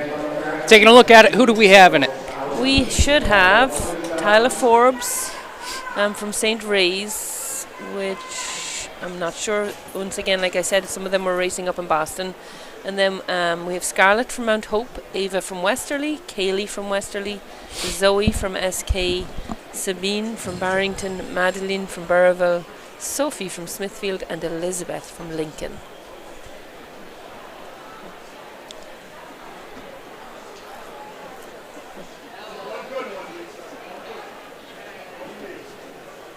Is that 19.8 from a girl? So that 19.8's been up for an hour or I was two. like, Yeah. that's a state record, I think. Well, I saw it a while ago. I'm like, wow.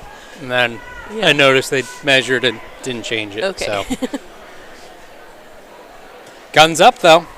No, back judge is going to back him off the line a little bit. It's nice to see two officials here. You don't always see that at every high school meet, but can definitely be helpful for that official in front, the starter. And you'll also notice that sometimes they'll alternate by gender. But the gun is up now. They are all approaching the line. No one was on it, so we got a nice clean start. Officials will continue to watch, make sure there's no falls in the first corner of it, and then they're good to go. And at this point, breaking in, we've got, I believe that's Madeline. And we can see Heat 1 official time for Amelia Jackson was 3:17.85. So 3:17, time to beat.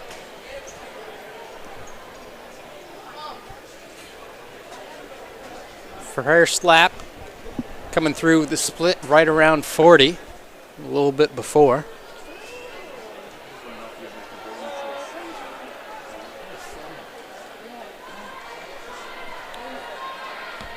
We can see it is still Madeline in the lead. I believe that's Sophie right behind. Didn't quite catch the number of the girl who just moved into second place. Looks like she might be thinking about more as she moves up into first. Get her name for you shortly. But she's going to finish this lap up in front.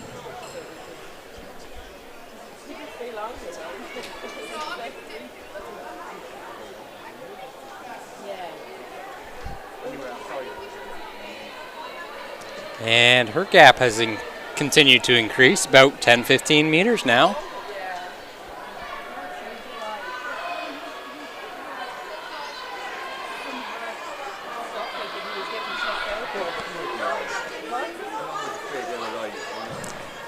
I believe that was Zoe. I couldn't quite see the number.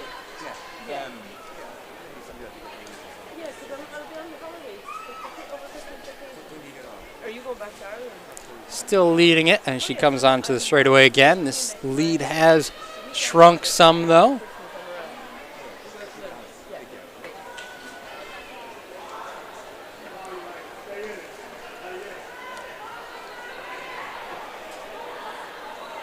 And with what I have to believe is 2 laps to go, that lead has shrunk up once again.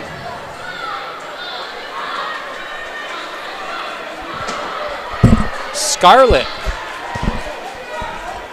of West Warwick.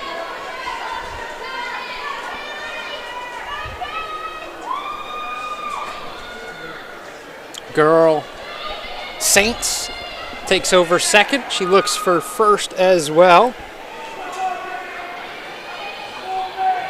Is that That's Tyler. Tyler? So she is here, yep. Our top seed of this heat. And she's the one collecting the bell, and see how she goes. She's going. Oh, her coach is going to say, why were you keeping it? Oh, yeah. Why were you holding back? You'd love to see a surge, but you want to see a little bit earlier and keep that average more consistent, but that comes with confidence too in training, and she'll know next time she can push it a little harder earlier. That's one of those things too. If you haven't run this race yet this year, you might be going based off of last year, not realizing how much stronger you are year to year. But she does take it right around that 335, 336, which would have put her up in that first heat mix of things. Yeah. So going forward, she'll have a little bit more competitive heats. Not that wasn't until the last lap for her, but with that and last couple of athletes in our girls 1,000, we are moving on to the boys 1,000. And we have a heat of 10, it looks like. One heat only, and then moving on to our last event of the day, the relay of 4x4. 4 athletes each going 400 meters, 2 laps around the track. But we can't get there without getting through this heat of 10 for the boys. Who are we looking at? So we have Grady McGuinness from LaSalle. Jesse Principe is coming back from his 1500 earlier from West Warwick. Fletcher Hansen from Rogers. Lucas from Hurtado from Classical. Jake from Cumberland, another great French student. Matthew Petit from Cranston West. Michael Chun from Barrington. Tal Liebman from Classical. Marius Bonard from Barrington, and then Milo Crisp from St. Ray's. Fastest time in the race is 2:42.00. So we'll see. That's Grady McGuinness taking the lead.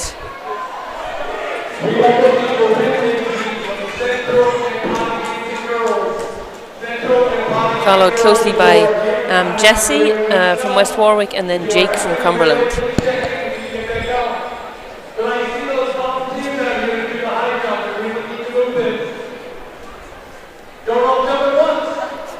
Grady gets there first for the first lap. Followed very closely by Jesse, though. This right here is making a good race. They're running nice and hard with each other. LaSalle, West Warwick.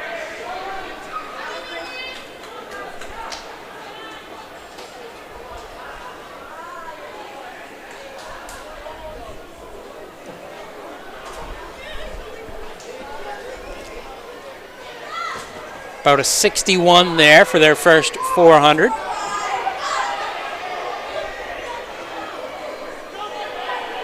Again, Grady with Jesse on his shoulder.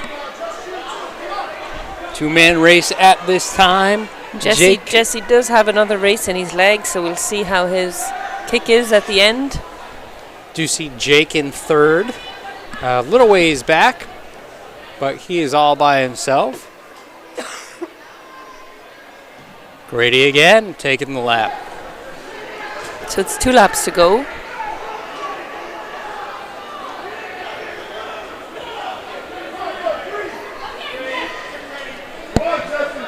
Jesse hasn't tried to make a move yet. Probably pretty content with having someone else doing the pacing duties. Although it does look like now Grady is starting to pull away from him. Lead of a shoulder to now up to close to 5 meters as Grady gets the bell. Again, this is Grady McGinnis of LaSalle out in front. Oh, and Jesse's coming back.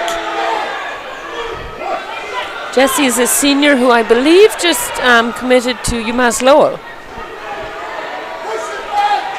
Oh, look at this. Here we go, slingshot off the final curve. Well out in front now. Nice race from Jesse there. Fell back all of 5 meters, ends up taking it by a little less than 5 himself. Well done to him. Going to UMass Lowell. I know they've got a few strong guys on the distance side of things there. A couple of commentators for New Hampshire actually go to UMass Lowell. Yeah, they were nice. They came up whenever they could during the cross-country season and helped us out. New Hampshire natives? Yeah. Yeah. And of course you got your Aidan Cox heading down to Virginia next year. Yes, he His sister's is. already there. Yep.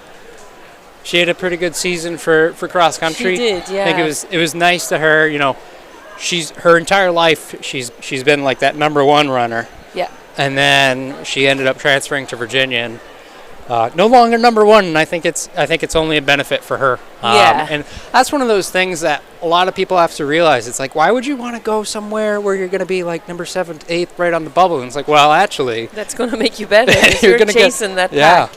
Yeah. But that's it. What a great family they are. Saw Tim this morning. And of course, Tim would be their father/coach. Yeah. Nice. Saw him nice and early. But did you go for a run? No, I don't do that. Because he's always running. No, he happened to have all my tripods. So. Oh, okay. But high jump mat taken away. It means that's done. So most successful highest height, I believe, would be 6'2". Let's pull those up. Should be seeing those results soon, if not already. High jump. Brady Fisher from LaSalle, 6'2". And then Dylan Slavic from East Providence, 6 feet. And Ethan McCann Carter, who won the long jump, 6 feet. So yeah, that's a few guys right at 6. That's pretty good. Yeah. Official result for Principe in the 1K3, 239.43. Okay, we're heading into the 4x4s. Final event of the day. We should have, but you know the 4x4, sometimes there's scratches. Oh, there's always changes in the 4x4. Whoever is left alive, I used to always say. My athlete would always ask, who's on the 4x4? And it literally was whoever is alive. Whoever's not hiding in the corner Yes. right now. Portsmouth, Central, Narragansett, Westerly, LaSalle, and East Providence. Though I do see Cumberland over there, so this has changed. Looks like going into the meet, we had 3 different heats. We'll see what we come away with. Yeah, so they must be down to, I wonder how many heats they'll do. I tell you, though, we might not have the most accurate information, but I love that they do take the time to reseed it. Yeah. You know, they do that while the events are going on, so it doesn't really slow anything down. And the benefit of it is that no one's really running alone. You've got teams in the same heat as you, and, you know, maybe one less heat, too. So definitely always nice when the timers can do that, and I appreciate everything that In-Stride Timing has done today. And if I'm mentioning them, I obviously have to go ahead and mention everyone. We've got Ocean State running here today. That would be us covering this for you. We've got more than just the live stream. We've got some social media stuff happening, some interviews going on I've seen, a couple of pictures here and there. So we've got this meet covered. On top of that, we couldn't cover it without Marathon Sports, who is our main site sponsor, and our season sponsor this year is Hoka as well. Appreciate them for helping cover this meet. Couldn't do it without all of their help, and a lot of people behind the scenes working the meet as well. So the 4x4 at dual meets, it's the same as 600. They'll just do a waterfall start, but for bigger meets, championship meets, they do a 2-turn stagger, so they will stay in their lanes. I did not see anyone using blocks, which is relatively common for 400 start. So we have LaSalle, Narragansett, Westerly, and who's that final team?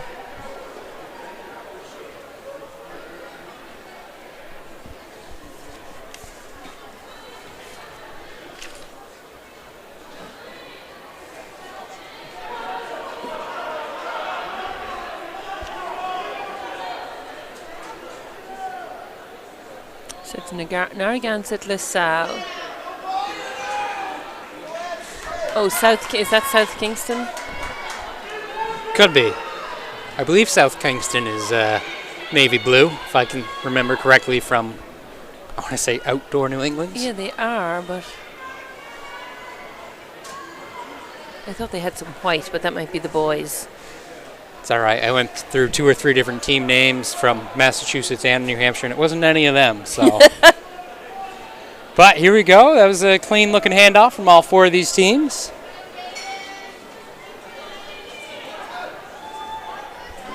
I can't read it.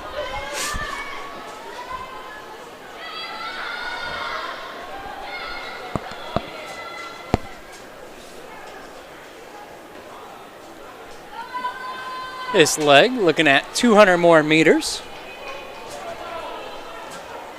Again, 4 athletes per team, each athlete doing 400 meters or 2 laps on this indoor 200-meter track. See them carrying that baton.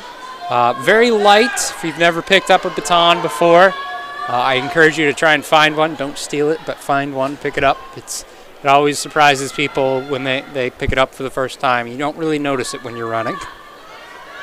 And then in bigger meets, what's so cool about them is they actually have a timer in the baton, so it can do splits, exact splits. Yep. Too, sometimes.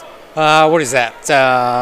It's a feature of Lynx. I'm blanking on it right now, but I've seen it at a couple of meets. You'll see, if you see a baton that's red on the top half, white on the bottom half, or vice versa, it doesn't really matter what side they have it. That means there's a chip in it, and they can track a ton of data all the way around the track. Been fortunate enough to be at a couple of those meets.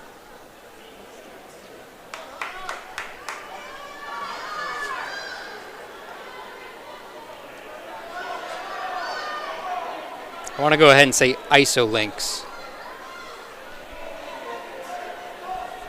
But this race, everyone's separated, but some of those distances up front have been closing ever so slightly. So it's still Narragansett in the lead with LaSalle chasing and Westerly coming on strong. Westerly always have a great tradition of 4x4s. They seem to find athletes who can come out and throw themselves on that track one last time. LaSalle made the pass right before the baton. They have the lead right now.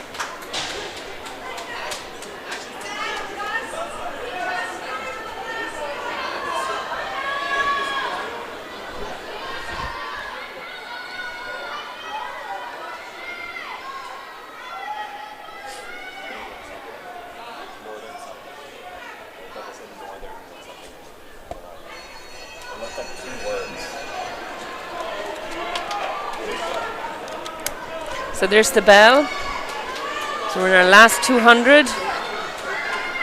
Very close race. Narragansett is trying to squish in on the inside there, but she needs to make sure that she doesn't push the athlete out, the LaSalle girl.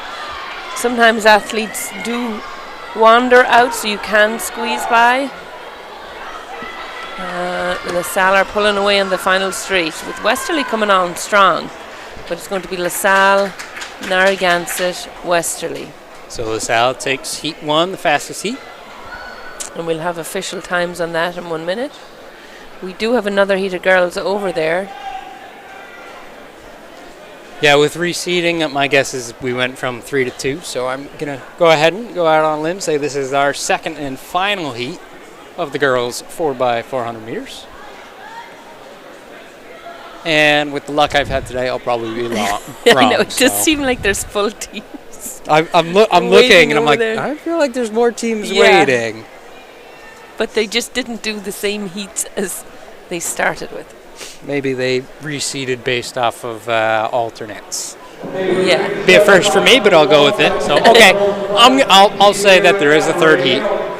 So this one, if it is what we have on our heat, it should be Cumberland, Ponnegansett, Mount Hope, Classical, Cranston West, and Juanita Sanchez. I do see Cumberland on the inside.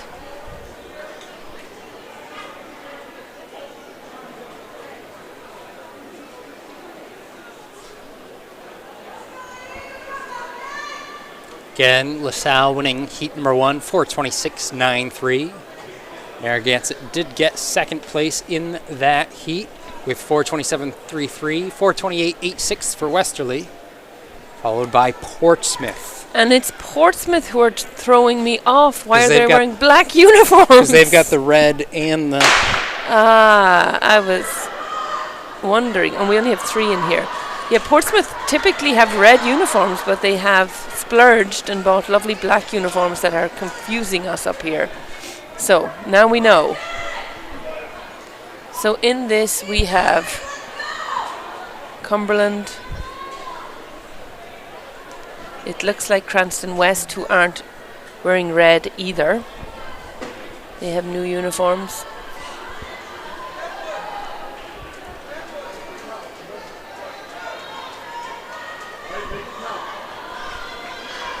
And in second place,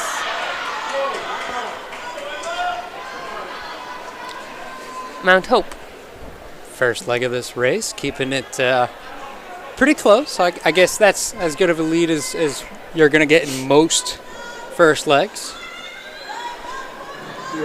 Not always the case, but 10, 15 meter lead going into the first exchange.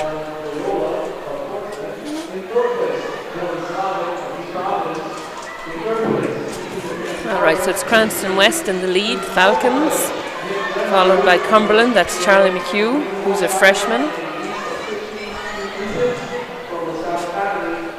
And then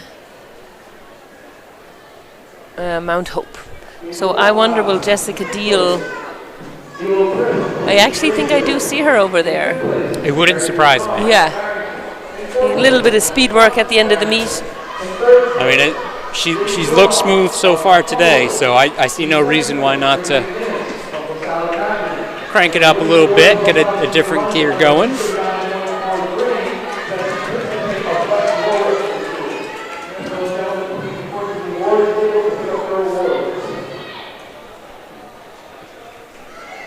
And girls' long jump is still going on. This must be finals, I'm assuming.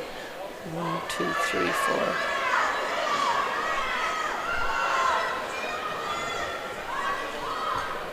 Going in for another exchange. Things tighten up from 2 to 3.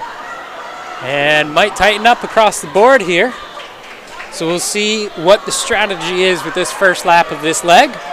Looks like they're all going out hard. Everyone trying to make it up all at once. Something tells me they'll settle in just a little bit.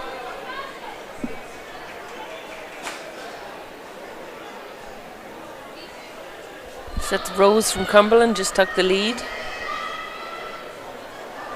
Cranston West holding on to second, and Mount Hope in third.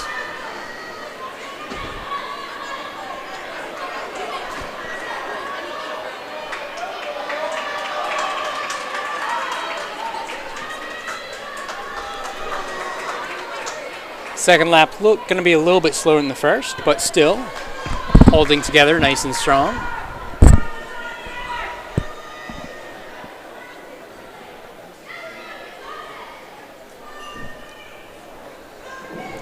And for as close as it was at the handoffs, It's a big lead.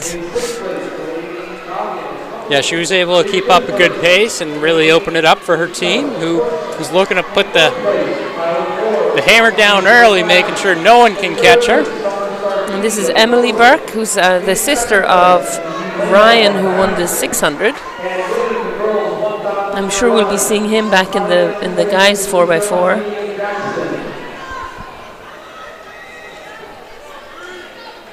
Well, Emily took the lead and opened it up even more. Looking at about 65-meter lead at this point. And 4:26 is the time to beat from LaSalle. That's going to be a tough ask right now, I think, but we'll see if they can break in. 4:20, yeah. Won't quite get that 4:26. No.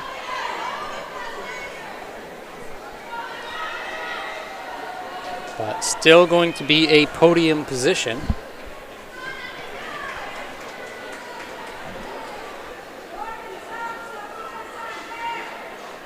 And I'm going to go ahead and say that's good enough for 4th overall currently. It's about a 4:35.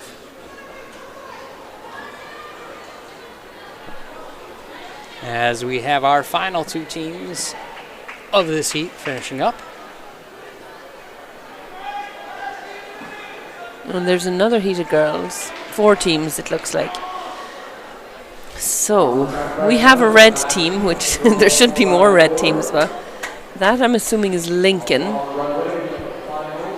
Smithfield is green with the lovely yellow S. St. Ray's are out there also, it looks like. And then the one other team might be Mount St. Charles. We'll just have to see when they come around.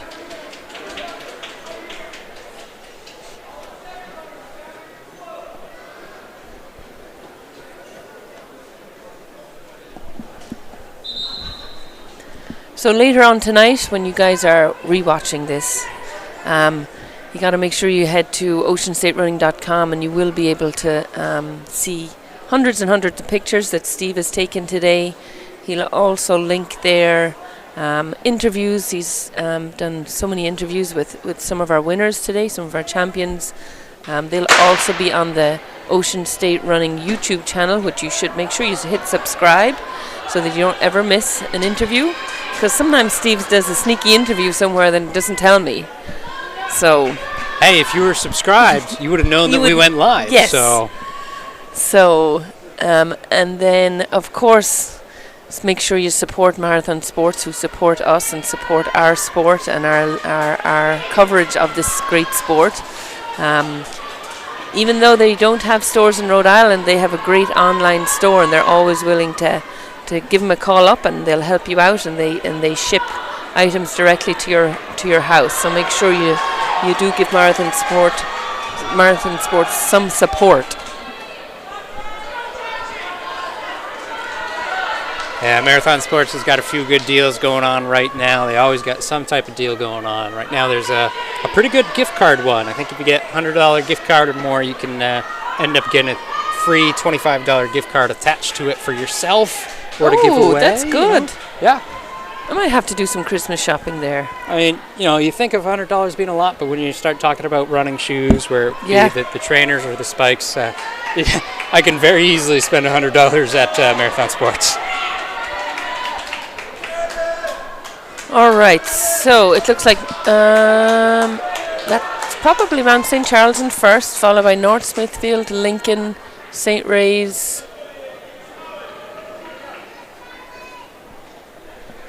Then we're on leg 2.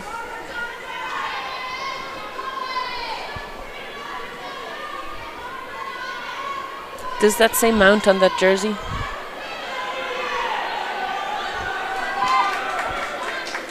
Yeah. All right, so North Smithfield are chasing. We also have Rogers in here. It's a lot of dark colored jerseys in Rhode Island. That's what I'm learning. And it is tougher to see them from up here. When we did the live last year from down below, it was although it gets very crowded down there, so this is a calmer spot. A Mount Hope athlete on the runway now for long jump. Looks like we have 2 West Warwick in the long jump final. Cumberland athlete.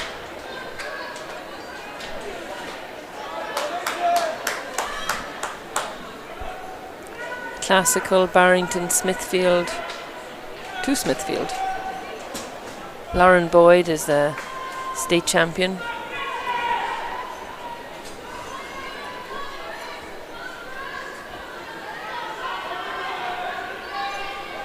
So Cumberland's time from heat 2 was 4:35.67.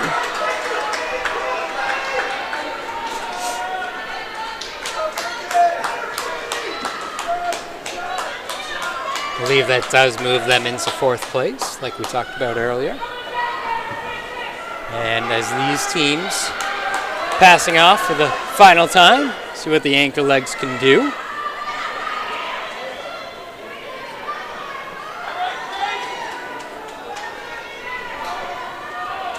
And this is Emmy Belvin, who won the 1500 earlier.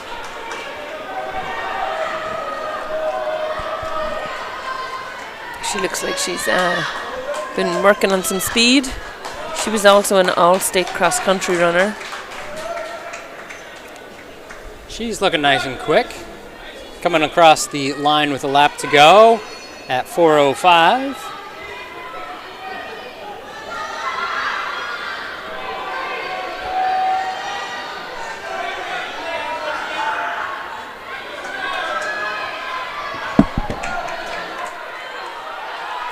And she might be doing enough to put her team in kind of 6th place overall, I'm thinking. We'll see what the time shakes up at.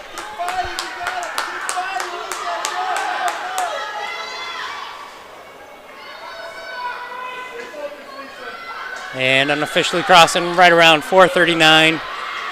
That should be good enough for 6 overall.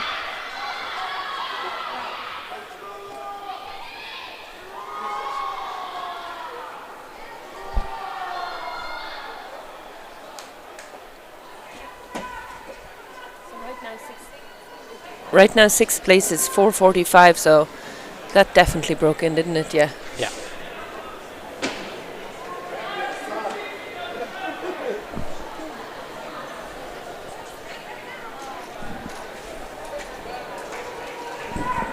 All right, moving on to the final events of the day, the boys 4x400 meter.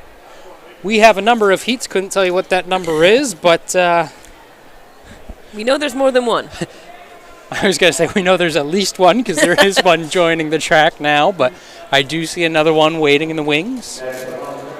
And so it looks like we have Bishop Hendricken, Barrington, LaSalle, Portsmouth if they're wearing a red jersey, Westerly, and that looks like SK from here.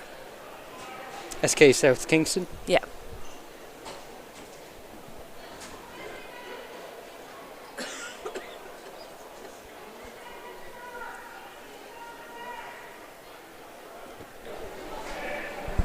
And these are all teams that typically are scorers in the state meet 4x4 also. Should be a good race then. We do see the official result from the last heat. Mount St. Charles did get that in 4:39.63, which does move them into that 6th place spot. In Rhode Island, it's 4x4 is typically distance runners. It's the rare sprinter who hangs on at the end for that 400.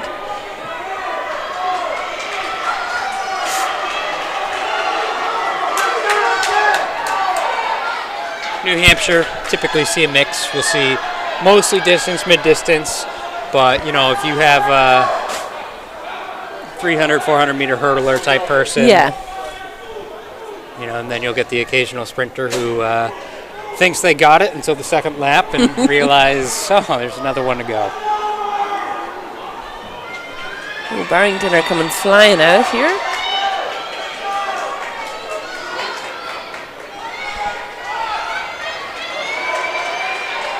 So what do we have? Bishop Hendrickson, LaSalle, Barrington, Barrington. Westerly, Portsmouth, South Kingston.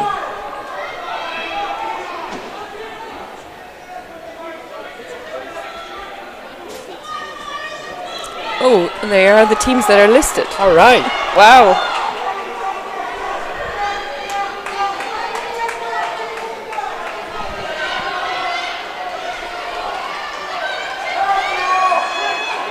Bishop Hendrickson first to this handoff. This will be leg number 2 handing off to leg number 3.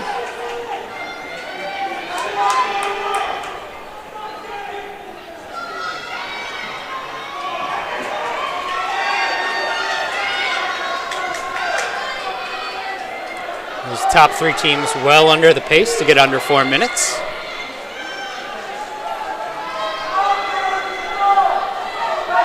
Most boys on each of those 3 teams will be running in the 50s.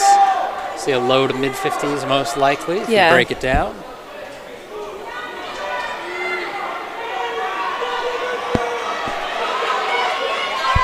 And this is something that you do see big improvements in as the season goes on, because you got to get those longer workouts in for sprinter type athletes, just to get them the strength to make it through. Here we go, a little bit of a pass right before they hand off. Barrington, LaSalle, Bishop Hendrickson, LaC. Oh, it's a tight battle for second right now. BH had that inside track on the handoff, and that allowed them to maintain second place. However, Barrington currently sitting in that top spot. This is our final leg of this first and fast heat, which means we are coming up on the bell, and the bell belongs to Barrington here.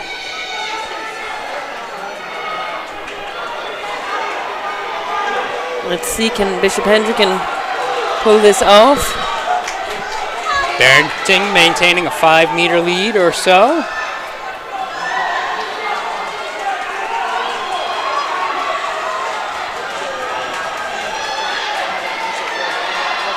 And looks like Barrington has what it takes to take this first heat right around that 3:38 mark. Good race from them. Oh, nice comeback from Portsmouth. Wow, no kidding.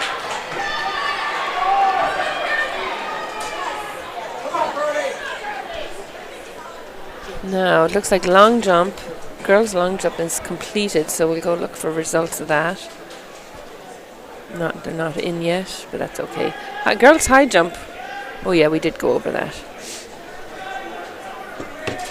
Heat 2 may have Cranston West, Mount Hope, Cumberland, Smithfield, and East Providence. I am not sure I see another heat lined up. So I think it's... Yeah, so it could be a combination of these two. Yeah, I don't think I see enough guys for a heat number 3. Yeah. So this may be the actual last event on the track. The last heat. So I think that's lane Narragansett and lane 1, it looks like from here. And then maybe Cranston West in 2. All right, barring any mishaps. Got one more gun.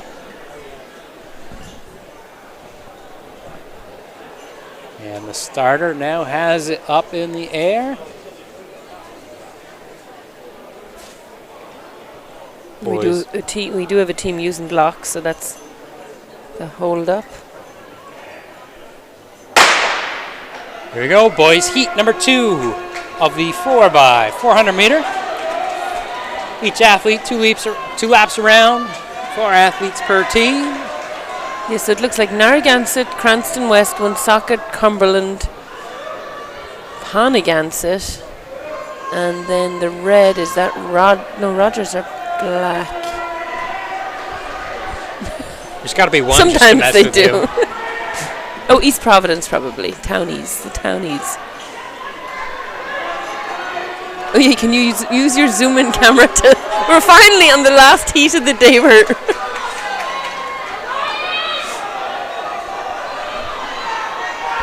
Townies. Yeah, that is East Providence. He's got tricks up his sleeve, that fella.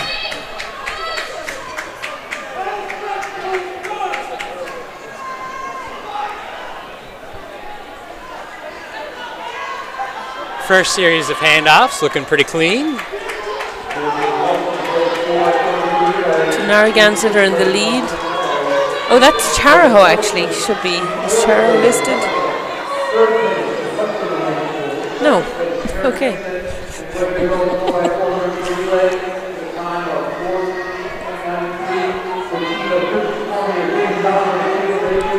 Oh, maybe it's Smithfield, but they just have different uniforms. No big yellow S on it. I was liking the big yellow S. And me too, because it's very easy to pick him out.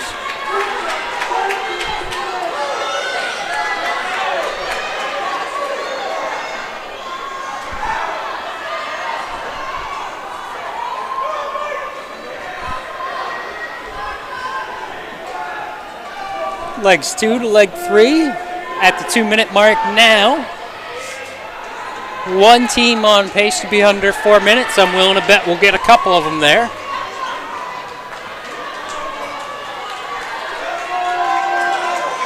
A lot of strategy that goes into the order of your 4x4s. However, typically you do see your fastest leg as the anchor leg, and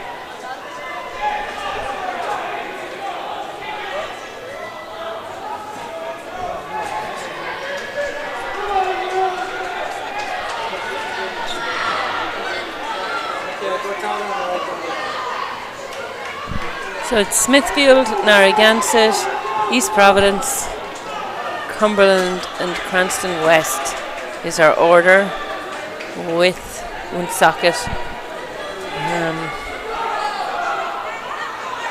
bringing up the rear. Okay, last handoff. We're going to get a bell lap soon. again, one team under that 4-minute pace. Doesn't mean another team can't get it. They're creeping up on it, closing down the distance.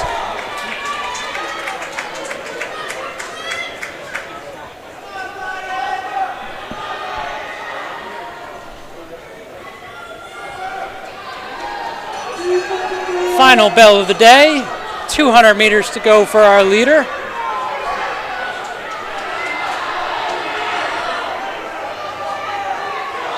Lead is shrinking, and we are not going to see a lead change. Kicking it in. And just like we thought, a couple of teams under that 4-minute mark from this second section. Again, Barrington taking section 1, taking it overall for the boys. 4x4 at 3:38, and I do believe we are all done for today. So once again, this has been Ocean State Running, powered by Marathon Sports. Happy to be joined in sponsorship today by Hoka. Thank you all for tuning in, watching all those races, replaying them, all that stuff. We got interviews coming your way, as well as some photos of the results seen on social media from not only here, but some happenings in Boston as well. So thanks for joining in. We look forward to seeing you later on in the season. Thank you.